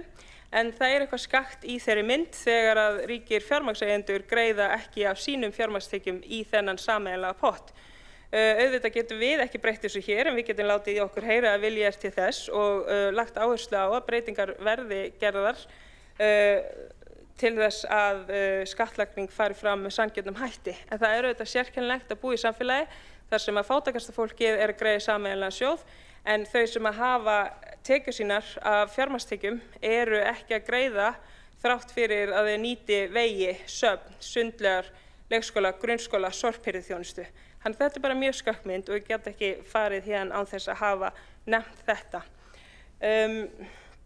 Nú, svo ég taka aðeins að mér velferðarhattinn og setja á mig hatt forseta borgarstjórnar að þá var mjög ánægjulegt að við höfum samþykkt tillögu fundarumsjónarkerfi sem heitir Lóa og mun þá auka skilvirkni hér þannig að við séum ekki að treysta á þannig getum treysta á rafrænar lausnir og öruggar lausnir vegna funda borgarstjórnar. Nú, svo bara varð ég líka að nefna hvað ánægjulegt að sjá áherslur hjá umhverfis- og skipulagssviði varðandi aukna innvistun af því eins og við sjáum að þá útboð ekki alltaf málið eins og við vitum. En ég vildi enda að nefna að sá bolti sem við erum með í velferðarráði auðvitað að fylgjast með greiðslum vegna barna sem eru með fjölþættan vanda sem að ríkið mun koma inn í á næsta ári og ég vil þakka samstarfsflokkunum og öllum sem hafa hjálpað til við láta þessa fjárhagsáætlun verða að veruleika og fyrir að svara fjölmörgum tölvupóstum og fyrirspurnum. Halldóra, Erik og öll á fjármálasviði, fjármála- og áhættustýringarsviði, svo ég noti nú rétt nafn, og Rannveig og Agnes og fleiri á velferðarsviði. Kærar þakkir. Meira var það ekki að sinni. Þá hefur borgarfulltrúin Sanna Magdalena Mörtudóttir lokið máli sínu og einn borgarfulltrúi hefur óskað eftir að veita andsvar. Það borgarfulltrúin Sandra Hlíf og Kares. Forseti, ágæta borgarstjórn. Ég þakka formanni velferðarráðs fyrir þessa yfirferð. Það eru nokkrar spurningar sem ég með sem snúa þá aðalega að barnaverndinni. Nú á síðasta fundi þá var samþykkt viðauki upp á 3,5 stöðugildi í barnaverndinni sem búið að leggja fyrir einu svona ári síðan 2020. Það ekki eins og barnaverndartilkynningu sé að fækka, þannig að af hverju þetta ekki bara sett inn í áætlun í staðinn fyrir að sé alltaf verið að sækja viðauka fyrir þessu. Síðan samkvæmt glærunni þá voru vistgreiðslur rúmir 3 milljarðar en gert núna áætlun upp á 1,6. Þú komst, borgarfulltrúin Sanna Magdalena Mörtudóttir kom aðeins inn á það með samninga við ríkið, það ekkert í höfn, af hverju ekki gert ráð fyrir þessu, þá inn í fjárhagsáætlun. Síðan það Mánabergið, vistheimili barna. Já, ég spyr það. Þá hefur borgarfulltrúin Sandra Hlíf og Kares lokið við að veita andsvar og svara þá andsvari borgarfulltrúin Sanna Magdalena Mörtudóttir. Forseti og borgarstjórn með barnavernd og það sem var samþykkt í velferðarráði, það býður staðfestingu borgarráðs. Það spurt út í vistgreiðslurnar og hvernig gert, hvernig fjallar það. Ég ætla að fá að sitja mig aftur á mælendaskrá svo ég ná að fara ítarlega yfir þetta en ekki í hlaupum til þess að geta svara þessum spurningum hér síðar í dag. Þá hefur borgarfulltrúin Sanna Magdalena Mörtudóttir lokið við því að svara andsvar og veitir þá andsvar sinni borgarfulltrúin Sandra Hlíf og Kares. Já, forseti, það ætti nú ekki verið erfitt að svara þessu með stöðugildir því nú hefur formaðurinn setið í velferðarráði síðustu 3 ár. Varðandi Mánabergið, vistheimili barna, nú var það á fjárfestingaráætlun 2024. Það voru áætlaðar 300 milljónir í það uppbyggingu nýja heimili. Það voru 10 milljónir í fyrra og 10 milljónir á því næsta. Mánabergi í tímabundnu húsnæði núna sem ég fagna, það sé eftir það tók 3 ár að koma þessu tímabundna húsnæði upp. En af hverju vistheimilið sem búið að vera áætlun í uppbyggingu, af hverju það ekki af hverju ekki settur meiri peningur í það núna, af hverju verður tekið út 2024 og ekki sett aftur inn þá. Þetta grunnþjónusta sem við erum að veita, meðan við erum að veita hérna 180 milljónir í aukinn sérstakan húsnæðisstuðning sem ekki lögbundið og 5% umfram verðlagshækkun og við erum líka að setja marga milljarða í húsnæði fyrir heimilislausa, ekki það nauðsynlegt en heldur ekki lögbundin skylda, menn að barnaverndin grunnþjónusta. Þá borgarfulltrúin Sandra Hlíf Ókares lokið við að veita andsvar öðru sinni og svara þá andsvar öðru sinni borgarfulltrúin Sanna Magdalena Mörtudóttir. Já, forseti og borgarstjórn, við erum að leigja húsnæði vegna Mánabergs. Það hefur verið ákveðnu ferli við að koma því inn í núverandi staðsetningu. Mér skilst að fjárfestingin sem fyrirhugað á næsta ári sé þá vegna framtíðarhúsnæði sem kemur eftir það. En þetta voru góða spurningar og ég vil bara sýna þeim virðingu með því að ná svari svo vel í seinni umræðu og skefti verið sett aftur á mælendaskrá. Nei, seinni ræði meina ég, ekki seinni umræðu, seinni ræði. Þá borgarfulltrúin Sanna Magdalena Mörtudóttir lokið við að svara andsvari öðru sinni og telst þá andsvörum undir þessari ræðu lokið og forseti gerir 15 mínútna fundarhlé.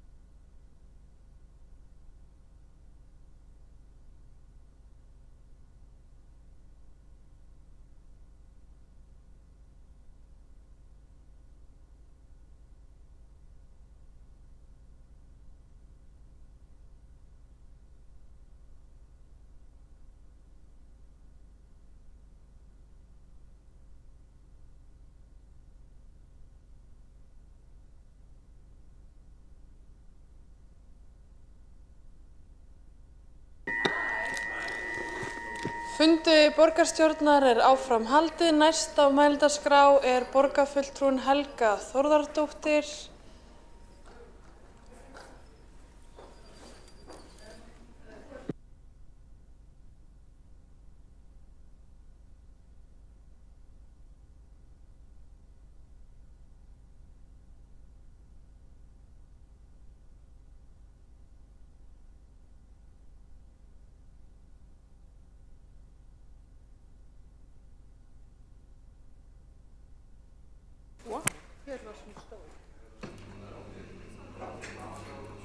Já, þetta hún svo stór. Jæja, kannski biðja hljóð í sali. Forseti biður borgarfulltrúa að hafa hljóð í salnum. Öll samtöl sem að forseti verður ekki gefið heimild fyrir eiga sér stað fram á gangi. Forseti, ágætu borgarfulltrúar og aðrir áheyrendur. Já, hér erum við í síðari umræðu fjárhagsáætlun og ræðum líka uppfærða fjárhagsáætlun Reykjavíkurborgar fyrir árið 2026. Þar tekið mið af nýrri þjóðhagsspá, Hagstofu Íslands, breytingum á fjárhagsspá Orkuveitu Reykjavíkur og í uppfærði fjárhagsáætlun gert ráð fyrir rekstrarafgangi upp á rúmlega 3,4 milljarða króna árið 2026 í stað 4,8 milljarða króna eins og áður var gert ráð fyrir. Gert ráð fyrir að öll markmið fjármálastefnu séu uppfyllt þrátt fyrir þessar breytingar. Uppfærð fjárhagsáætlun sýnir okkur að traustan rekstur borgarinnar. En ég vil sérstaklega ræða stöðuna á skóla- og frístundasviði. Fyrir það fyrsta hefur árið gengið vel og rekstur sviðsins verið innan fjárheimilda, sem ánægjulegt og alls ekki sjálfgefið. Fjárhagsáætlun komandi árs gefur okkur tækifæri til að efla faglegt starf í skóla og frístundastarfi borgarinnar og bæta þjónustu við börn í borginni. Til þess að ná þessum markmiðum erum við að gera fjölmargt. Við erum til dæmis að fjölga sálfræðingum og talmeinafræðingum til að auka stuðning við börn og ungmenni. Efla íslenskukennslu sem annað tungumál, það ISAT-kennslu, með því að fjölga ISAT-kennsluráðgjöfum. Auka öryggi í leikskólum með fjölbreyttum aðgerðum sem miða að því að bæta öryggi og vellíðan barna í leikskólum og betri stuðningi við stjórnendur og starfsfólk leikskólana. Mjög fljótlega munu koma fram tillögur þverpólitísks spretthóps sem að móta tillögur sem munu bæta starfsaðstæður í leikskólum borgarinnar og þar tillögur munu líka auka öryggi og efla faglegt starf leikskólana. Það á að fjölga úrræðum fyrir börn sem þurfast sérhæfða þjónustu, það með breytingum á korpuskóla, sem vonandi getur tekið á móti nemendum sem þurfast líka þjónustu í upphafi árs 2027. Þetta bráðnauðsynleg aðgerð því Klettaskóli löngu sprunginn, en hann hefur sinnt þessari þjónustu af einstökum dugnaði og elju og nú komið að þolmörkum. Og við verðum að bregðast við og við erum að bregðast við. Erum að bregðast við með því að fara í þessar framkvæmdir. Það líka ánægjulegt að upplýsa ykkur að það úrræði sem við settum á fót í húsaskóla til að mæta þörfum barna sem ekki fengu skólavist í Klettaskóla og búa í Reykjavík hefur gengið afskaplega vel. Og hugsanlega væri skynsamlegt að stofna slíkar sérdeildir víðar í borginni fyrir börn sem þurfa sérhæfða kennslu. Ég gæti sagt frá svo fjölmörgu sem Reykjavík að gera fyrir börn, en það væri allt of löng ræða í mínum huga. En ég get ekki látið hjá líða en að nefna allt það góða starf sem fer fram á félagsmiðstöðvum og frístundastarfi borgarinnar, en þar Reykjavík í forystu hlutverki og önnur sveitarfélög líta til okkar sem fyrirmyndar. Við erum að leggja grunn að öflugri og betri þjónustu við börn og ungmenni og ég er sannfærð að þetta mun skila sér í bættri vellíðan og árangri barna. Lagðar eru hér fram breytingatillögur samstarfsflokkana við frumvarp að fjárhagsáætlun.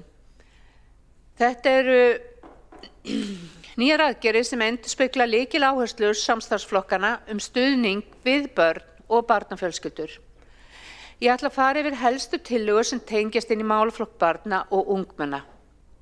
Í fyrsta lagi verður auknum fjármunum veitt til að auka stuðning við börn í borgarreknum grunnskólum og einnig eru aukna fjárheimildir til að efla íslenskukennslu sem annað tungumál eða ísatskennslu. Samtals þetta aukinn kostnaður upp á 230 milljónir. Lagt til að fjárheimildir til skóla og frístundasviðs verði hækkaðar 285 milljónir til að fjármagna fjölgun barna og uppfærslu á framlagi til sjálfstætt starfandi grunnskóla. Þessi útgjaldaauki verður að mestu fjármagnar af liðinum launa- og starfsmannakostnaður en að hluta til fjármagnar með hækkun tekna frá jöfnunarsjóði vegna gjaldfrjálsra skólamáltíða. Þetta voru helstu tillögurnar sem tengjast grunnskólum. Við erum líka að setja auki fjármagn til sjálfstætt starfandi leikskóla til að fjármagna fjölgun barna og uppfærslu á framlagi til sjálfstætt starfandi leikskóla. Við gerum einnig ráð fyrir auknum fjárheimildum til að fjármagna sértækan stuðning við börn í sjálfstætt starfandi leikskólum. Það hefur orðið aukning á börnum sem þurfa sértækan stuðning og við erum að bregðast við því. Samtals þetta aukning upp á 523 milljónir. Þessar tillögur sýna að samstarfsflokkarnir leggja ríka áherslu á menntun barna en það að fjárfesta í menntakerfinu ein arðbærasta fjárfesting sem við gerum til framtíðar. Með því að tryggja öll börn og ungmenni hafi aðgang að gæða menntun sköpum við samfélag sem betur í stakk búið að mæta framtíðar áskorunum. Menntun ekki aðeins lykill að velferð barna, heldur menntun grundvallaratriði í því að tryggja allir hafi jöfn tækifæri til að ná árangri í lífinu. En ég vil aðeins nefna það, ég fagna svo sérstaklega að það sé verið að bæta í íslenskukennslu sem annað tungumál, því þar stöndum við svo sannarlega frammi fyrir stórum áskorunum. Og mér langar bara að segja ykkur sem örstutta dæmisögu, ég heiti einu ömmu sem var barnabarnið hennar var að flytja heim frá Danmörku og sagði mér þessa sögu í síðustu viku og þau voru mikla áhyggjur, ég minna að barnið hafi verið 9-10 ára, af hvort það væri nógu góður íslensku það færi í skólan. Og eftir fyrsta daginn spurðu allir spenntir, já hvernig gekk? Og það gekk vel í skólanum, sagði nemandinn við ömmu sína, en ég bara skildi ekki neitt hvað þau sögðu í frímyndun, það töluðu nefnilega allir ensku.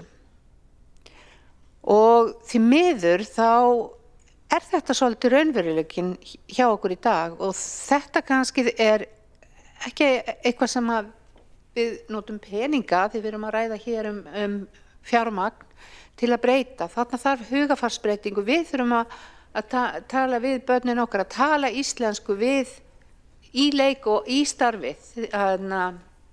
Því að maður sér þetta í síauknum mæli í sundlaugunum í leik barna að þau eru farin að grípa til enskunnar. Þannig að mér fannst þetta svolítið sláandi saga sem ég vildi deila hérna með ykkur. En mér langar líka aðeins að ávarpa tillögur Framsóknarflokksins sem að fjölga móttökudeildum fyrir börn af erlendum uppruna, því ég að tala mikilvægi þess að gera betur.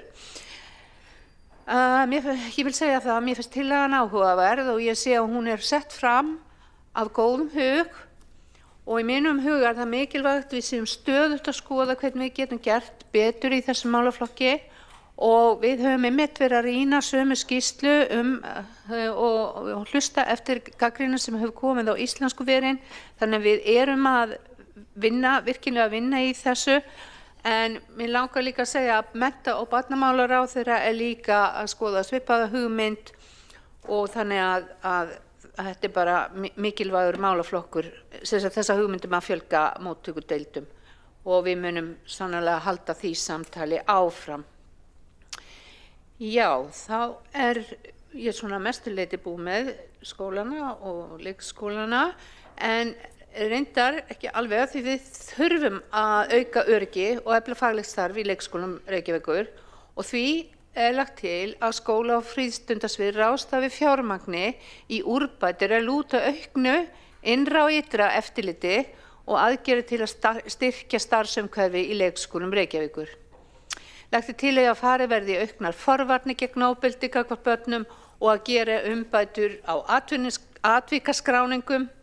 Aðgerðirnar verði gaumgæfðar og kostnaðargreindar með það að markmiði að auka gæði, bæta starfsumhverfi og gera alla ferla skilvirkari. Og næstum vert að styðja við alla faglega forystu í þeim tilgangi að auka öryggi innan leikskóla samfélagsins. Og það gert ráð fyrir að það taki alltaf 2 ár að innleiða þessar aðgerðir að fullu. Það verið að vinna í því að forgangsraða þessum aðgerðum. Við erum líka bæti í vegna aukinna notkunar barna og ungmenna á frístundakortinu sem sannarlega ánægjuleg þróun. Við hefum líka sett í hliðar pott upp á 5 milljónir sem á að styrkja börn í viðkvæmri stöðu til að taka þátt í skipulögðu íþrótta- og tómstundastarfi alla borg. Styrkur getur falið í sér að greiða fyrir þátttökugjald í tómstundum og jafnvel styrk til að kaup á útbúnaði fyrir íþrótta- og tómstundastarfi. Og það gert ráð fyrir að þetta verkefni verði tilraunaverkefni til 3 ára. Þetta mjög spennandi verkefni og ég vona svo sannarlega að það gangi vel. Og það líka verið að bæta við fjármagni til að bregðast við fjölgun fatlaðra ungmenna sem eru á framhaldsskólaaldri og sækja þjónustu í hinu húsinu sem mjög mikilvæg starfsemi. Allar þessar tillögur sem ég hef nefnt hér á undan sýna svo ekki verður villst að við setjum þjónustu við börn og ungmenni í forgang. En í uppfærði fjárhagsáætlun eru nýjar aðgerðir til að sporna við veikindum og kulnun meðal starfsfólks, verið nefnt hér áður, og það á að stofna sérstakt stuðningsteymi sem mun styðja við stjórnendur á starfsstöðvum Reykjavíkurborgar þar sem að veikindafjarvistir eru miklar en einnig aðstoða stjórnendur við útfærslu á mönnun með tilliti til starfsemi og mannafla. Áætlaður kostnaður við stuðningsteymið 41 milljón króna en á móti væntum við þess að það verði kostnaðarlækkun vegna þessara aðgerða og mögulegur ávinningur geti verið á bilinu 400 til 800 milljónir króna á ári. Auk þess sem minni veikindafjarvistir draga úr þjónustuskerðingum og minnka álag almennt á starfsfólk og stjórnendur. Okkur í þessum meirihluta mjög umhugað að styrkja uppbyggingu íbúða á félagslegum grunni. Því leggjum við til að Reykjavíkurborg greiði 513 milljónir króna eigin fjárframlag til félagsbústaða. Samhliða þessu verður nýtt viðskiptalíkan félagsbústaða undirbúið. Nýju viðskiptalíkani ætlað að bæta sjóðstreymi og tryggja sjálfbærni félagsins.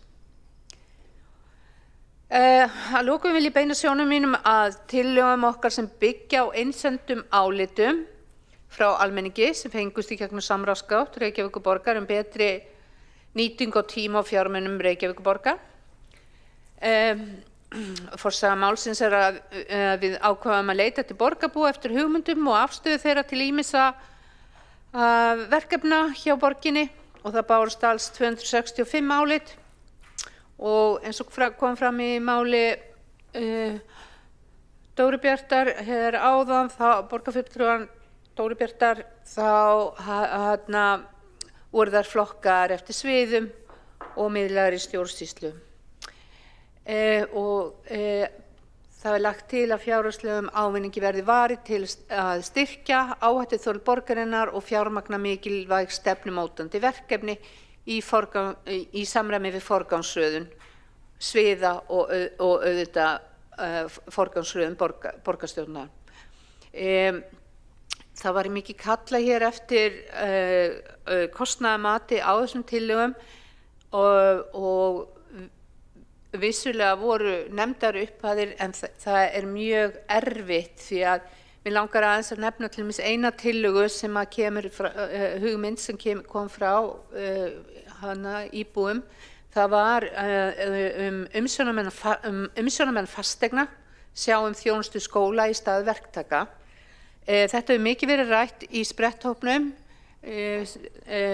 sem að skoða starfsaðstæður í leikskólum og það var kallað mikið eftir þessum úrbótum frá leikskólastjórum og víða, en þarna hugmyndin að við viljum gjarnan ávarpa þetta og koma tillögu að þessu því að það þá hugmynd að það séu umsjónarmenn leikskóla, skipta milli sín, sem að þýðir að það einfaldar allt ferlið, að vantar peru eða það þarf að gera við hillu eða hurð eða hvað sem þannig að þetta sparar vinnu hjá leikskólastjórum, auk þess að þetta líka kallað eftir þessu vegna að þetta tryggir að það sé eftirlit með húsnæðinu til dæmis á sumrin, það sé opni gluggar, þannig í raun þetta hugsað sem sparnaður til lengri tíma líka, þannig að það oft erfitt að setja einhverja fjárhæð á slíka aðgerð. En ég vildi bara nefna eina, ég ætla ekki að fara út í hinar, Dóra Björk gerði það svo vel hér áðan. En að lokum þá vil ég meina að uppfærð fjárhagsáætlun sýnir ábyrgur rekstur borgarinnar. Við stöndum vörð mikilvæga grunnþjónustu í samræmi við félagslegar áherslur samstarfsflokkana. Við munum áfram vinna að hagræðingu í rekstri með það að leiðarljósi að búa til enn frekar svigrúm til að fjármagna og bæta þjónustu við viðkvæma hópa. Og ég var líka bara að lokum þakka starfsfólki, fjárfestinga og áhættustýringasviðs fyrir alla aðstofuna að raungera þessa fjárhagsáætlun. Halldóra, Erik, Hörður og fleiri og bara fyrir kvöldfundina og öll svörin og hjálpina. Það verða mín loka orð. Takk fyrir.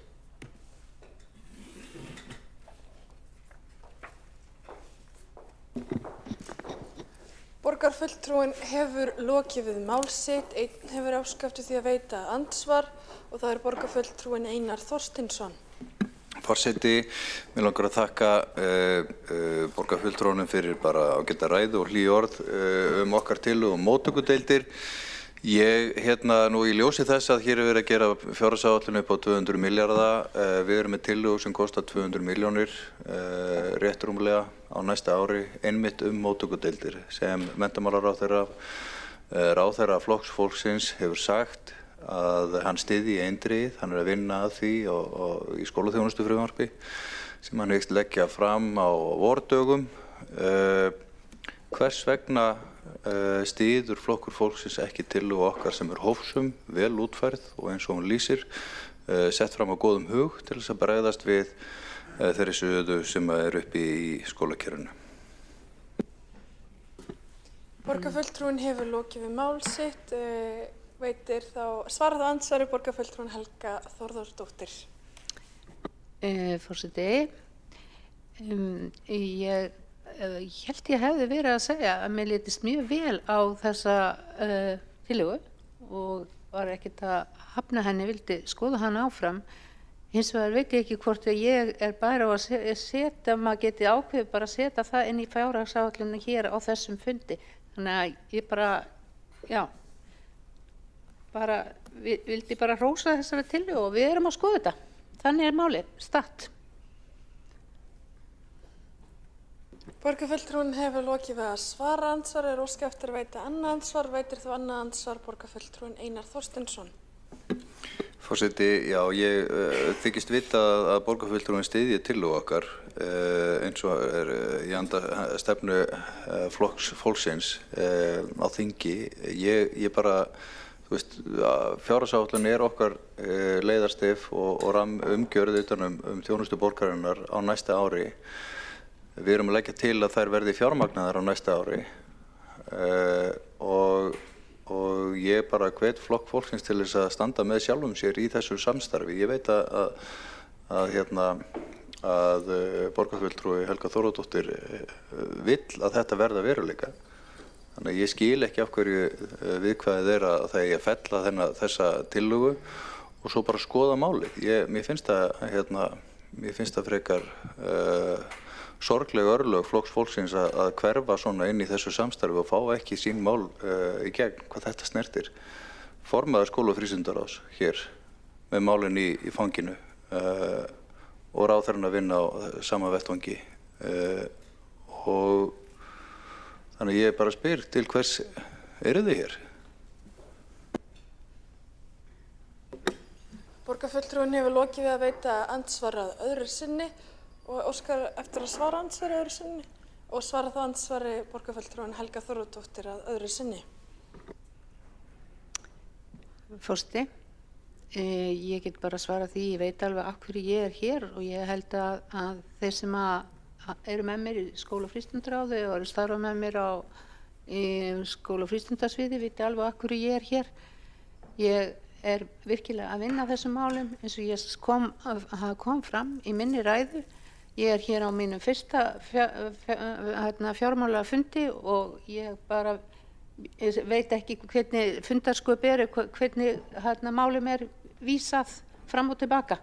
Þannig að ég hafna því að það skert eitthvað lítið úr minni veru hér. Borgarfulltrúinn hefur lokið við að svara andsvar öðru sinni og telst á andsvörum undir þessari ræðu lokið. Næst á mælendaskrá er borgarfulltrúinn Líf Magnúsdóttir.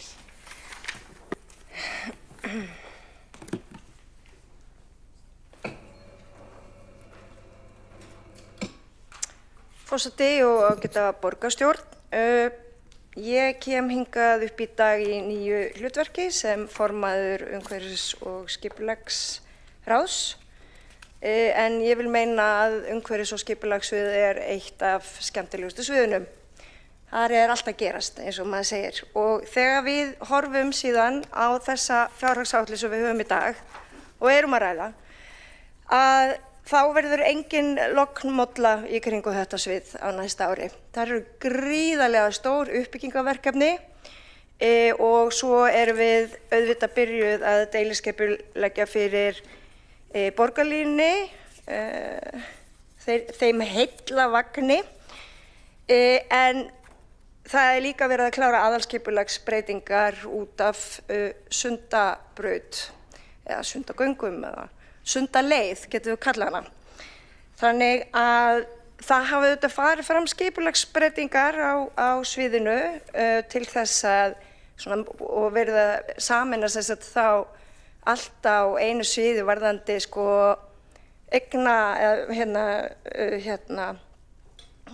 eignaskrifstofuna og lóðateymið og auðvitað eru viðhaldsmálin þarna líka.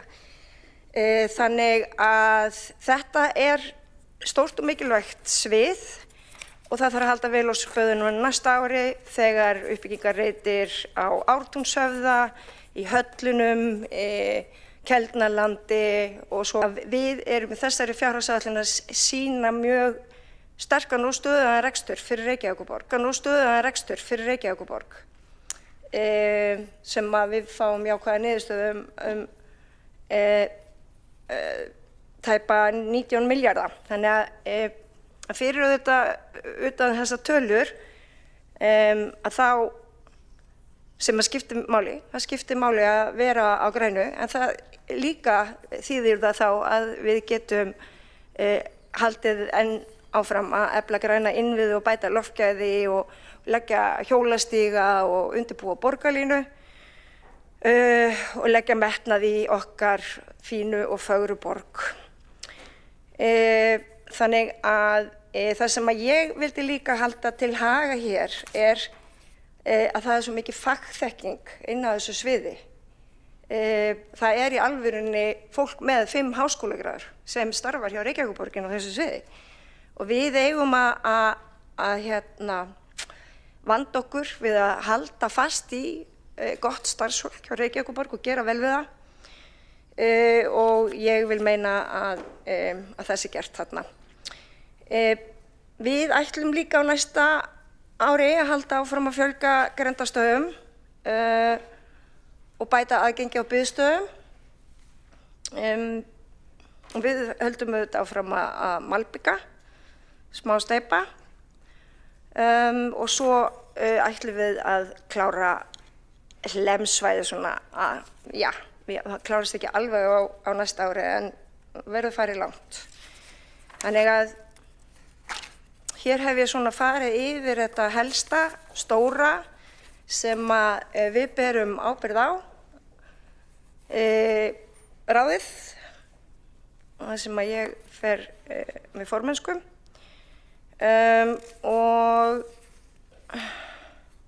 og ég vil bara að lokum segja þetta var vinna við þessa fjárhagsáætlun, hún var ólík. Ég hef ólíka upplifun af vinnum við þessa fjárhagsáætlun heldur en undanfarin ár og í öðrum meirihlutum. Mér fannst starfsfólkið okkar mjög greiðvikið og boðið og búið til þess að aðstoða okkur í öllum þessum aðstæðum, fljóta reikna, snögg og klár og svo held ég að þau sofi bara 2 tíma á nóttinni eða eitthvað vegna þess að við þurftum að halda nokkra kvöldfundi. En það allt í lagi. Þetta var allt gert í miklu vinskap og við vorum sammála markmiðin, ekki bara fyrir þetta svið, heldur fyrir öll sviðin og ég held að við getum í þessari góðu niðurstöðu með þessa góðu fjárhagsáætlun haldið áfram að gera Reykjavík að enn betri borg. Takk þið öll, starfsfólk. Ég ætla ekki að nefna neitt sérstaklega, en þið vitið hver þið eruð.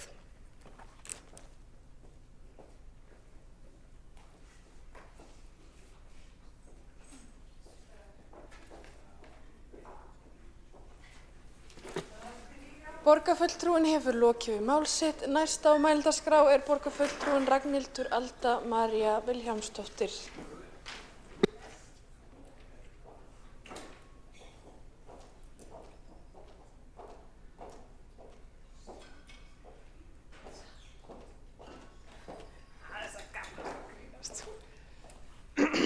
Heyrðu, mér sagt að ég geti talað lengi Vák að það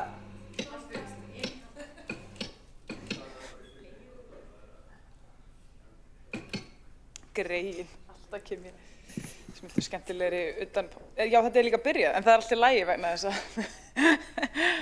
Heyrðu geta alveg nota tíman í að ræskja mig allt Virðulegi forseti og kæru borgarfulltrúar Ég ætla bara að byrja þessa ágætu ræðu hér í dag á spakmælunum, eða sannyrðunum. Skuld í dag skattur á morgun.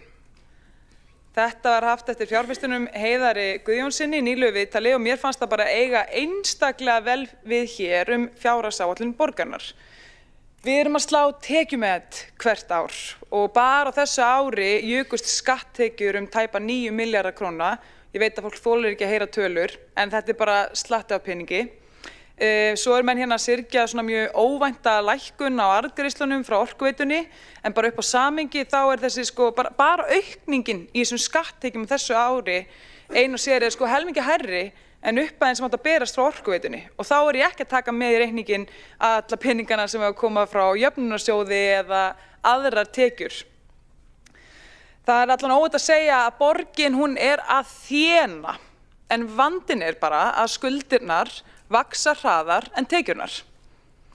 Og bara á þessu ári jukust hreinar vaxtabyrjandi skuldir 11 milljarða. Þannig að þið sjáu að það svolítið bil. Og svo kom fram hérna í glæru kollega míns að rekstrarkostnaðurinn jókst 11 milljarða. En þetta bara einhvern veginn alltaf sama svona þemað ár frá ári og svarið við þessu líka það sama, hækka gjaldskrár, hækka verð, taka meiri lán og svona velta þessu á undan sér. En við skuldum ekki 140 milljarða vegna þess að skattanir og gjöldin ekki nógu há.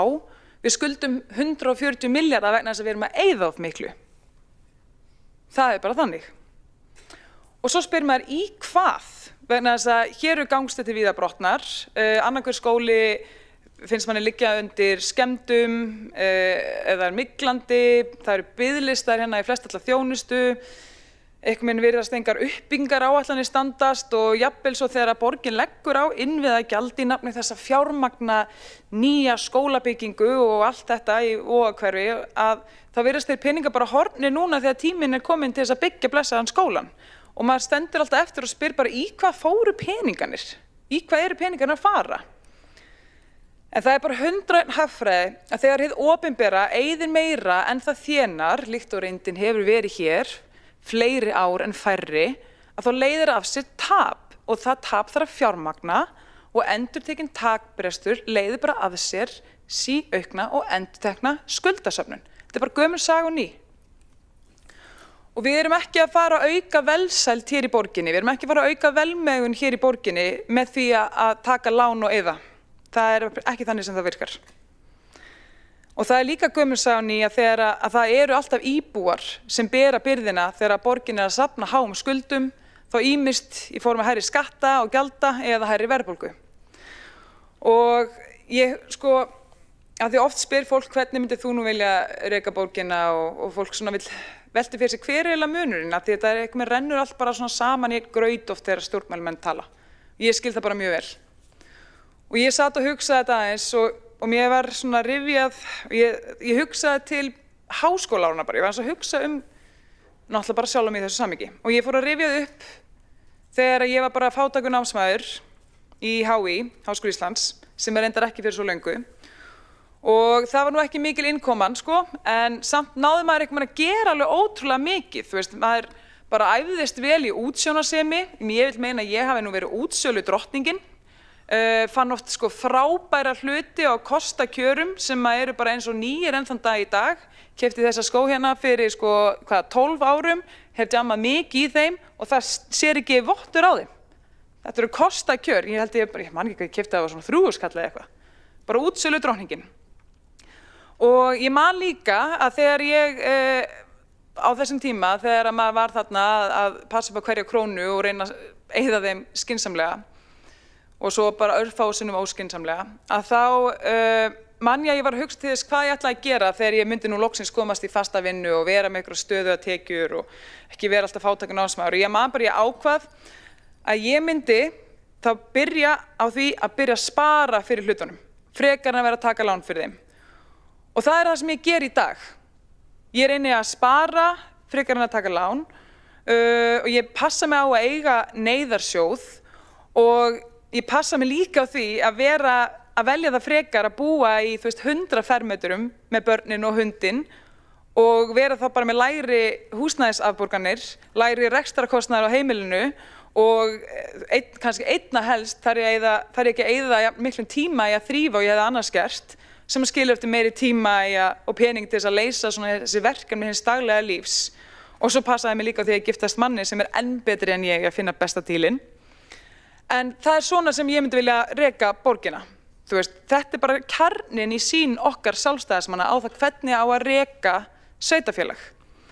Bara, þú vilt reka það þannig, þú vilt vera með borg sem getur sparað fyrir hlutunum. Borg sem á neyðarsjóð. Borg sem kann að finna besta dílinn. Borg sem passar að vera með litla yfirbyggingu til þess að setja meiri tíma og meiri peninga í það sem að skipti raunverulega íbúa máli. En þetta bara því miður ekki borgin í dag. Borgin í dag frekar svona hátekjukona sem að reiða sig á vísakortið og raðgreiðslur. Og það verður engin ríkur af því að þéna En menn geta orðið ríkir af því að spara. Vegna þess að ég nú að vitna mikið í sniða menn og þá var þetta hann Aðalsteinn Jónsson, útgerðarmaður á Eskifirði sem sagði þetta. Hann var einnig þekktur sem Alli ríki, þannig við getum treyst í að hann kunni að fara með peninga. En í hvað svo tími starfsfólks að fara? Ég hef oft spáð í þessu. Þú veist, hver afraksturinn? Hvað erum við að fá fyrir alla þessa skattpeninga og allt þetta sem við erum að fara í? Og það mjög augljóst oft sko velferðarsviði í hvað peningun að fara vegna þess að þá sér maður svona þjónustuna. En það eru önnur svið sem að taka rosa mikið til sín og maður velta fyrir sig hvað verið að gera með allt þetta starfsfólk og svona. Og það nú bara ekki langt síðan að hér var kynntur með til dæmis bara prompt og prakt nýi Skerjafjörður svo kallaði. Og í þá skipulagsvinnu fóð bara mikill metnaður og tími og orka og peningar og þessu var forgangsraðað af einhverjum ástæðum umfram annað þó að þarna sér reyndar flugvöllur í fullri starfsemi sem ekkert á förum næstu áratugum og maður vill náttúrulega gera sér hugleiðt að þarna hafi væntanlega verið að reyna að fullnægja svona hatri þáverandi borgarstjóra á flugvellinum eða þá að reyna að blása lofti í húsnæðisáætlanir. En við erum líka með fjöldan allan á skólahúsnæði sem bara nauðsynlegt að laga og ætti að vera númer 1, 2 og 3 að koma í lag en samt eru milljarðar að fara í hinn ýmsu torg sem bara augljóslega ekki bráðnauðsynleg þjónusta við íbúa. Og svo skreita borgarfulltrúar meirihlutann sig með því að nú ætli sko að setja milljarða í að laga þessar skólabyggingar sem náttúrulega betra seint en aldrei. Því við erum á þessum stað vegna þess að sömu flokkar spöruðu sér svo mikið í viðhaldi síðustu kjörtímabil. En það segir allt sem segja þarf að hér menn að skreita sér með upphæðinni sem á að fara í að laga þetta skólahúsnæði en ekki hversu marga skóla á að laga. Og 8 milljarðar duga væntanlega skammt miðað við til dæmis kostnaðinn á Brákaborg eða Fossvogsskóla. Og ég get þulið upp ýmis fleiri dæmi það sem ég myndi kalla furðulega ráðstöfun á tíma starfsfólks og skatttekjum íbúa. En þessi stað ætla ég bara að vitna í sérfræðingana sem hafa reiknað þetta út og benda á og það sem þeir eru að benda á að Reykjavíkurborg ekki að nýta þá stærðarhagkvæmni sem borg af þessari stærð ætti að hafa.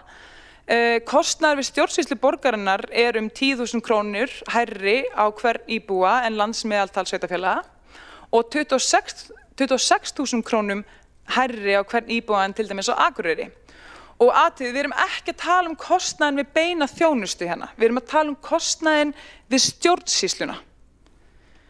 Og stjórnsýslufræðingar að benda á að Reykjavík, sem langstærsta sveitarfélag landsins, ætti að hafa alla burði, bara með bestu forsenduna til þess að ná hagkvæmni, stærðarhagkvæmni.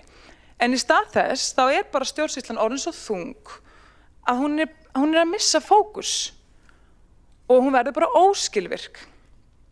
Og það hefur nú komið fram hérna áður en í miðlægri stjórnsýslu nú rúmlega 600 stöðugildi og þar af fjölmörg í millistjórn og verkefnastjórnun sem ekki að vinna beint að þjónustu við íbúa. Og þetta bara skýrt merki að yfirbygging borgarinnar sé orðin of stór og íbúar borgarinnar sé að greiða hærri kostnað við kerfi sem ekki að skila þeirri hagkvæmni og þeim þjónustu bótum sem að stærðin ætti að tryggja. Því að stórt og flókið stjórnsýslubákn ekki ókeypis, þvert á móti það mjög dýrt, það þungt og það hægir á allri ákvarðanatöku. Og afleiðingin bara hærri skattar, lengri biðlistar, meiri tafir og lengri svartími til dæmis. Og þetta þekkja íbúarinn í Reykjavík af eigin raun. Cirka einu sinni í viku fæ ég skilaboð frá einhverjum sem var að reyna að senda borginni póst en fær engin svör. Og þegar ég að svara þá spyr ég oft hversu langt síðan þú sendir póstinn. Það þegar ég sendi fyrir svona viku, 2 vikum og ég ekki að fá nein svör. Og ég hef ófáum sinnum þurft að vísa erindum áfram vegna þess að þeim ekki svarað og þetta bara virkilega flókið að reyna að átta sig á því hvar þessi erindi eiga heima. Og það bara til marks flækjustigið í yfirbyggingunni, þannig ég skil alveg að starfsfólki kannski á gólfinu að fá þessa pósta og veit ekki alveg hvert að fara og sé þess að svara seint og illa. En mér finnst svona eiginlega dapurlegast að ég heyri sögur frá fólki eða íbúum hérna sem að muna tímana tvenna. Ég heyri oft minnst á hvernig það var hérna áður fyrr. Það var það þannig að fólk gat bara hringt beint í starfsfólk eða mætt á svæðið og fengi bara bein svör við spurningum sínum. Og yfirleitt var líka hægt að leysa þá líka bara málið á staðnum. Og það var allmest einn maður sem ég var að tala við daginn og hann hefur mikla reynslu af uppbyggingu henni í borginni og hann var að lýsa því hvernig, núna tekur það marga mánuði að fá oft svar við bara einföldustu spurningum frá byggingafulltrúa. En hérna í gamla daga áður fyrr, þá gat bara hönnuðurinn mætt á svæðið bara með teikningarnar og allt annað sem að þurfti, fengi fund með byggingafulltrúa og það var bara hægt að afgreiða málið í einni lotu. Það þurfti ekki að draga þetta yfir marga mánuði. Og hlutin gengur bara skilvirkt fyrir sig. Og það nú eitt líka einn góð saga sem að sögufróðasti maðurinn hér inni, kollegi okkar Kjartan Magnússon sem að þekkir sögu borgarinnar inn og út, getur sagt okkur allt slúðrið frá því í gamla daga. Hann var að rifja upp hérna daginn við mig, með leyfi forseta, að þegar Davíð Oddsson var borgarstjóri þá var hann alltaf með bara reglulega viðtalsfundir sem að hver sem gat bókað, þar sem hver sem gat bókað viðtal hjá honum, bara hver sem Og það var þannig að þegar að menn mættu, til Davíðs og lögðu fram vandamálin sína, spurningarna sínar eða það sem þetta leysa, þá bara tók hann upp á því að hringja bara beint í starfsfólkið sem að koma að málinu og spyrja bara út í málið, oft jafnvel fyrir framan íbúann Og þá gat hann bara fengið strax svör og svo gat hann líka bara fundið strax leiðina til þess að leysa málið. Og þetta fannst fólki alveg geggjað. Þetta bara svona átt að vera. Það á bara að vera gott aðgengi af fólki. Við erum hérna bara í þjónustu við íbúa. Við erum ekkert að vera í einhverju fílabeinsturn. Fórum ekki að taka síman. Og en þetta var bara, sérkenni í stjórnartíð Sjálfstæðisflokksins, af því að núna staðan þannig að maður dirfist til þess að leggja fram tillögu að heilbrigðiseftirlitið sem símatíma og borgarfulltrúar meðhluta sumir bara rís upp á afturlappirnar. Það jafnvel þannig að þóra menningin sem að taka þátt í þjónustukönnunum sem að bera okkur saman við önnur sveitarfélög. Við eigum að vera með sveigjanlega, libra og skilvirka borg og við getum það. Ekki yfirstóra, ósveigjanlega og dýra borg. En þessi staða, hún var náttúrulega ekki til á einni nóttu. Þetta náttúrulega bara afrakstur langrar valdatíðar, ég verði alveg bara að segja fyrrverandi borgarstjóra Samfylkingarinnar sem núna stokkinn frá borði og svona skiljandi alla aðra eftir í skipbrotinu sem að innri endurskoðun hefur nú varla undan að gera úttektir á. Og ég segja núna þegar það rosalega langt liðið á ræðuna og ég svona búin að ná að hrekja sem flesta úr salnum að mér hefur alveg fundist vera munur á núverandi borgarstjóra Samfylkingarinnar og þáverandi, svo það sé sagt. Mér hefur fundist Heiða Björk Hilmisdóttir vera almennt bara mun heiðarlegri gagnvart minnihlutanum, faglegri og svona tilbúnari til þess að nýta rýnið til gagns. Ég ekki bara að segja þetta vegna þess að ég er búin að vera að drulla svo mikið yfir meirihlutann síðustu mínúturnar. Ég hugsa þetta oft og segja það sjaldnar. En það eru kannski náttúrulega ekkert allir sammála þessu og það bara allt í lagi. En það oft þannig að þegar maður situr gegnt einhverjum þá fær maður aðeins aðra sýn en þú situr við hliðina á einhverjum. Við hlið manns sérðu það sem beint fyrir framan manninn og beint fyrir framan þig. En þegar þú ert að sitja móti einhverjum þá sérðu það sem fyrir aftan manninn. Þannig að ég vil meina eftir að hafa hort mikið á svona hort og séð það sem fyrir aftan fyrrverandi borgarstjóra Samfylkingarinnar að sá núverandi mun skári. En hvernig sem öllu þessu líður þá alveg óhætt að þakka okkar kæra og elskulega starfsfólki, fjármála og áhættustýringarsviðs sem búið að sitja hérna baki brotnu við þessa vinnu og ég bara vil hugga þau með því að lofa þeim því að þegar ég kemst hérna í stjórnarstólinn að þá mun ég tryggja þetta verið mun léttari vinna. Annars þakka ég bara fyrir mig og já, hef ekkert meira að segja um þetta mál.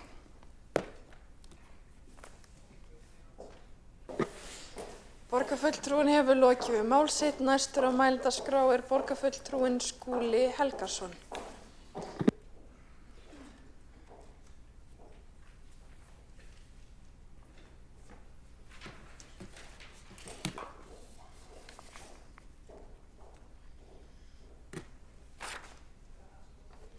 Já, forseti ágæta borgarstjórn. Ég ætla að fara hér nokkrum orðum yfir hagkerfið hjá menningar- og íþróttasviði og hvernig myndin lítur út með tilliti til komandi árs. Við erum með fjárhagsramma sem að losar einhverja 24 milljarða. Stendur þetta nú aðeins á sér? Nei. Og tæplega 400 milljónum betur á næsta ári. Þar hafi gert ráð fyrir tæpum 3 milljörðum í tekjur sviðsins og framlög borgarinnar til þessara mikilvægu málaflokka menningar og íþróttastarfs verða því 21,5 milljarður á næsta ári. Það er gert ráð fyrir því að stöðugildum fjölgi lítilega á næsta ári eða 16 og það er eiginlega ein megin skýring á þeirri fjölgun og hún liggur í fjölgun starfsfólks í frístund fatlaðra framhaldsskólanema. Þar erum við að fá einn mjög stóran árgang á þessu skólaári sem er 2009 árgangurinn og þjónustu þegum fjölgar 44 og hún kallar á fjölgun stöðugilda 11 hjá hinu húsinu. Síðan eru þarna 4 stöðugildi til viðbótar sem að tengjast rekstri á íþróttahúsinu Austurbergi sem að borgin tók yfir á þessu ári sem áður var í höndum íþróttafélagana Aþenu og Leiknis. Og þegar við skoðum áætlaða skiptingu rekstrarframlaganna á sviðinu þá sjáum við það að það renna 57% í íþróttaborgina. Síðan erum við með 31% í menningaborgina, samanlagt 4% í útilífsborgina og jafnhátt hlutfall í hitthúsið. Og þegar við síðan rýnum í nánari sundurliðun þá kemur í ljós að rekstur íþróttamannvirkjanna er að taka til sín 28% af rekstrarútgjöldunum, styrkir framlög, samningar og sérverkefni á menningarsviðinu 16%, sundlaugarnar 15% og stóru söfnin okkar 3, Borgarbókasafn, Listasafn Reykjavíkur og Borgarsögusafn eru með samtals 14% hlutdeild í helstu framlögum sviðsins og að svona megin liðirnir séu þar tilteknir. Nú, breytingarnar á milli ára á fjárhagsrammanum eru þessar að gjaldskrártekjurnar eru að hækka 3,5%, þetta eru 61 milljón rúmlega, launin hækka 5%, annar rekstrakostnaður 224 milljónir, innri legan 261 og frístund fatlaðra ungmenna kemur síðan inn sem liður milli umræðna og munar mikið það því þetta er eins og ég nefndi áðan liður sem að hækkar verulega milli ára út af fjölgun þjónustuþega. Hvað er að gerast síðan milli umræðina? Þar sjáum við að það hefur verið að bæta í varðandi frístundastyrkin eins og kom fram í máli borgarstjóra við upphaf umræðunar. Mjög mikilvægt að fá þetta inn því nýtingin á frístundakortinu hefur aukist mjög mikið sem er nákvæmlega þar sem við stefndum að þegar við hækkuðum fjárhæðina núna í byrjun kjörtímabilsins og þessi liður er að fara kalla á viðbótarútgjöld upp á 155 milljónir á næsta ári. Frístund fatlaðra ungmenna það er svipuð stærðargráða, þar er fjárvöntunin upp á 140 milljónir og hún kemur inn að hluta til í gegnum ófyrirséð en að hluta til í gegnum tilfærslur og hagræðingu á sviðinu. Nú síðan er það þessi nýji frístundasjóður sem að Helga Þóradóttir, formaður skóla- og frístundaráðs, fór vel yfir í sinni ræðu áðan upp á 5 milljónir og síðan erum við að klára aðgerð varðandi hækkun menningarstyrkja sem að við boðuðum hér í umræðunni í þessum sal fyrir aðra umræðu fjárlaga 2023 og þá ræddum við það að rjúfa þá kyrrstöðu sem hafði verið varðandi heildarfjárhæð menningarstyrkjana í heil 7 ár með því að hækka þá í 3 áföngum og þetta er síðasti áfangin upp á 15 milljónir. Alls 315 sem bætast við á milli umræðna, þar af eru 95 með hagræðingu á menningar- og íþróttasviði. Samandregið svona helstu liðir í fjárfestingunni eru þessir að það er framlag aukið til skíðasvæða höfuðborgarsvæðisins sem fara sérstaklega í Skálafell, 144 milljónir. Síðan erum við með mjög mikilvæga fjárfestingu í hinu nýja vetrargarði sem að verður algjör paradís fyrir áhugamennum vetraríþróttir og reyndar eins og ég kem nánar að á eftir mun nýtast allan ársins hring í fjölbreytta útiveru. Eins og við þekkjum þá erum við að fara í framkvæmdir upp á það að laga selalaugina eða gera löngu tímabærar endurbætur á selalaugin í fjölskyldu- og húsdýragarðinum. Hún hefur verið allt of lítil og verið svona þyrnir í augum varðandi dýraverndarsjónarmið árabil. En nú liggja fyrir svona fyrstu tillögur þá framkvæmd og hægt að ráðast í fyrsta áfangun á næsta ári. Hér sjáum við aðeins til upprifjunar hvað hefur verið að gerast varðandi frístundakortið. Þetta er mjög merkileg þróun. Fyrir 10 árum var nýtingin á frístundakortinu eða styrknum 65%, hækkaði upp í 75% næstu 5 ár þar á eftir en síðan tók nýtingin skarpa dýfu á COVID-tímanum, kannski eðlilega, en undanfarin 5 ár hefur leiðin legið bratt upp á við, sérstaklega eftir að við hækkuðum styrkin í 75.000 krónur per barn 2022 og í ár fer þessi nýting í fyrsta sinn yfir 80% og stefnir í 83% á næsta ári. Nú það er ekki þannig að það sé að verkefninu sé lokið við að klára fjármögnun á einstökum liðum. Það vantar ennþá tæpar 350 milljónir til þess að loka gatinu ef svo má að segja. En við erum að vinna með hagræðingartillögur sem að standa í 300 milljónum á þessum tímapunkti og höldum áfram þeirri vinnu á allra næstu vikum. En það er vissulega ákveðin óvissa með einstaka liði í þeim tillögum.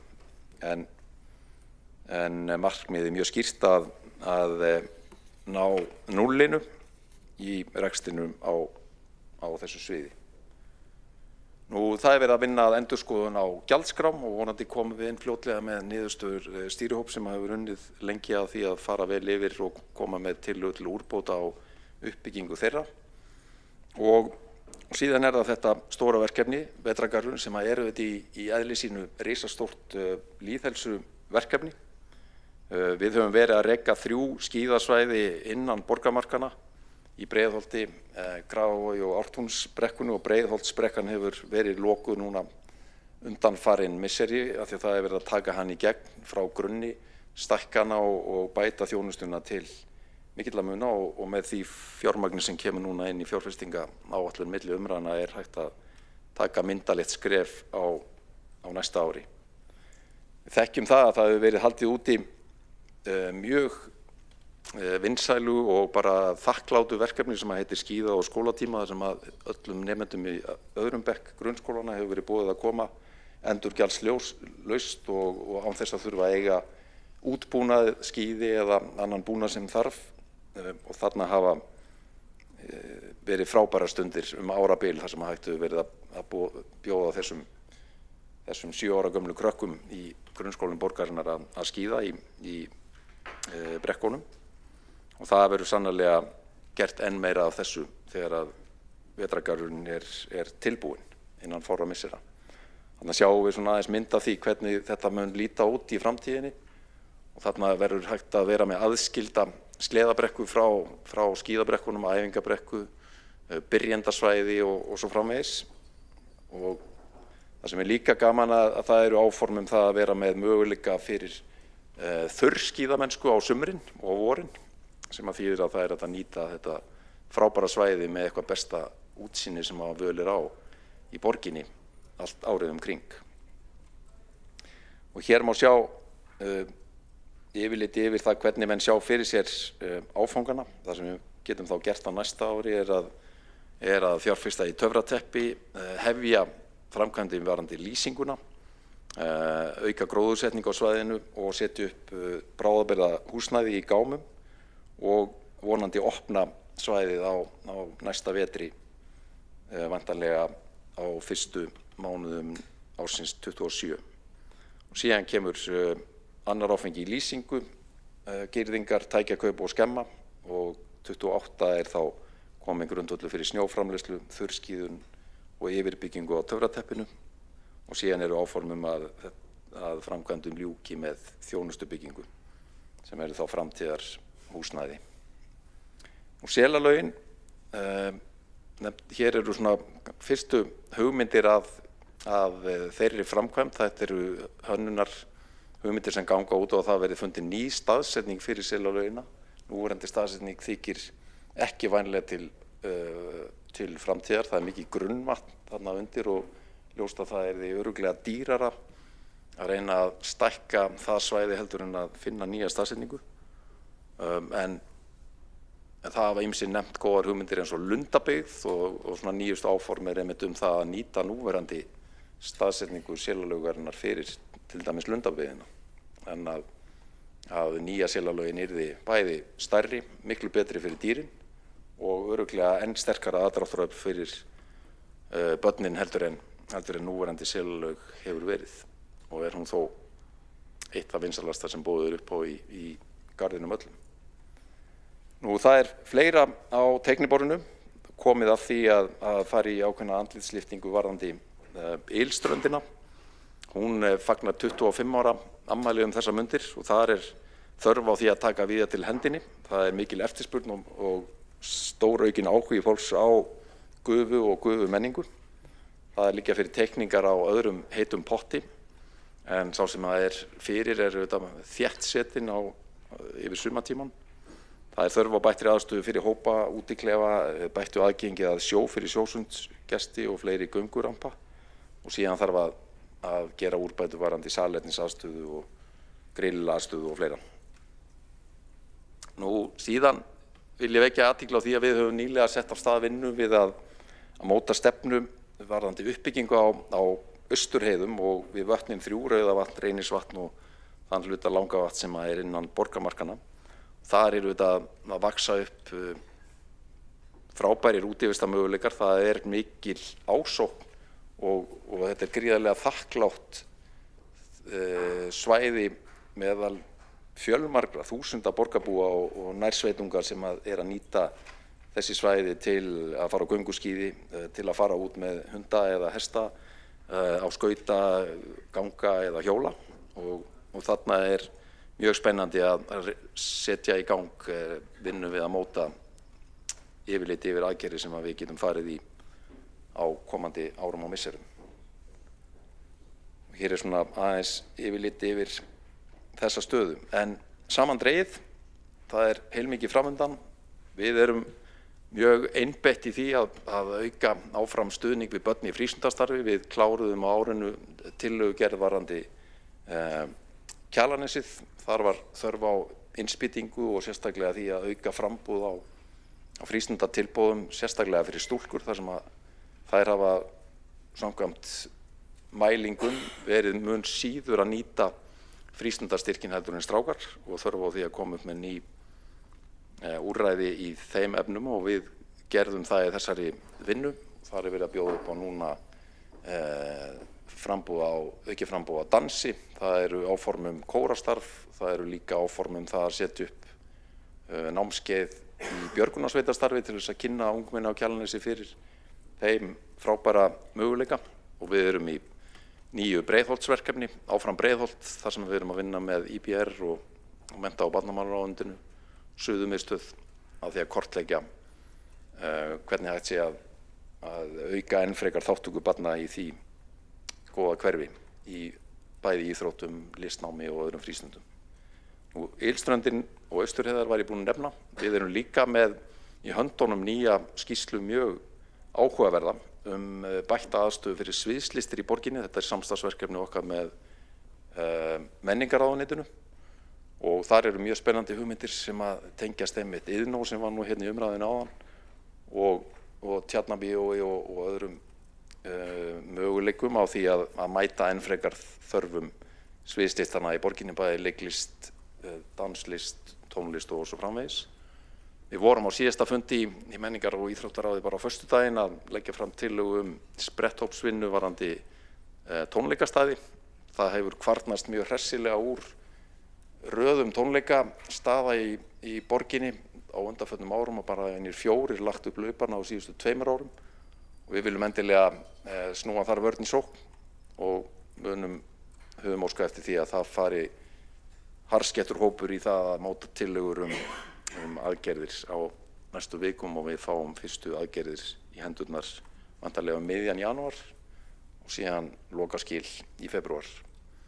Ný stefna Viðey sem við kynntum í menningar- og íþróttaráði síðastliðinn föstudag og verður kynnt í borgarráði á fimmtudaginn og síðan í gangi vinna varðandi það að bjóða meiri umbætur og aðstöðu í sundlaugum borgarinnar fyrir barnafjölskyldur og að lokum nefni ég endurbætur og andlitslyftingu í fjölskyldu- og húsdýragarðinum en þar hefur lengi verið þörf á því að móta svona stefnu hvert við viljum halda með þann garð, hvaða þjónustu við viljum bjóða upp á og við erum með starfshóp að störfum sem að mun skila tillögum sem við síðan í spretthópi kjörinna fulltrúa munum fara yfir og velja úr. Þar með við lokið þessari yfirferð yfir það sem framundan á menningar- og íþróttasviði. Við erum bara mjög þakklátt fyrir þá góðu samstöðu sem var í meiri hlutanum að finna svigrúm til þess að fjármagna frístundamálin, frístundfatlara milli umræðna og líka mikilvægt að fá tækifæri til þess að taka stór skref í fjárfestingum í þessum geira. Ég þakka öllu starfsfólki fjármála- og áhættustýringarsviðs fyrir frábæra vinnu og starfsfólki menningar- og íþróttasviðs sömuleiðis fyrir afburða vinnu á krefjandi ári. Það engin ástæða til annars en að horfa björtum augum fram á veginn, frábær tækifæri fyrir okkur í borginu okkar bæði á menningar- og íþróttasviðinu.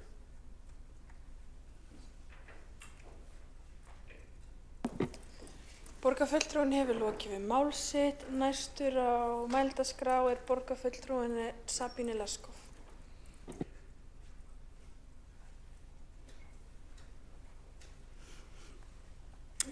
Forseti, ég ætla að líta svo á að nú leggi þessir samstarfsflokkarnir fram sína fyrstu fjárhagsáætlun. Hvort að vera fleiri mun tími leiða í ljós. Það sem bæði þetta samstarf og þessi áætlun eiga sameinlegt eru óvændar aðstæður og áskoranir og áherslan á verkefnin sem þarf að leysa með samtali og mikilli vinnu. Forseti, ég fengi þann heiður að leiða mannréttindaráð Reykjavíkurborgar sem hefur séð mikla breytingar á þessu ári sem hér endurspeglast í fjárhagsáætlun. Íbúaráðin voru sett í hlé, samráðsnefndirnar þrjár, öldungaráð, aðgengis- og samráðsnefnd í málefnum fatlaðs fólks og fjölmenningarráði voru sameinað þáverandi mannréttinda- og ofbeldisvarnaráðinu sem var sem sagt aftur að mannréttindaráðinu. Á þessi kjörtímabili tók ráðið þar að auki nú þegar hlutverk ofbeldisvarnaráðs. Þessar sameiningar þýddu töluverða aukningu í vinnuálaginu á kjörna fulltrúa eins og lesa mátti núna í vikunni í heimildinni í umfjöllun árekstra í Sjálfstæðisflokknum þar sem fjallað var hversu mikið vinna það væri að sitja í mannréttindaráðinu. En að ráðið fundar stundum vikulega, oftast jafn lengi og stóru fagráðin. Þannig meira vinna fyrir kjörna fulltrúa en sparnað fyrir borgina. Þessar breytingar endurspeglast mjög skýrt í fjárhagsáætluninni og starfsskyldi mannréttindaskrifstofu fara úr 11,5 niður í 7. Miðað við árið 2025 þá minnka framlag til mannréttindaskrifstofunnar úr 382 milljónum í 244. En þar af skilar skrifstofan 74 milljónum til borgarsjóðs vegna íbúaráða. Lýðræðisverkefni reyndi að flytja einfaldlega til þjónustu nýsköpunarsviðsins og þar með skila skrifstofan 37,5 milljónum, 15 milljónum í áhættusvið með flutningu starfsmanns sem sinnir kynju, starfs- og fjárhagsafleiðingar. Skrifstofan sjálf lækka einnig annan rekstrarkostnað 10 milljónir. Óhreyfður kostnaður ráðsins, skrifstofunnar sem heitir þjónustu við innflytjendur, aðgerðir gegn heimilisofbeldi og framlag til Bjarkarlýðs. Þetta ekki stóra upphæðir, en ég ætla samt að tíunda þetta hér stutt. 25 milljónir í þjónustu við innflytjendur reynda kannski ekki góður titill, en fyrst að heiti þetta einu sinni, þá erfitt að breyta því til að hafa samanburð við fyrra árin. En þessar peningar fara fyrst og fremst í alþjóðlegt samstarf. Þar má nefna Nordic Safe Cities sem norrænt samstarf öryggir borgir, vinna gegn félagslega útskúfun og öfgahyggju, fyrir lýðræði og gegn hatursorðræðu, Intercultural Cities, fjölmenningarborgir, regnbogaborgir og ICON-verkefnið. Aðgerðir til gegn heimilisofbeldi sem nema 55 milljóna fara í raun og veru bara beint í starfsmannakostnað fyrir útköll. Og Bjarkarlýðs framlag einfaldlega framlag borgarinn til húsaleigu sem 10 milljóna. Allar þessi liðir sem sagt fast í þessum verkefnum. Aðeins áherslur ráðsins og sviðarins fyrir 2026 sem inn í þessa fjárhagsáætlun. Það eftirfylgni við aðgerðaáætlun Reykjavíkurborgar í jafnréttis- og mannréttindamálum, eftirfylgni við aðgerðaáætlun gegn ofbeldi, eftirfylgni með fjölmenningarstefnu sem var samþykkt í drögum á síðustu borgarstjórnarfundi og áframhaldandi regnbogavottun. Þetta allt saman verkefni sem skuldbindingar til margra eða til fleiri ára. Grundvallaratriði í þessum málaflokki einmitt að eftirfylgni og framkvæmd sé ekki alltaf í sömu höndum og sérfræðiþekking á endanum ódýrara að hafa á einum stað.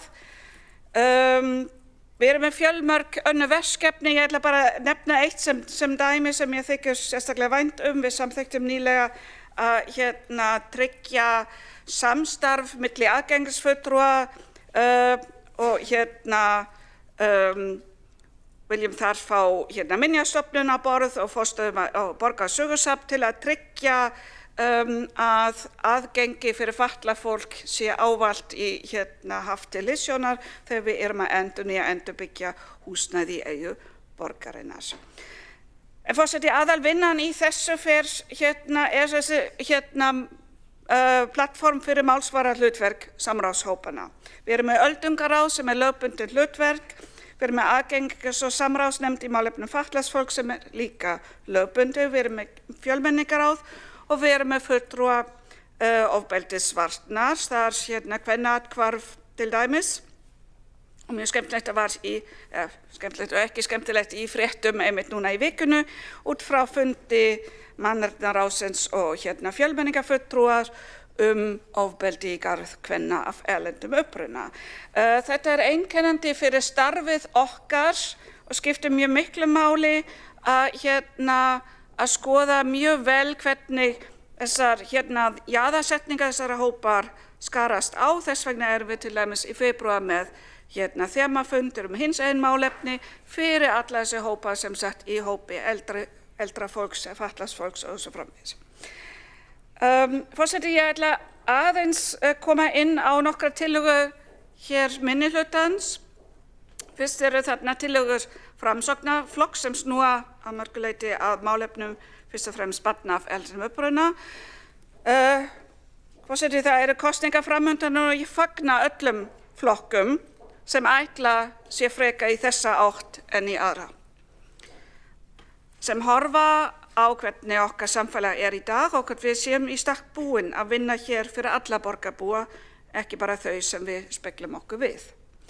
Þannig að þarna eru tillögur varðandi móttökudeildir íslensku barna af erlendum uppruna og þetta eru áherslur sem við tökum undir og erum líka með eða höfum sett fram til frekari skoðun bæði hér og í samstarfi ráðuneytinu. En margt þarna sem mér finnst mjög áhugavert og líka ætla að rósa Framsóknarflokkum fyrir greinargerðina sem fylgir þessar tillögur sem mjög ítarleg og velunnin. Ég hef unnið í þessu málaflokki í meira en 20 ár og þessi spurning mér sérstaklega varðandi þarna móttökudeildir sem kemur það fram sem sagt spurning hvort stuðningi við þennan hóp fari fram sér eða innan þeirra skólaeininga þar sem börn eru ásamt sínum jafnöldrum alltaf spurning ákveðin jafnvægi.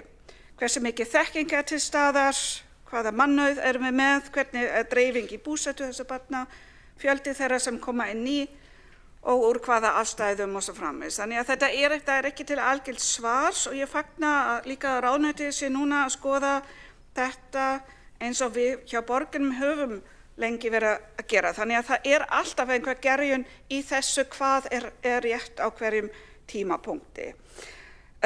Ég get samt ekki verið sammála varðandi tillögur takmörkun á túlkaþjónustunni. Hér þarf að bæta aðeins skilninga á þessu máli held ég sem aðeins stærri í sniðum. Jú, ef við gjörbreyttum atvinnulífinu, íslenskukennslu, samfélagsgerð alveg á morgun, þá gætum við gengið út frá því að foreldrar sem ekki tala íslensku í dag getur náð færni til að styðja börnin sín í skólakerfinu einhvern tíma, misjafnt eftir einstaklingum og þá mun þörfin fyrir túlkaþjónustu gjörminnka af sjálfum sér, en að skera það niður strax og bæta með einhverjum klukkutímum í kennslu ekki að ná utan þetta held ég. Þótt ég vilji sjá meiri stuðning við foreldra af erlendum uppruna til að styðja þá í sínu hlutverki og endurspeglast það í verkefnisstjórn sem við erum með í skólafrístundaráðinu. Þannig að þessi hugmynd með foreldраnámskeið líka einhverju leyti ágætt og má skoða betur. Íslenska kennslufullorðna svo sem ekki okkar hlutverk en að styðja foreldra í sínu foreldra hlutverki alveg má klárlega skoða og höfum við til dæmis gert í forvarnahópnum. En að byrja á því að refsa foreldrum sem kunna ekki íslensku strax á næsta ári, því við höldum að það veri besti hvati til að læra íslensku, það ákveðin vanmet held ég. Og það talar svolítið meira inn í svona heita potts umræðu, þetta svona tillaga sem kemur svolítið úr heita potti. Skerðing við það sem þetta nefnilega að það skerðing við þjónustu þeirra barna sem minnst mega við því. Því hvaða barn þarf meira á því að halda? Hvað kemur upp úr þessu foreldravitali? Barn sem á foreldra sem að þekkja kerfið inn og út og hafa 100 manns í kringum sig sem þeir geta spurst ef það eitthvað sem þeir vita eða skilja ekki, eða barn sem að foreldra sem ekki geta veitt í stuðning vegna þess að þeir botna ekkert í þessu kerfi, geta ekki lesið aðstæður barnsins og eiga engan utan kennara sem þeir geta spurt. Og að rukka foreldra af erlendum uppruna fyrir að fá aðgang að upplýsingum barnið sitt. Hvað getum við rukkað næst? Getum við lagt sektir af foreldra sem sinna ekki heimalestri eða gleyma guladaginn? Getum við rukkað fyrir námsráðgjöf eða senda tölvupost ef spurt eitthvað sem hægt hefði verið að googla? Þannig að ég, svo mikið sem ég stiði sumar af þessum eða hug á bakvið sumar þessu hugmyndi þá þessi ekki góð. En ég reyndar heyri af henni úr mörgum áttum. Forseti það að koma jól og einn af vinsælustu jólalögum okkar Þjóðverja heitir Alle Jahre Wieder eða Ár hvert á ný eða á ensku kannski Same Old, Same Old. Þið giski kannski hvaða tillögur ég ætla að ræða líka en bæði Sjálfstæðisflokkurinn og Viðreisn hafa nú aftur tekið virkan þátt í þessu hér með því að leggja til að leggja niður mannréttindaráð og mannréttindaskrifstofu. Ég ætla að taka þessu tillögur svolítið saman. Munurinn samt að það mismunandi hvort viðkomandi flokkur ætla bara leggja mannréttindamálin niður eða bara skrifstofunni.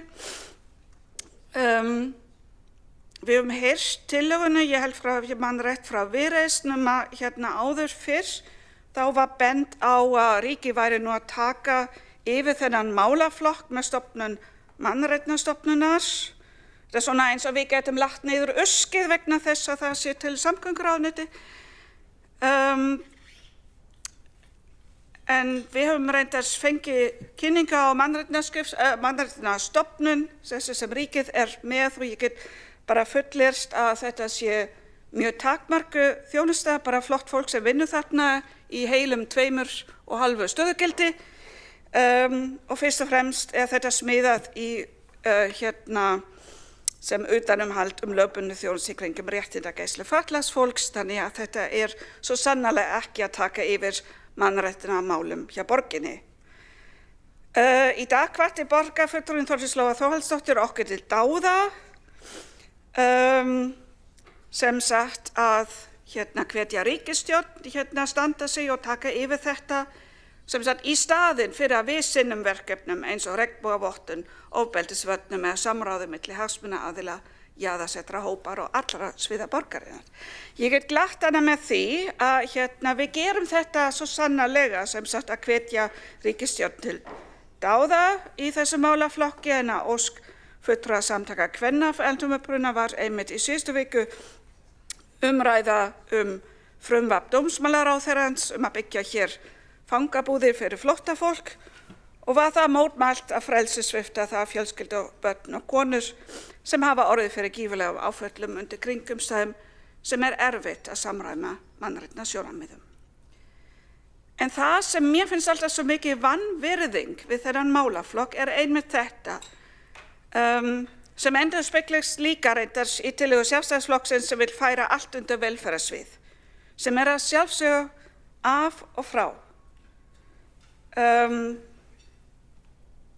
Ég þarf alltaf að anda pínu djúpt hér að telja í alvörunni að hér sé ódýr sparnaleið svo þröngsýn.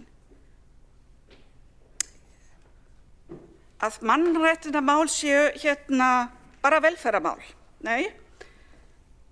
Innflytjamál, hagsmuni fatlaðs fólks, málefni eldri borgara, málefni hins fólks ekki velferðarmál. Þeir eru velferðarmál, skipulagsmál, menningarmál, íþróttamál, skólamál, lýðheilsumál, lýðræðismál og starfsmannamál. Þannig að vinna mannréttindaskrifstofuna á ráðsins sem á að leggja niður með þessum tillögum hér í fjárhagsáætlun ekki sparnaður. Bara alls ekki. Vinna mannréttindaskrifstofuna á ráðsins þar sem sérþekking til og yfirsýn yfir áherslu á stefnumótun þvert yfir svið og málaflokka sparnaður í sjálfum sér á sama tíma og þjónustan góð. Sem sagt eins og okkar sýn á verkefnin og fjárhagsáætlunina.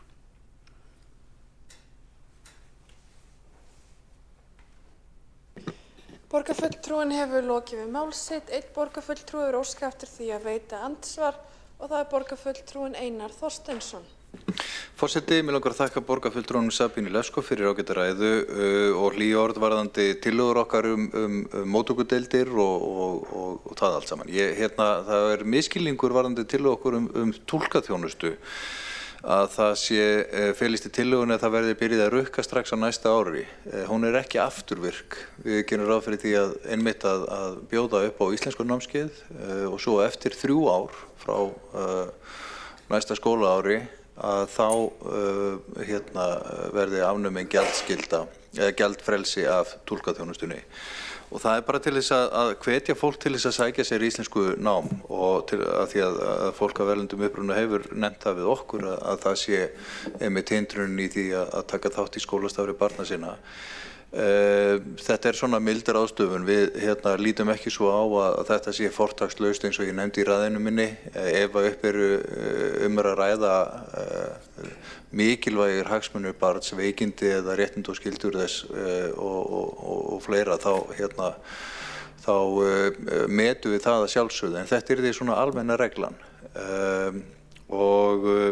Og svo bara hvet ég borgarfulltrúan fyrst og hún hlynnt til okkur móttökudeildir það í 200 milljarða fjárhagsáætlun að finna 200 milljónir ekki stór fjárhæð í stóra samhenginu en ég held og við heyrum það öll hér á kennurum, foreldrum og fylgjumst með þessu í samfélaginu okkar að þetta getur verulega skipt máli að koma þessu til framkvæmdar strax á næsta hausti. Borgarfulltrúinn hefur lokið við að veita andsvar og svarar þá andsvari borgarfulltrúinn Sabine Leskov.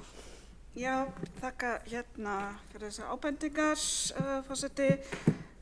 Já, þetta með 3 ár, þetta er samt svo tilviljunarkennt. Af hverju 3 ár? Þessi námskeið, þetta námskeið eins og það er sett upp hér mun ekki breyta miklu í stóru samhengi og eins og OECD-skýrslan sýnir, svo er reyndar bent á í greinagerðinni, þá er þetta miklu stærri áskorun. Við erum með samfélag sem einfaldlega býður ekki upp á að fólk hefur ávinning og hvata til að læra íslensku.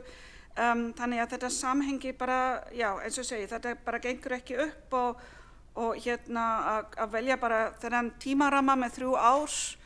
Það getur verið svo marga ástæður af hverju fólk nær ekki þessi íslensku færni innan við þennan tímaramma og refsiaðgerðir held ég eru ekki góður hvati.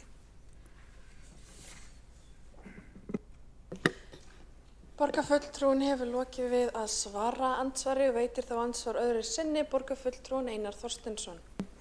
Forseti, það er náttúrulega alveg rétt að þetta námskeið sem við erum að leggja til myndi kannski ekki koma fólki á þann stað að það geti talað reiprennandi íslensku. En þess vegna skýtur það líka skökku við að ríkisstjórnin sé að skera niður, ríkisstjórn Samfylkingarinnar sé að skera niður fjármagn til íslenskukennslu fyrir útlendinga.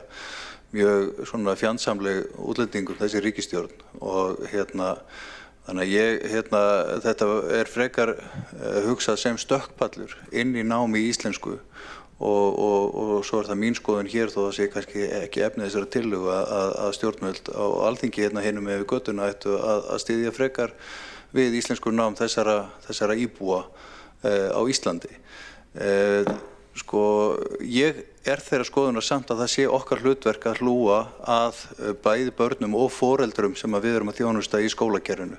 Þetta er mikilvægur liður í því að tengja þau við skólasamfélagið og ég held að þetta sé góð tillaga. En túlkaþjónustan 3 ár eða ekki, það má vera 4 ár mínu vegna, en einhvers staðar verðum við að draga mörkin held ég. Borgarfulltrúinn hefur lokið við að veita andsvar öðru sinni og svarar þá andsvari öðru sinni borgarfulltrúinn Sabine Leskov. Já, takk alveg. Ég vil bara benda á að það var tilkynnt að framlag til íslenskukennslu hálfu ríkisstjórnar verið aukið, sem er bara mikið fagnaðarefni held ég. Og já, takk. Borgarfulltrúinn hefur lokið við að svara andsvari öðru sinni og telst þá andsvörum undir þessari ræðu lokið. Næst á mælendaskrá er borgarfulltrúinn Alessandra Brím.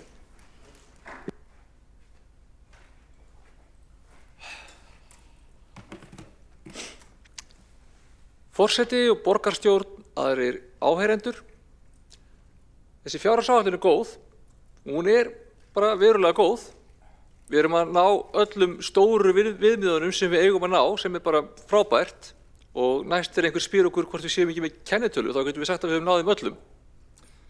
En þetta er ekkert auðvelt. Ég viðurkenni það alveg að þegar þetta kjörtímabil hófst þá var ég að vona að á þessum tímapunkti myndi ég geta leyft mér að kynna fjárhagsáætlun þar sem við hefðum haft aðeins meira svigrúm og gætum kannski gert eitthvað aðeins meira af hlutunum sem okkur langaði til að gera.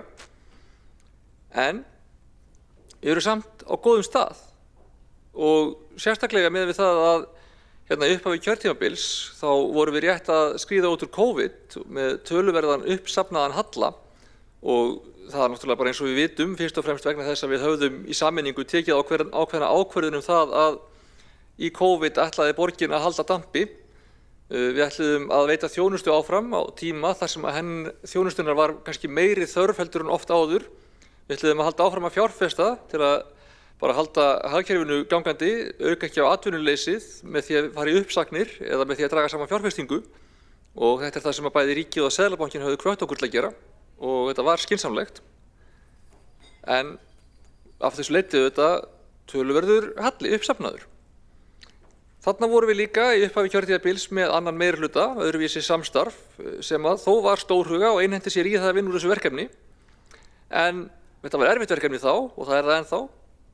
COVID var þá búið, tekjurnar ennþá frekar lágar, mikið sem þurfti að gera til að ná aftur jafnvægi og sumir af erfiðustu fundum sem ég hef setið voru þegar ég var í fjármálahópi í afleysingum haustið 2022.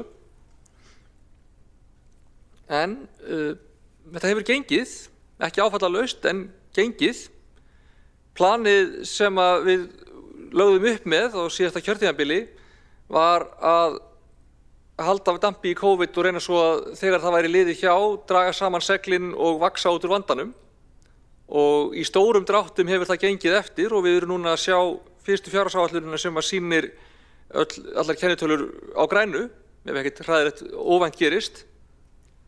Það var ekki meira hræðilegt eða óvæntara heldur en það sem kom fyrir hjá Norðuráli og Orkuveitunni.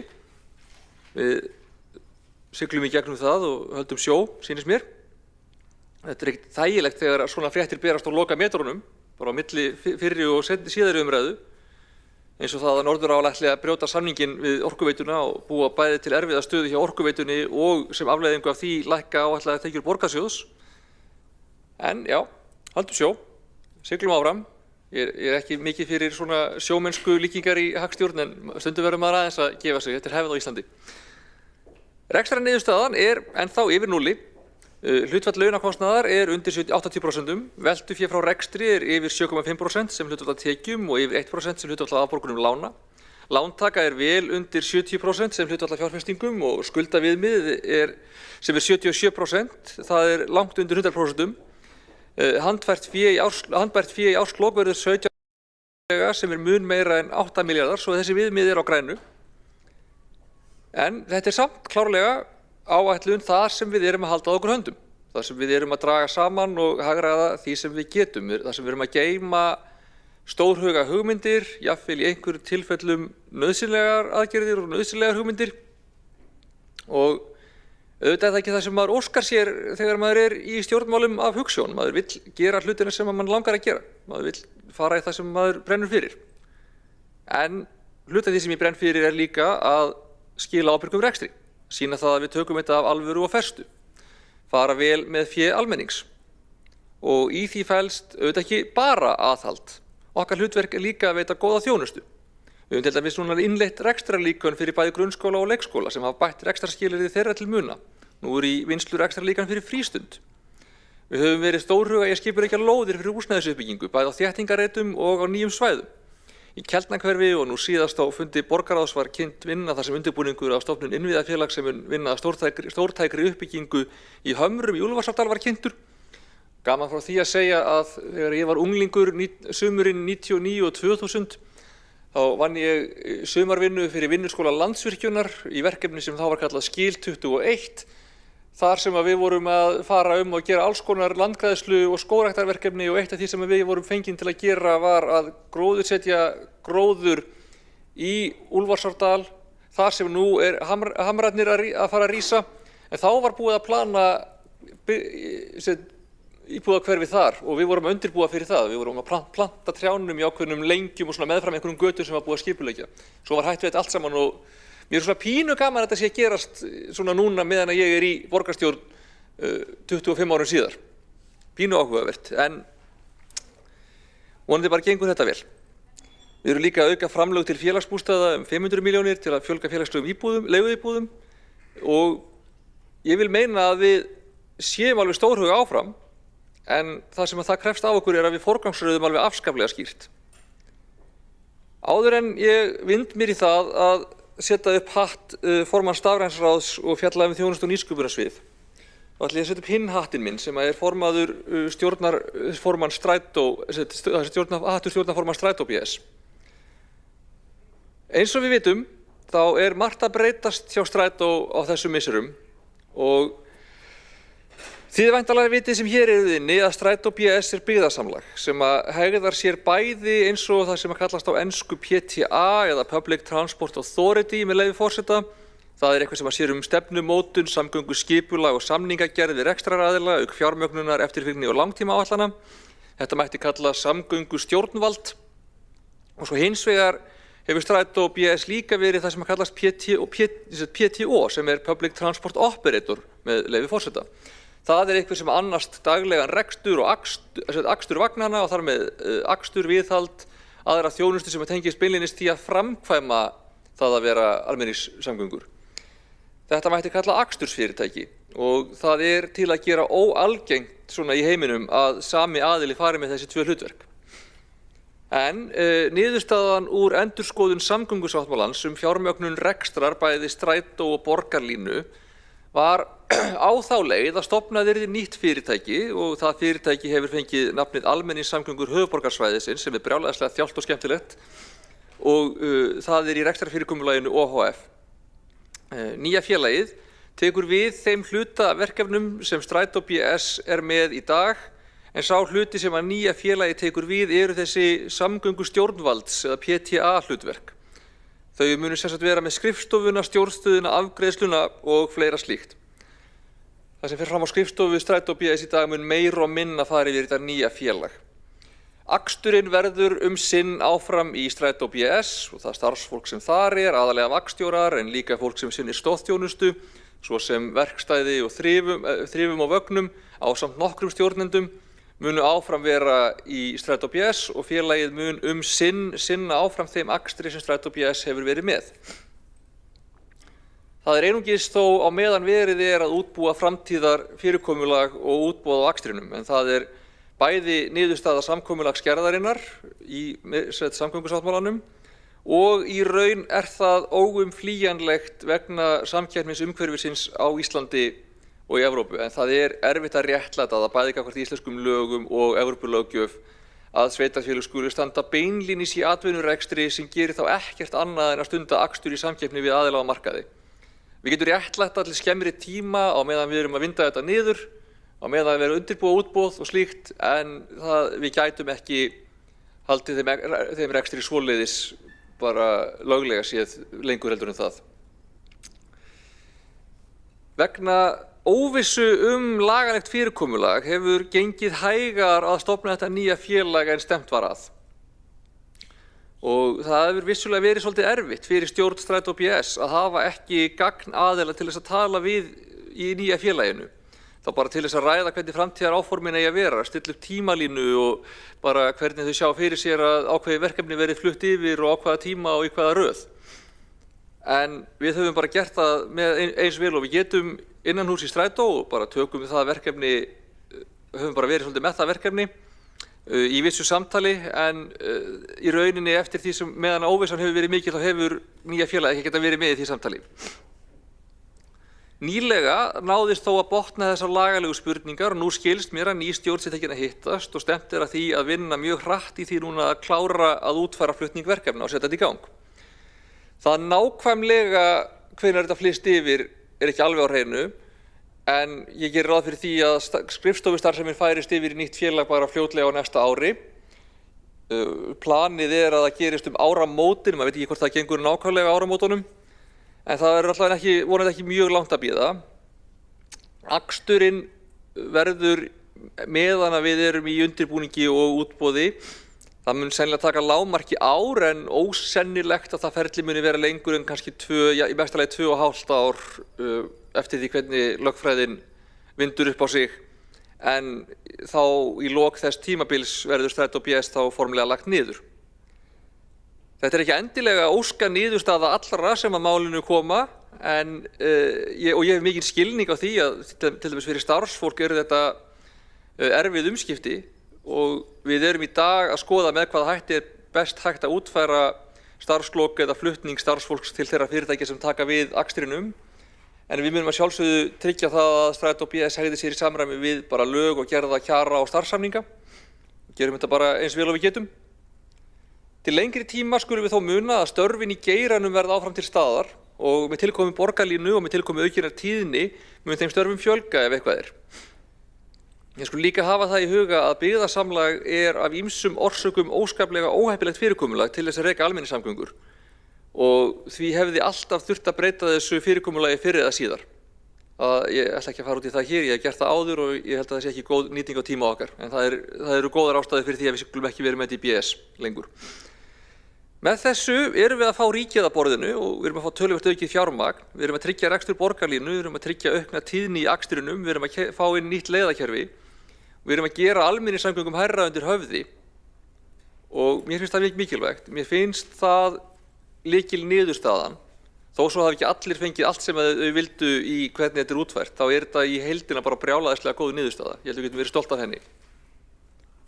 Á árinu sem erum að fara yfir núna og að líða, höfum við bætt þjónustustrætó töluvert með mikilli aukningu á tíðni ferða með því að innleiða snertilausar greiðslur og ásamt þessu og ásamt því að færa okkur yfir það módel að við getum beitt sektum þegar að svo ber undir, þá tel ég að það séu komnar mikilvægar forsendur fyrir því að við getum farið að straumlínulaga þjónustuna á aksturinn.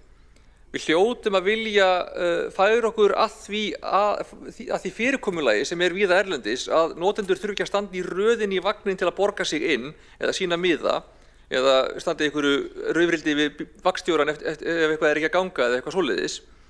Heldur fari fólk bara inn, greiði fyrir sinn miða í viðeigandi viðmóti og beri bara sjálft ábyrgð á því að vera með gildan miða. Þannig það eins og ég segi í flestum borgum erlendis sem við ferðumst til.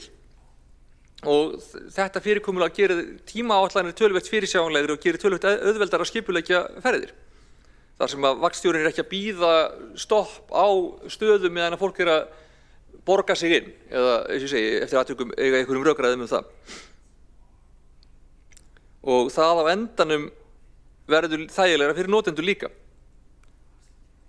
Ég vil aðeins bæta því við að pantferðaþjónusta fatlaðs fólks enn sem komið áætlað að verði áfram hluti af strætó en í rauninni það ekki fyrirkomulag sem gengur til lengdar. Og nákvæmlega hvernig það verður svo útfært þarf að ákveða og sveitarfélögin þurfa bara að ákveða það svolítið sín á milli hvernig þau vilja gera þetta í framhaldinu og mögulega vill nýja félagið, Almenningssamgöngur höfuðborgarsvæðisins, koma eitthvað inn í það samtal. Það samlegðin í því hvernig pant hefur verið rekið meira við stjórnstöðuna heldur en við beinlínis aksturinn en án nýja félagsins ekki hægt að ákveða það að þetta verði einhvern veginn þar. Hjá pant hefur safnast upp mikil og góð þekking á málaflokknum.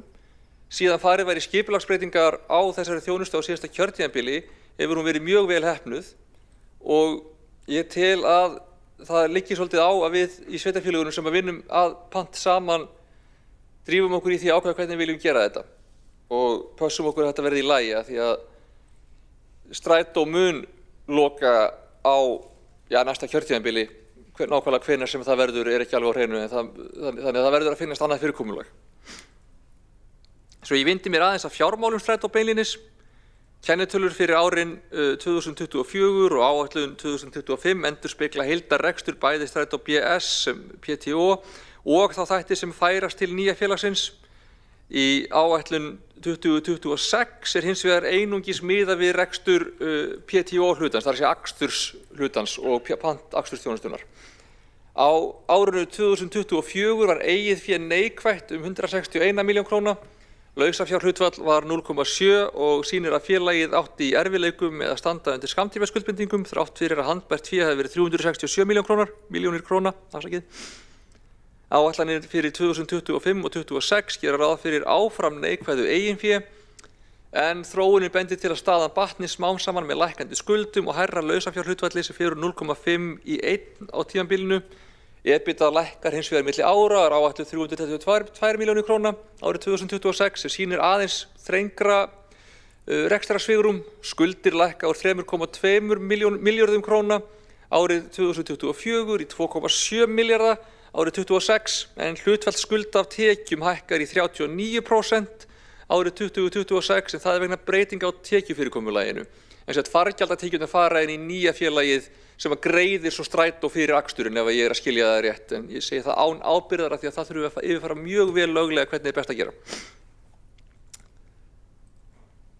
Handbært fé eykst á sama tíma í 557 milljónir króna sem að styrkir skammtíma greiðslugetu félagsins en við skulum hafa í huga að þessi skipting á félaginu flókið og umfangsmikið verkefni og þetta eru mjög bara grófar áætlanir akkurat núna. Ástæðan fyrir því að skuldirnar lækka ekki meira er að eftir sitja í Strætó BS áfram langtímaskuldir sem að námu 1,7 milljarði í árslok 2024. Þetta eru að stórum hluta uppgjör lífeyrisskuldbindinga fyrir nokkrum árum, auk skulda sem tengjast fyrir rekstrarvanda og fjármögnun rafmagnsvagna og svo einnig til staðar skuldbindingar vegna lífeyris sem gjaldfærast á næstu 20 til 30 árum.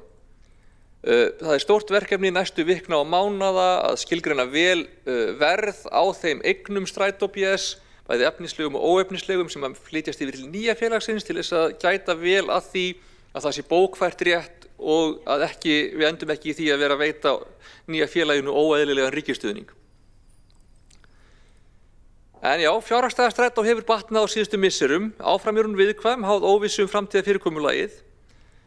Á árinu 2024 skilaði félagið jákvæðri afkomu eftir erfið ár með halla.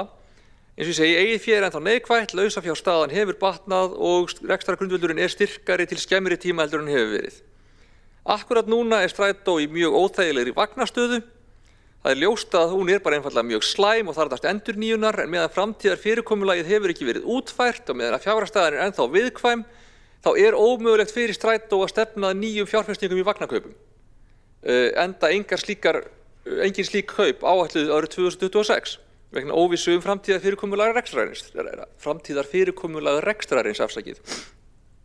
Til skoðunar er að nýta tímabundna leigu á vögnum til að mæta brýnni þörf og svo þurfum við bara líka að skoða hvort það séu eitthvað aðrar leiðir færar. En, nú skipti ég aftur hatt, því það er gaman.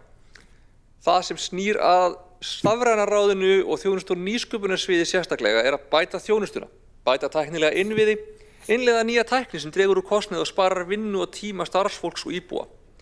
Það leyfa mér að lesa stefnuljós sviðsins sem ég þykir mjög skemmtilegt orð. Fólk í fyrsta sæti. Það kjarni allrar okkar starfsemi, miðar að því að einfalda fólki lífið. Öll þjónusta borgarinnar á að vera hönnuð út frá þörfum notenda hennar. Við vinnum saman sem samræmdur vinnustaður sem veitir heildstæða þjónustuupplifun gagnvart þeim sem til okkar leita. Einu skrefi á undan. Við byggjum allt okkar starf á traustum grunni sérþekkingar. Við tökum greindar og gagnadrifnar ákvarðanir út frá fyrirliggjandi upplýsingum. Við hugsum nokkra leiki fram í tíman til að geta öruggt tekist á við verkefni framtíðarinnar. Aldrei hægt að þora. Við höfum hugrekki til að taka af skarið og leiða breytingar í krefjandi aðstæðum. Við vinnum í skapandi umhverfi þar sem traust, endurgjöf og teymistarf búa til nærandi jarðveg fyrir faglegan vöxt. Við erum fyrirmyndir í verki og leiðum með því að gera.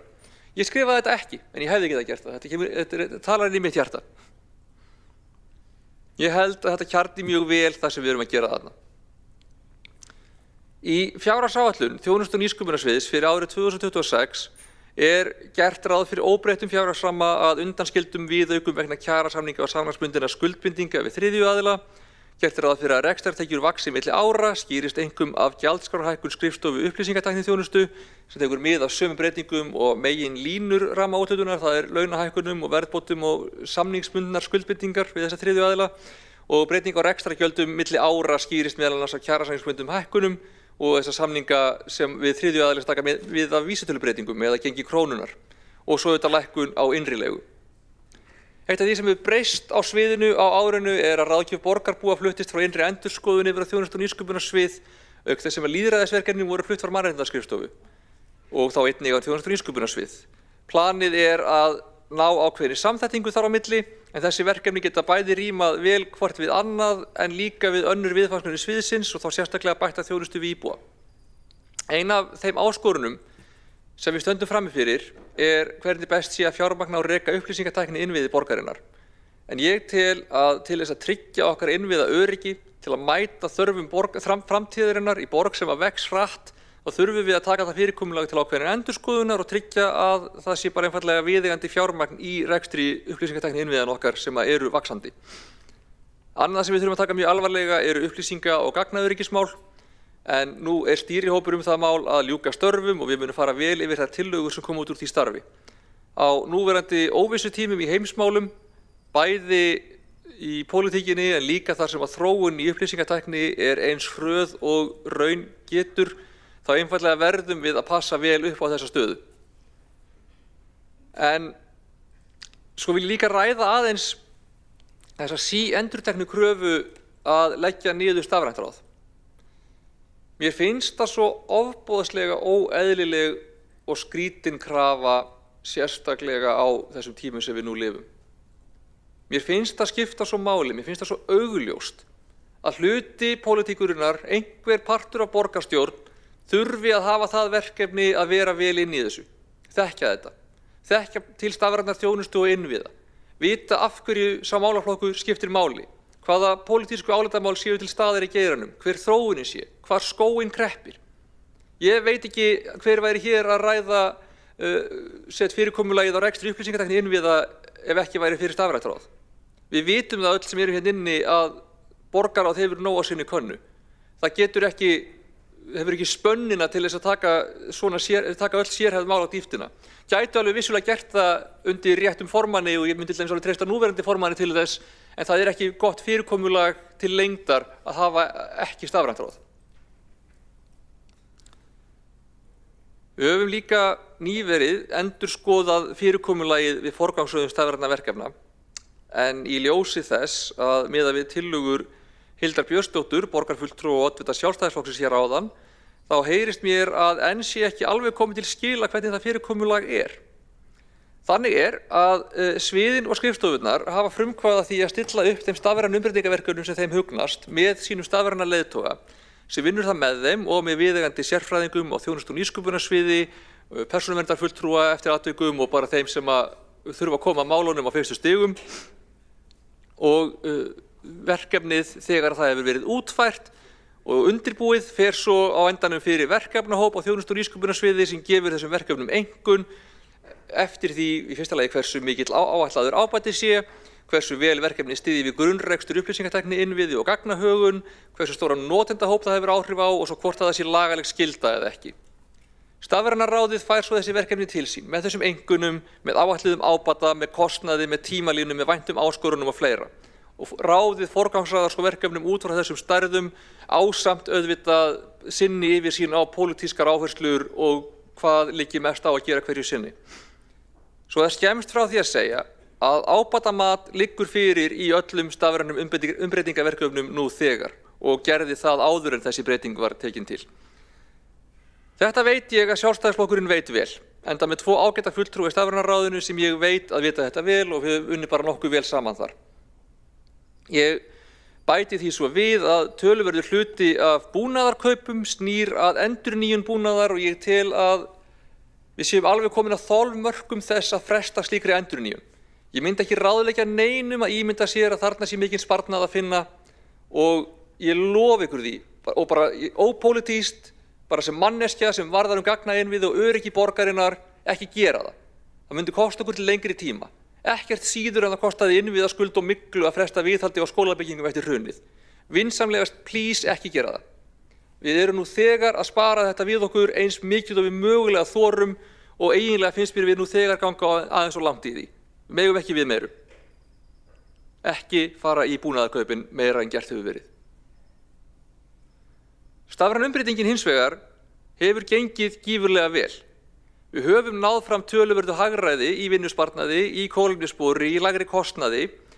Samkvæmt mínum upplýsingum þá er þessi vegferð búin að raungera 2,5 milljarða hagræði samanlagt árið 2025 og 2026 og þessi tala mun bara vaxa á hverju ári. Árið 2027 er sennilegt að sparnaðin verði ca. 2 milljarðar árlega.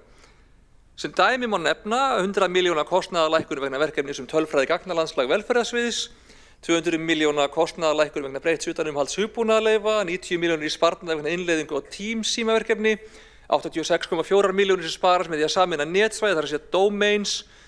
Þetta safnast þegar saman kemur. Umbreytingin, hún kostar vissulega, en sparnaðurinn kemur inn aftur og aftur á hverju ári meðan að umbreytingin gerist bara einu sinni. Og þetta er klókt. Það er gott hjá okkur að bæta innviðina og draga úr kostnaði til framtíðar. Ekkert síður en að það er klókt að greiða niður skuldir og draga niður kostnaði við vexti í framtíðinni. Og ekkert síður en að borgar sig að efla skólaþjónustu og félags- og velferðarþjónustu til að draga úr alvarlegu félagslegu vandamálum síðar sem verða dýrari. En þetta er ekki eina ástæðan fyrir þessar ákvarðanir eru góðar. Öflugri skóla- og félagsþjónusta eykur líka hamingju og velsæld hjá íbúum, býr til betra samfélag. Stafræna umbreytingin sparar líka kolefnisspor, fækkar útprentuðum síðum, fækkar eknum kílómetrum, sparar tíma afgreiðslu fólks í þjónustuveri eða fólks í bakvinnslu, styttir biðtíma og vinnslutíma. Íbúar þurfa að bíða styttra eftir að fá afgreiðslu sinna mála. Rafrænar undirskriftir hafa sparað rúmlega 190.000 kílómetra í akstri og tæplega 200.000 blaðsíður í útprentun. Skönnun teikninga hefur sparað rúmlega 56.000 ekna kílómetra, stafrænar byggingaleyfisumsóknir hafa sparað 65.000 ekna kílómetra og samanlagt hafa rafrænar undirskriftir, skönnun teikninga og stafrænar byggingaleyfisumsóknir sparað borgarbúum tæplega 13.000 klukkustundir í tíma og tíminn er eitt af verðmætasta sem við eigum. Og þó að vissulega spari niðurgreiðsla lána okkur kostnaði í vöxtum, þá er það í rauninni það eina sem það sparar okkur og meðan að betri innviðir geta sparað okkur bæði peninga og eitthvað annað, eitthvað sem er líka mikilvægt. Þó þetta þurfum við að reyna að gera allt af þessu. Þess vegna finnst mér svona stórt atriði að við getum forgangsraðað skynsamlega, ekki bara eitthvað eitt. Við eigum vissulega að veita grunnþjónustu og við eigum vissulega að greiða niður skuldir, en það er ekki það eina sem við þurfum að gera, það er ekki það eina sem er klókt að gera. Það er ekki eina leiðin til að skila betri rekstri eða bæta rekstrarumhverfi borgarinnar. Það svigrúm sem við höfum umfram það að veita grunnþjónustu á að færi það að vera snjöll, draga úr kostnaði í framtíðinni með því að bæta borgina, gera það sem nýtist best og það sem skilar okkur betri stöðu, meira svigrúm milli framtíðar, betri borg, ekki bara fyrir börn heldur fyrir okkur öll, til þess að gera betur. Og þetta er sjónarhorn sem ég veit ekki hvort væri til staðar ef við hefðum ekki stafrænt ráð, sem hefði yfirsýn yfir þjónustu og nýsköpunarsvið og starfið sem þar er unnið og sem hefur það hlutverk að þekkja þennan málaflokk vel. Ég vil líka benda á það að fyrirkomulagið sem við höfum sett á fót til þess að skipuleggja stafræn verkefni og forgangsraða þeim hefur vakið mikla og jákvæða athygli erlendis. Við erum núna farin að kenna námskeið fyrir borgarstjóra í heiminum stafræn umbreytingu. Árangur okkar í innleiðingu verkefnisins Betri borg fyrir börn sem var unnið með Bloomberg styrk hefur vakið mikla athygli. Við fengum árið verðlaun á Seoul Smart Life Week og það er litið til okkar fyrir sérlega góð skil og mikinn árangur. Okkar fólk sem fer á ráðstefnur og fundi erlendis, sérstaklega í Ameríkunum vegna þessara málaflokks, er yfirleitt mjög eftirsótt í að vera með kynningar og ræður og til að segja öðrum frá. Það er tekið eftir þessu. Mér hefur verið sagt í svona hálfkæringi að þar séu þið hálfgerðar ofurstjörnur. Tímaritið Forbes var nýlega með ítarlega umfjöllun stafræn umbreytingun á Íslandi, þar sem fjallað þetta góða fordæmi sem við erum að setja. Og almennt séð er leitað til okkar samstarf og samvinnu víða. Ég var til dæmis á fundum með hollensku verkefni sameiginlega gagnabanka og gagnasamstarf, þar sem þau voru mjög spennt að fá okkur með. En já, það var þegar ég var í Barcelona í síðustu viku, þar sem ég var í pallborði mannréttindi á netinu og fjallaði sérstaklega þá starfsreglur sem Reykjavíkurborg hefur nýlega sett sér í hagnýtingu gervigreindar, þar sem þarfir fólks eru settar í fyrsta sæti, þar sem skilgreining gagna og hversu viðkvæm gögnin eru alltaf í brennidepli og þar sem verklagið er skýrt og eins allstaðar, þar sem ákvarðantaka er alltaf gegnsæ og skiljanleg og þó gervigreind geti verið til aðstoðar, þá sé ákvörðun á endanum alltaf mannleg og útskýranleg. Það sé ekki bara að tölvan hafi ákveðið eitthvað og enginn viti af hverju. Þar þótti fólki líka áhugavert að heyra hvernig fyrirkomulag okkar væri við skipulag verkefna. Þar sem að stafrænir leiðtogar tryggja að litið sé til þarfa sviðana sem þurfa hugbúnaðinn, þar sem að litið sé til persónuverndar og mannréttinda á fyrstu stigum og þessi atriði séu byggð inn í verkefnið frá fyrsta degi áður en þið fara svo til forgangsröður eins og ég fór yfir hérna áðan. Þetta þótti fólki mjög áhugavert. Ég var spurð eitthvað hvernig komið í veg fyrir að komi upp ágreiningur þegar þið viljið fara að passa að verkefni séu í samræmi við mannréttindi. Það kemur ekki upp ágreiningur, við passum upp á það þegar við byrjum og fólki fannst það mjög áhugavert. Aðferðafræðin sem við notum er líka góð. Við erum með þessa stafrænu leiðtoga sem eru algjört lykilatriði í þessu. Við leggjum áherslu á fræðslu til starfsfólk sem er skipulögð á einum stað og samræmt, þannig að hún sé ekki mismunandi út allt kerfið. Það er atriði sem að mörg sveitarfélög og opinberir aðilar í heiminum flaska á. Allir séu bara einhvern veginn að gera þetta eftir sínu höfði og svo talaðu bara í kross þegar þið þurfa að fara að vinna saman og verklagið bara mismunandi eftir deildum eða eftir starfsstöðum eða eitthvað svoleiðis. Við verðum að passa upp á það að vera með öfluga fræðslu áfram sem er skipulögð miðlægt. Við höldum okkar skipulagi og stefnu innanhús. Við höldum yfirsýn yfir það hvað við erum að gera, við höldum þekkingu á verkefnunum, en við bjóðum yfirleitt út sjálfa vinnuna. Mér finnst það mjög mikilvægt. Höldum yfirsýninni, stýrum henni, vitum hvað við erum að gera, pössum okkur að lenda ekki í þeirri stöðu að það sé bara eitthvað risakerfi á okkar vegum sem allt í raun engin starfsmaður borgarinnar veit hvað er. Það má ekki. Þannig að fyrirkomulagið er mjög gott hvað þetta varðar. Notum markaðinn, höldum yfir sýnin og þekkingunni. Við stundum öflugar notendaprófanir þar sem að þau svið og skrifstofur sem koma til með notalausninnar hjálpa okkur að skilgreina þarfirnar. Svo tækifærið nota til að endurhanna þjónustuna í samræmi við þjónustustefnuna. Þar sem lögð áhersla á notendamiðaða hönnun og flöskuhálsum og óþarfa töfum eitt úr ferlinu. Við stundum öflugt samstarf við Stafrænt Ísland og við sambandið, við erum leiðandi á þeim vettvangi, en við erum líka að skoða samstarfsfleti með samtökum sveitarfélaga og höfuðborgarsvæðinu í nýtingu gervigreindar. Við erum þáttakendur í samtökunum Coalition for Digital Rights og við stefnum á að halda opinn fund Stafræns ráðs 10. desember í Tjarnarsalnum, strax á eftir mannréttindaráði, þar sem að stafræn mannréttindi verða til umræðu. Og við erum búin á síðustu árum að lyfta grettistaki í þessum málaflokki. Og ég er eiginlega komin með nóg af þeirri orðræðu og þeirri ímynd að stafræn umbreyting Reykjavíkurborgar sé einhvern veginn ekki nógu góð eða sé einhvern veginn tortryggileg. Bara það er ekki satt. Hún er frábær. Hún er mjög vel heppnuð. Við höfum farið frá því á örfáum árum að vera eftirbátur í stafrænum innviðum innanlands yfir í það að litið sér til okkur á heimsvísu fyrir skynsamlega aðferðafræði og góðan árangur. Þetta er þrátt fyrir allt fyrst og fremst breyting á aðferðafræði, menningu og þjónustu.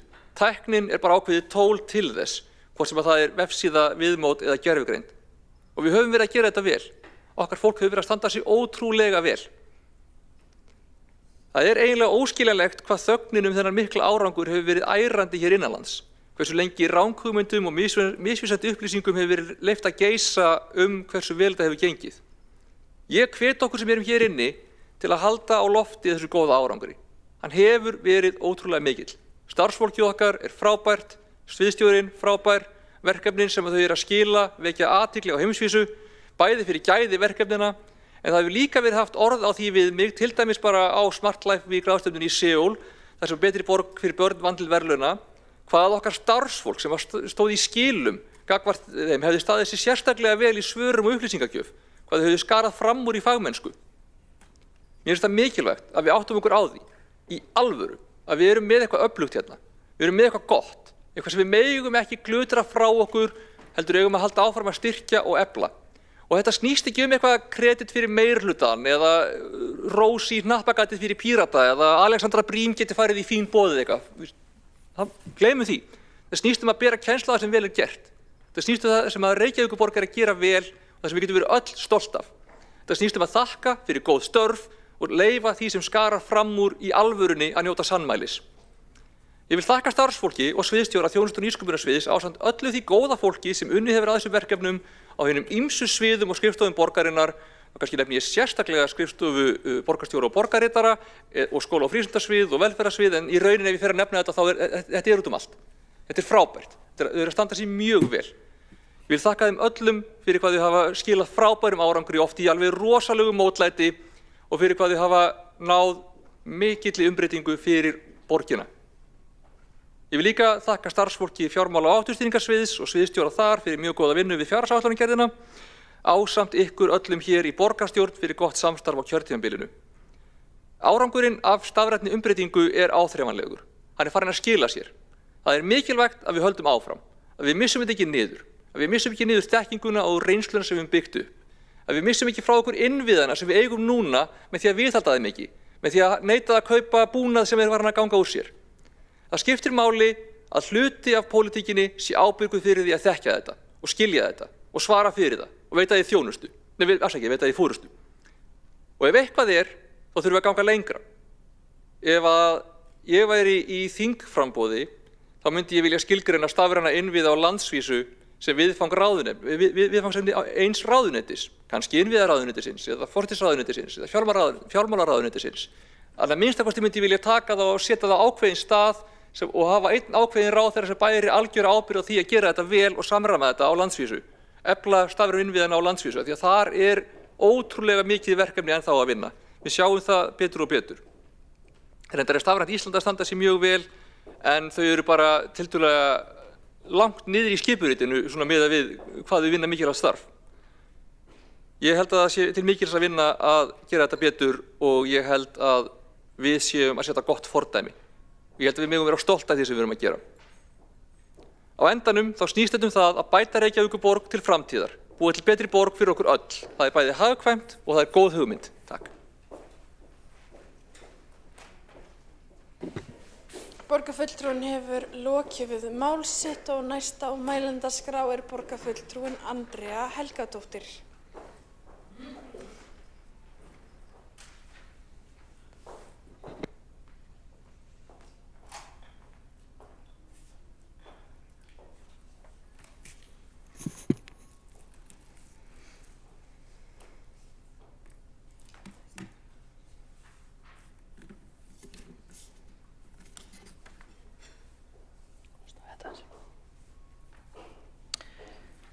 Forseti,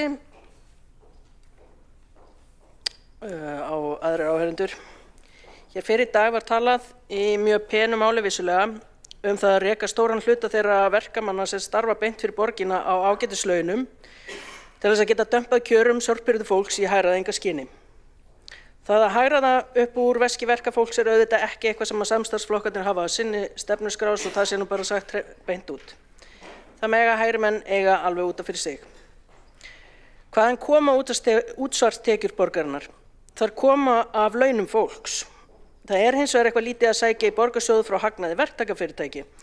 Fólkið sem sannarlega borgar okkur útsvar stendur undir þjónustunni sem við veitum og gagnast svo sannarlega fyrirtækjum borgarinnar. Það þess vegna mjög lítið og skrítið hagræði af því að taka vel launum verkamannastörf og taka af því sem við leggjum út fyrir þeim í hagnað þriðja aðila sem ekki greiðir útsvar. Í sömu ræðu var talað það að minnka báknið. Og þá ætti kannski að gera þétta úttekt á því hvaða kostnaður hefur hlotist af því að vera með ógrynni verktaka í öllum störfum sem áður voru unnin af starfsfólki borgarinnar sjálfrar. Það að vera með eftirlitsmenn í mörgum tilfellum lögfræðinga og lögfræðingalaunum, verkfræðinga og verkfræðingalaunum, fullt af fræðingum í stað ósköp heiðarlegra verkamanna og kvenna, það að minnka báknið? Hagræðing í því? Verið að skapa gæði fyrir íbúa með því að bæta við milliliðum í svona verkefnum, minnka möguleika borgarinnar til þess að skipuleggja framkvæmdir, flækja og minnka yfirsýn? Góð reynsla af þessu svona almennt? Ég ekki viss að það sé tilfinning íbúa og það gengur sannarlega gegn minni bestu vitund. Það væri auðvitað líka mjög áhugavert að skoða hvernig þetta hefur komið út í kjörum lægst launaða fólksins í Reykjavík. Því ekki ríður ræstingafólk feitum hesti út úr svokölluðu hagræðinu sem fólst í því að útvista þeirri vinnu. Það var líklega aðalega atvinnuskapandi fyrir fræðinga innan borgarinnar og hjá öðrum opinberum aðilum. En að þeim algjörlega ólöstuðum það ekki þeir svona almennt sem að fólk tengi við báknið sem átti að minnka. Ég ætla að víkja aðeins að því svona í lokin af því að við erum nú að ræða tekjur borgarinnar í tengslum við áætlun rekstur og fjárhag forgangsröðun. Tillögur hagræðingu til þess að setja í það sem að hægri flokkarnir vilja kalla hítina sem þó í rauninni bara það að standa undir okkar samfélagslega öryggisneti og sameiginlegum rekstri, grunnþjónustu og grunninnviða. Almenna uppbyggingu sem gerir borgina að góðum stað til þess að búa. Það auðvitað umræða sem ætti aldrei nokkurn tímann að fá að fara fram án þess að minna á það helst nokkru sinnum að borgin verður að verulegum tekjum við það að auðugasta fólki fær að ganga stikkfríum og njóta þjónustunar. Hluti sem ósköp venjulegt launafólk að borga niður fyrir því eða bara hreinlega að borga að fullum. Þetta vera forgangsmál númer 1 að útsvar fáist greitt af fjármagnstekjum. Tekjur sem voru áætlaðar 10 milljarðar árið 2023, það myndi nú muna minna. Svo ég nota þetta tækifæri til þess að minna aftur á að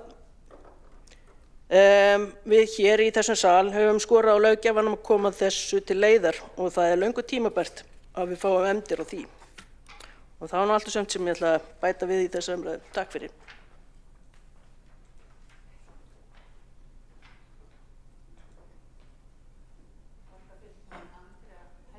Hefur lokið máli sínu og næstur á mælendaskrá borgarfulltrúinn Hjálmar Sveinsson. Einhver hóað í?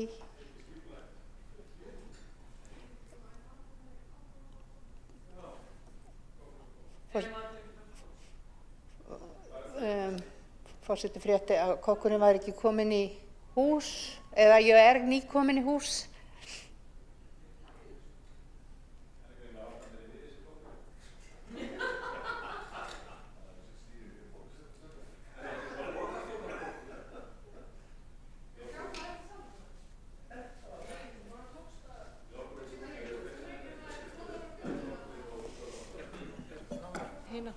Já, ég er...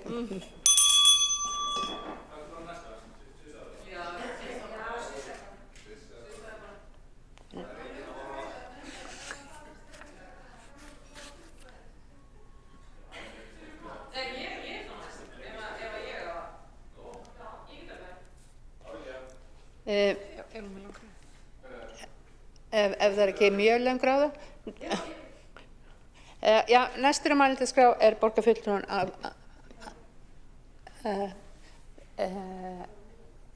Einar ekki komin, er Árilía Eydís Guðmundsdóttir, gjörðu svo vel.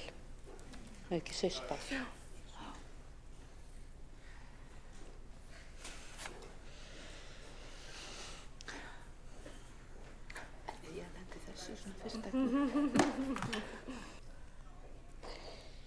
Ég er svona aðeins að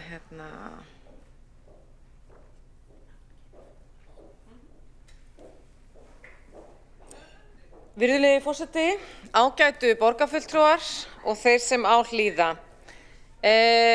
Við spurjum gjarnan börn sem eru svona 3-4 ára gömul þeirra spurningar hvað ætlar þú að verða þegar þú ert orðin stór? Við fullorðna fólki sýnum náttúrulega fádæma fávisku með því að spyrja þessar spurningu vegna þess að þau eru náttúrulega nú þegar orðin eitthvað mjög mikilvægt sem að skiptir máli einfallega með því að koma í heiminn.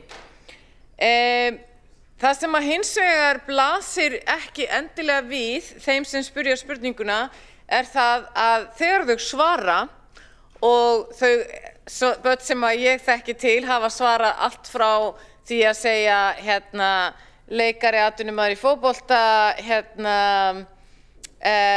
slökkviliðs, maður, læknir og svo framvegis. Þannig að þegar þau svara þá gerum við ráð fyrir því að þau geti látið drauma sín rætast. Eins og segir í menntastefnu Reykjavíkurborgar og við höfum gaman að því að sjá persónuleika þeirra birtast í svörunum. Þannig sjáum við hvernig við getum reynt að koma kröftum þeirra í ákveðu mót en þegar maður er búin að ala upp eins og í mínu tilfelli 3 börn og núna semst bæta við barnabörnum að þá sér maður strax að auðvitað endurspeglu þetta ákveðin hluta af barnæsku þeirra á sakleysi en hins vegar er það svo að það hafa ekki öll börn sömu tækifæri. Það geta ekki öll börn látið drauma sína rætast. Þegar við ræðum íslensku nám og þegar við ræðum íslensku færni þá erum við mjög oft ekki að gera okkur grein fyrir því hversu langt hún nær. Það hefur komið í ljós í rannsóknum að íslensku færni eða móðurmálsfærni skiptir sköpum varðandi efnahagslega velmegun á öllum stigum lífsins. Í nýrri langlífisrannsókn á Írlandi sem að gengur út í nafninu TILDA sem er mjög merkilegt rannsókn vegna þess að við höfum ekki fengið áður langlífisrannsókn sem hefur verið beitt fyrir svo stóran hóp. Fólk var tekið til rannsóknar þegar það var 50 og núna hefur rannsóknin staðið yfir í 18 ár og Írar eru nokkuð líkir okkur í háttum þannig að ég tek sérstaklega þeir taka öll heilbrigðissýni, þeir taka öll meta efnahagslega stöðu og svo framvegis þetta hefðbundna sem við þekkjum. Til þess að reyna að komast að því hvað er það sem eykur langlífi einstaklinga. Og ein megin niðurstaða sem við þurfum að taka tillit til og þess að biðla ég til allra þeirra inni sem að kenna sig við jöfnuð. Við Framsóknarmenn kennum okkur við jöfnuð. Það eru fleiri flokkar hér inni sem kenna sig við jöfnuð.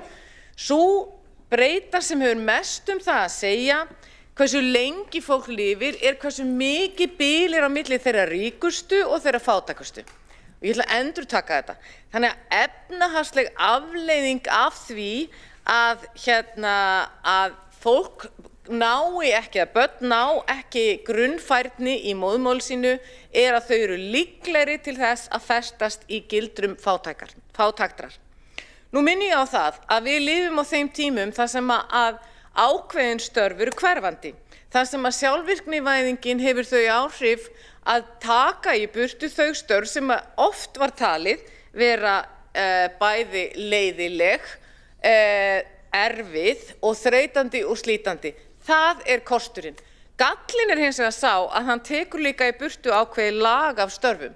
Þannig að þegar við spurðum hvað viltu svo verða þegar þú ert orðin stór, að þá eru tækifærin færri, en leið ef að íslensku nám eða íslensku færni fyrir börn sem búa á Íslandi nær ekki ákunnum grundvallarlevel, þá erum við að draga úr möguleikum þeirra til þess að láta drauma sína rætast. En við erum ekki bara að draga úr möguleikum þeirra, við gleymum þeirri staðreynd að við erum að hafa áhrif á efnahagslega velsæld Íslands, við erum að hafa áhrif á hugmyndafræðilegt hugarafl og sköpunargetu Íslands til framtíðar, við erum að hafa áhrif á samfélagsgerð okkar. Og það að ríkissjóður skuli ekki fyrir löngu vera búin að hysja brækur sínar upp sig og gefa fólki ókeypis aðgang að íslensku námi fyrir neðan allar hellur, en við Framsóknarmenn leggjum hér fram tillögu sem grunnurinn. Grunnurinn eru börnin. Grunnurinn börnin og hvernig við ætlum að aðstoða þau, hvernig samfélag við ætlum að búa í. Ekki samfélag sem við erum að tala um eftir 100 ár, ekki samfélag sem við erum að tala um eftir 50 ár. Við erum að tala um samfélag núna og samfélag áfram. Við leggjum hér fram að stofna móttökudeildir af þeirri fyrirmynd sem við höfum svo ágætlega sett af stað hér innan borgarinnar, þar sem að Betri borg fyrir börn hefur í rauninni leitt okkur inn á þá braut að búa til íslensku verin sem að hafa líka mörg hver sem eru 4 og þjóna líka sem móttökudeildir. Við viljum að börn sem að komi hingað fái fyrstu mánuðina tækifæri til að einbeita sér í íslensku námi og aðlögun að samfélaginu. Við viljum að þau fá að gera það í sínum eigin skólum, ekki það þau þurfi ekki að fara á milli. Nú það svo að ein íslensku deildin í Ingunnarskóla, það mjög erfitt fyrir mörg börn að ferðast þangað og hvað þá foreldrar þeirra sem eru nýkomnir til landsins til að styðja þau og sumir hafa ekki þann stuðning.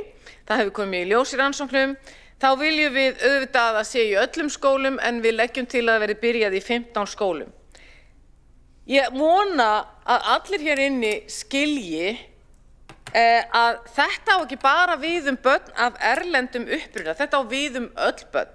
Við þurfum líka að gæta þess að íslenskan eða móðurmálskennsla fari ekki niður á við í almennt séð. Og þá langar mig að taka hinn flötinn á peningnum. Það ekki bara það að börn geti ekki látið drauma sína rætast ef þau ná ekki færni í tungumálinu. Nú skulum við fara inn í bekk sem telur 27 börn. Þaraf eru kannski 30–50% en næstu helmingur sem talar fjölbreyttan, kemur bæði á fjölbreyttum bakgrunni og talar ekki tungumálið, sem hugsanlega með annað setningakerfi.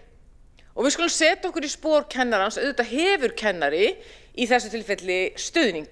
Kennarinn hefur stuðning inn í bekknum sem vissulega nauðslegur til þess að halda uppi fullri kennslu. En við þurfum ekki síst móttökudeildir fyrir kennarana, fyrir starfsfólkið. Og þá kemur að því sem að borgarfulltrúi Sabrín Laskov, starfsfélagi minn hér og aðrir hafa verið duglegir að benda á, við verðum að efla menningarlæsi. Við getum ekki haldið áfram öðruvísi heldur en að við eflum menningarlæsi bæði starfsmanna, kennara og annara sem að starfa inn í skólunum, og með því þurfum við að byggja það, getum við byggt upp í móttökudeildunum þannig að kennararnir sjálfir, starfsfólki sem í félagsmiðstöðum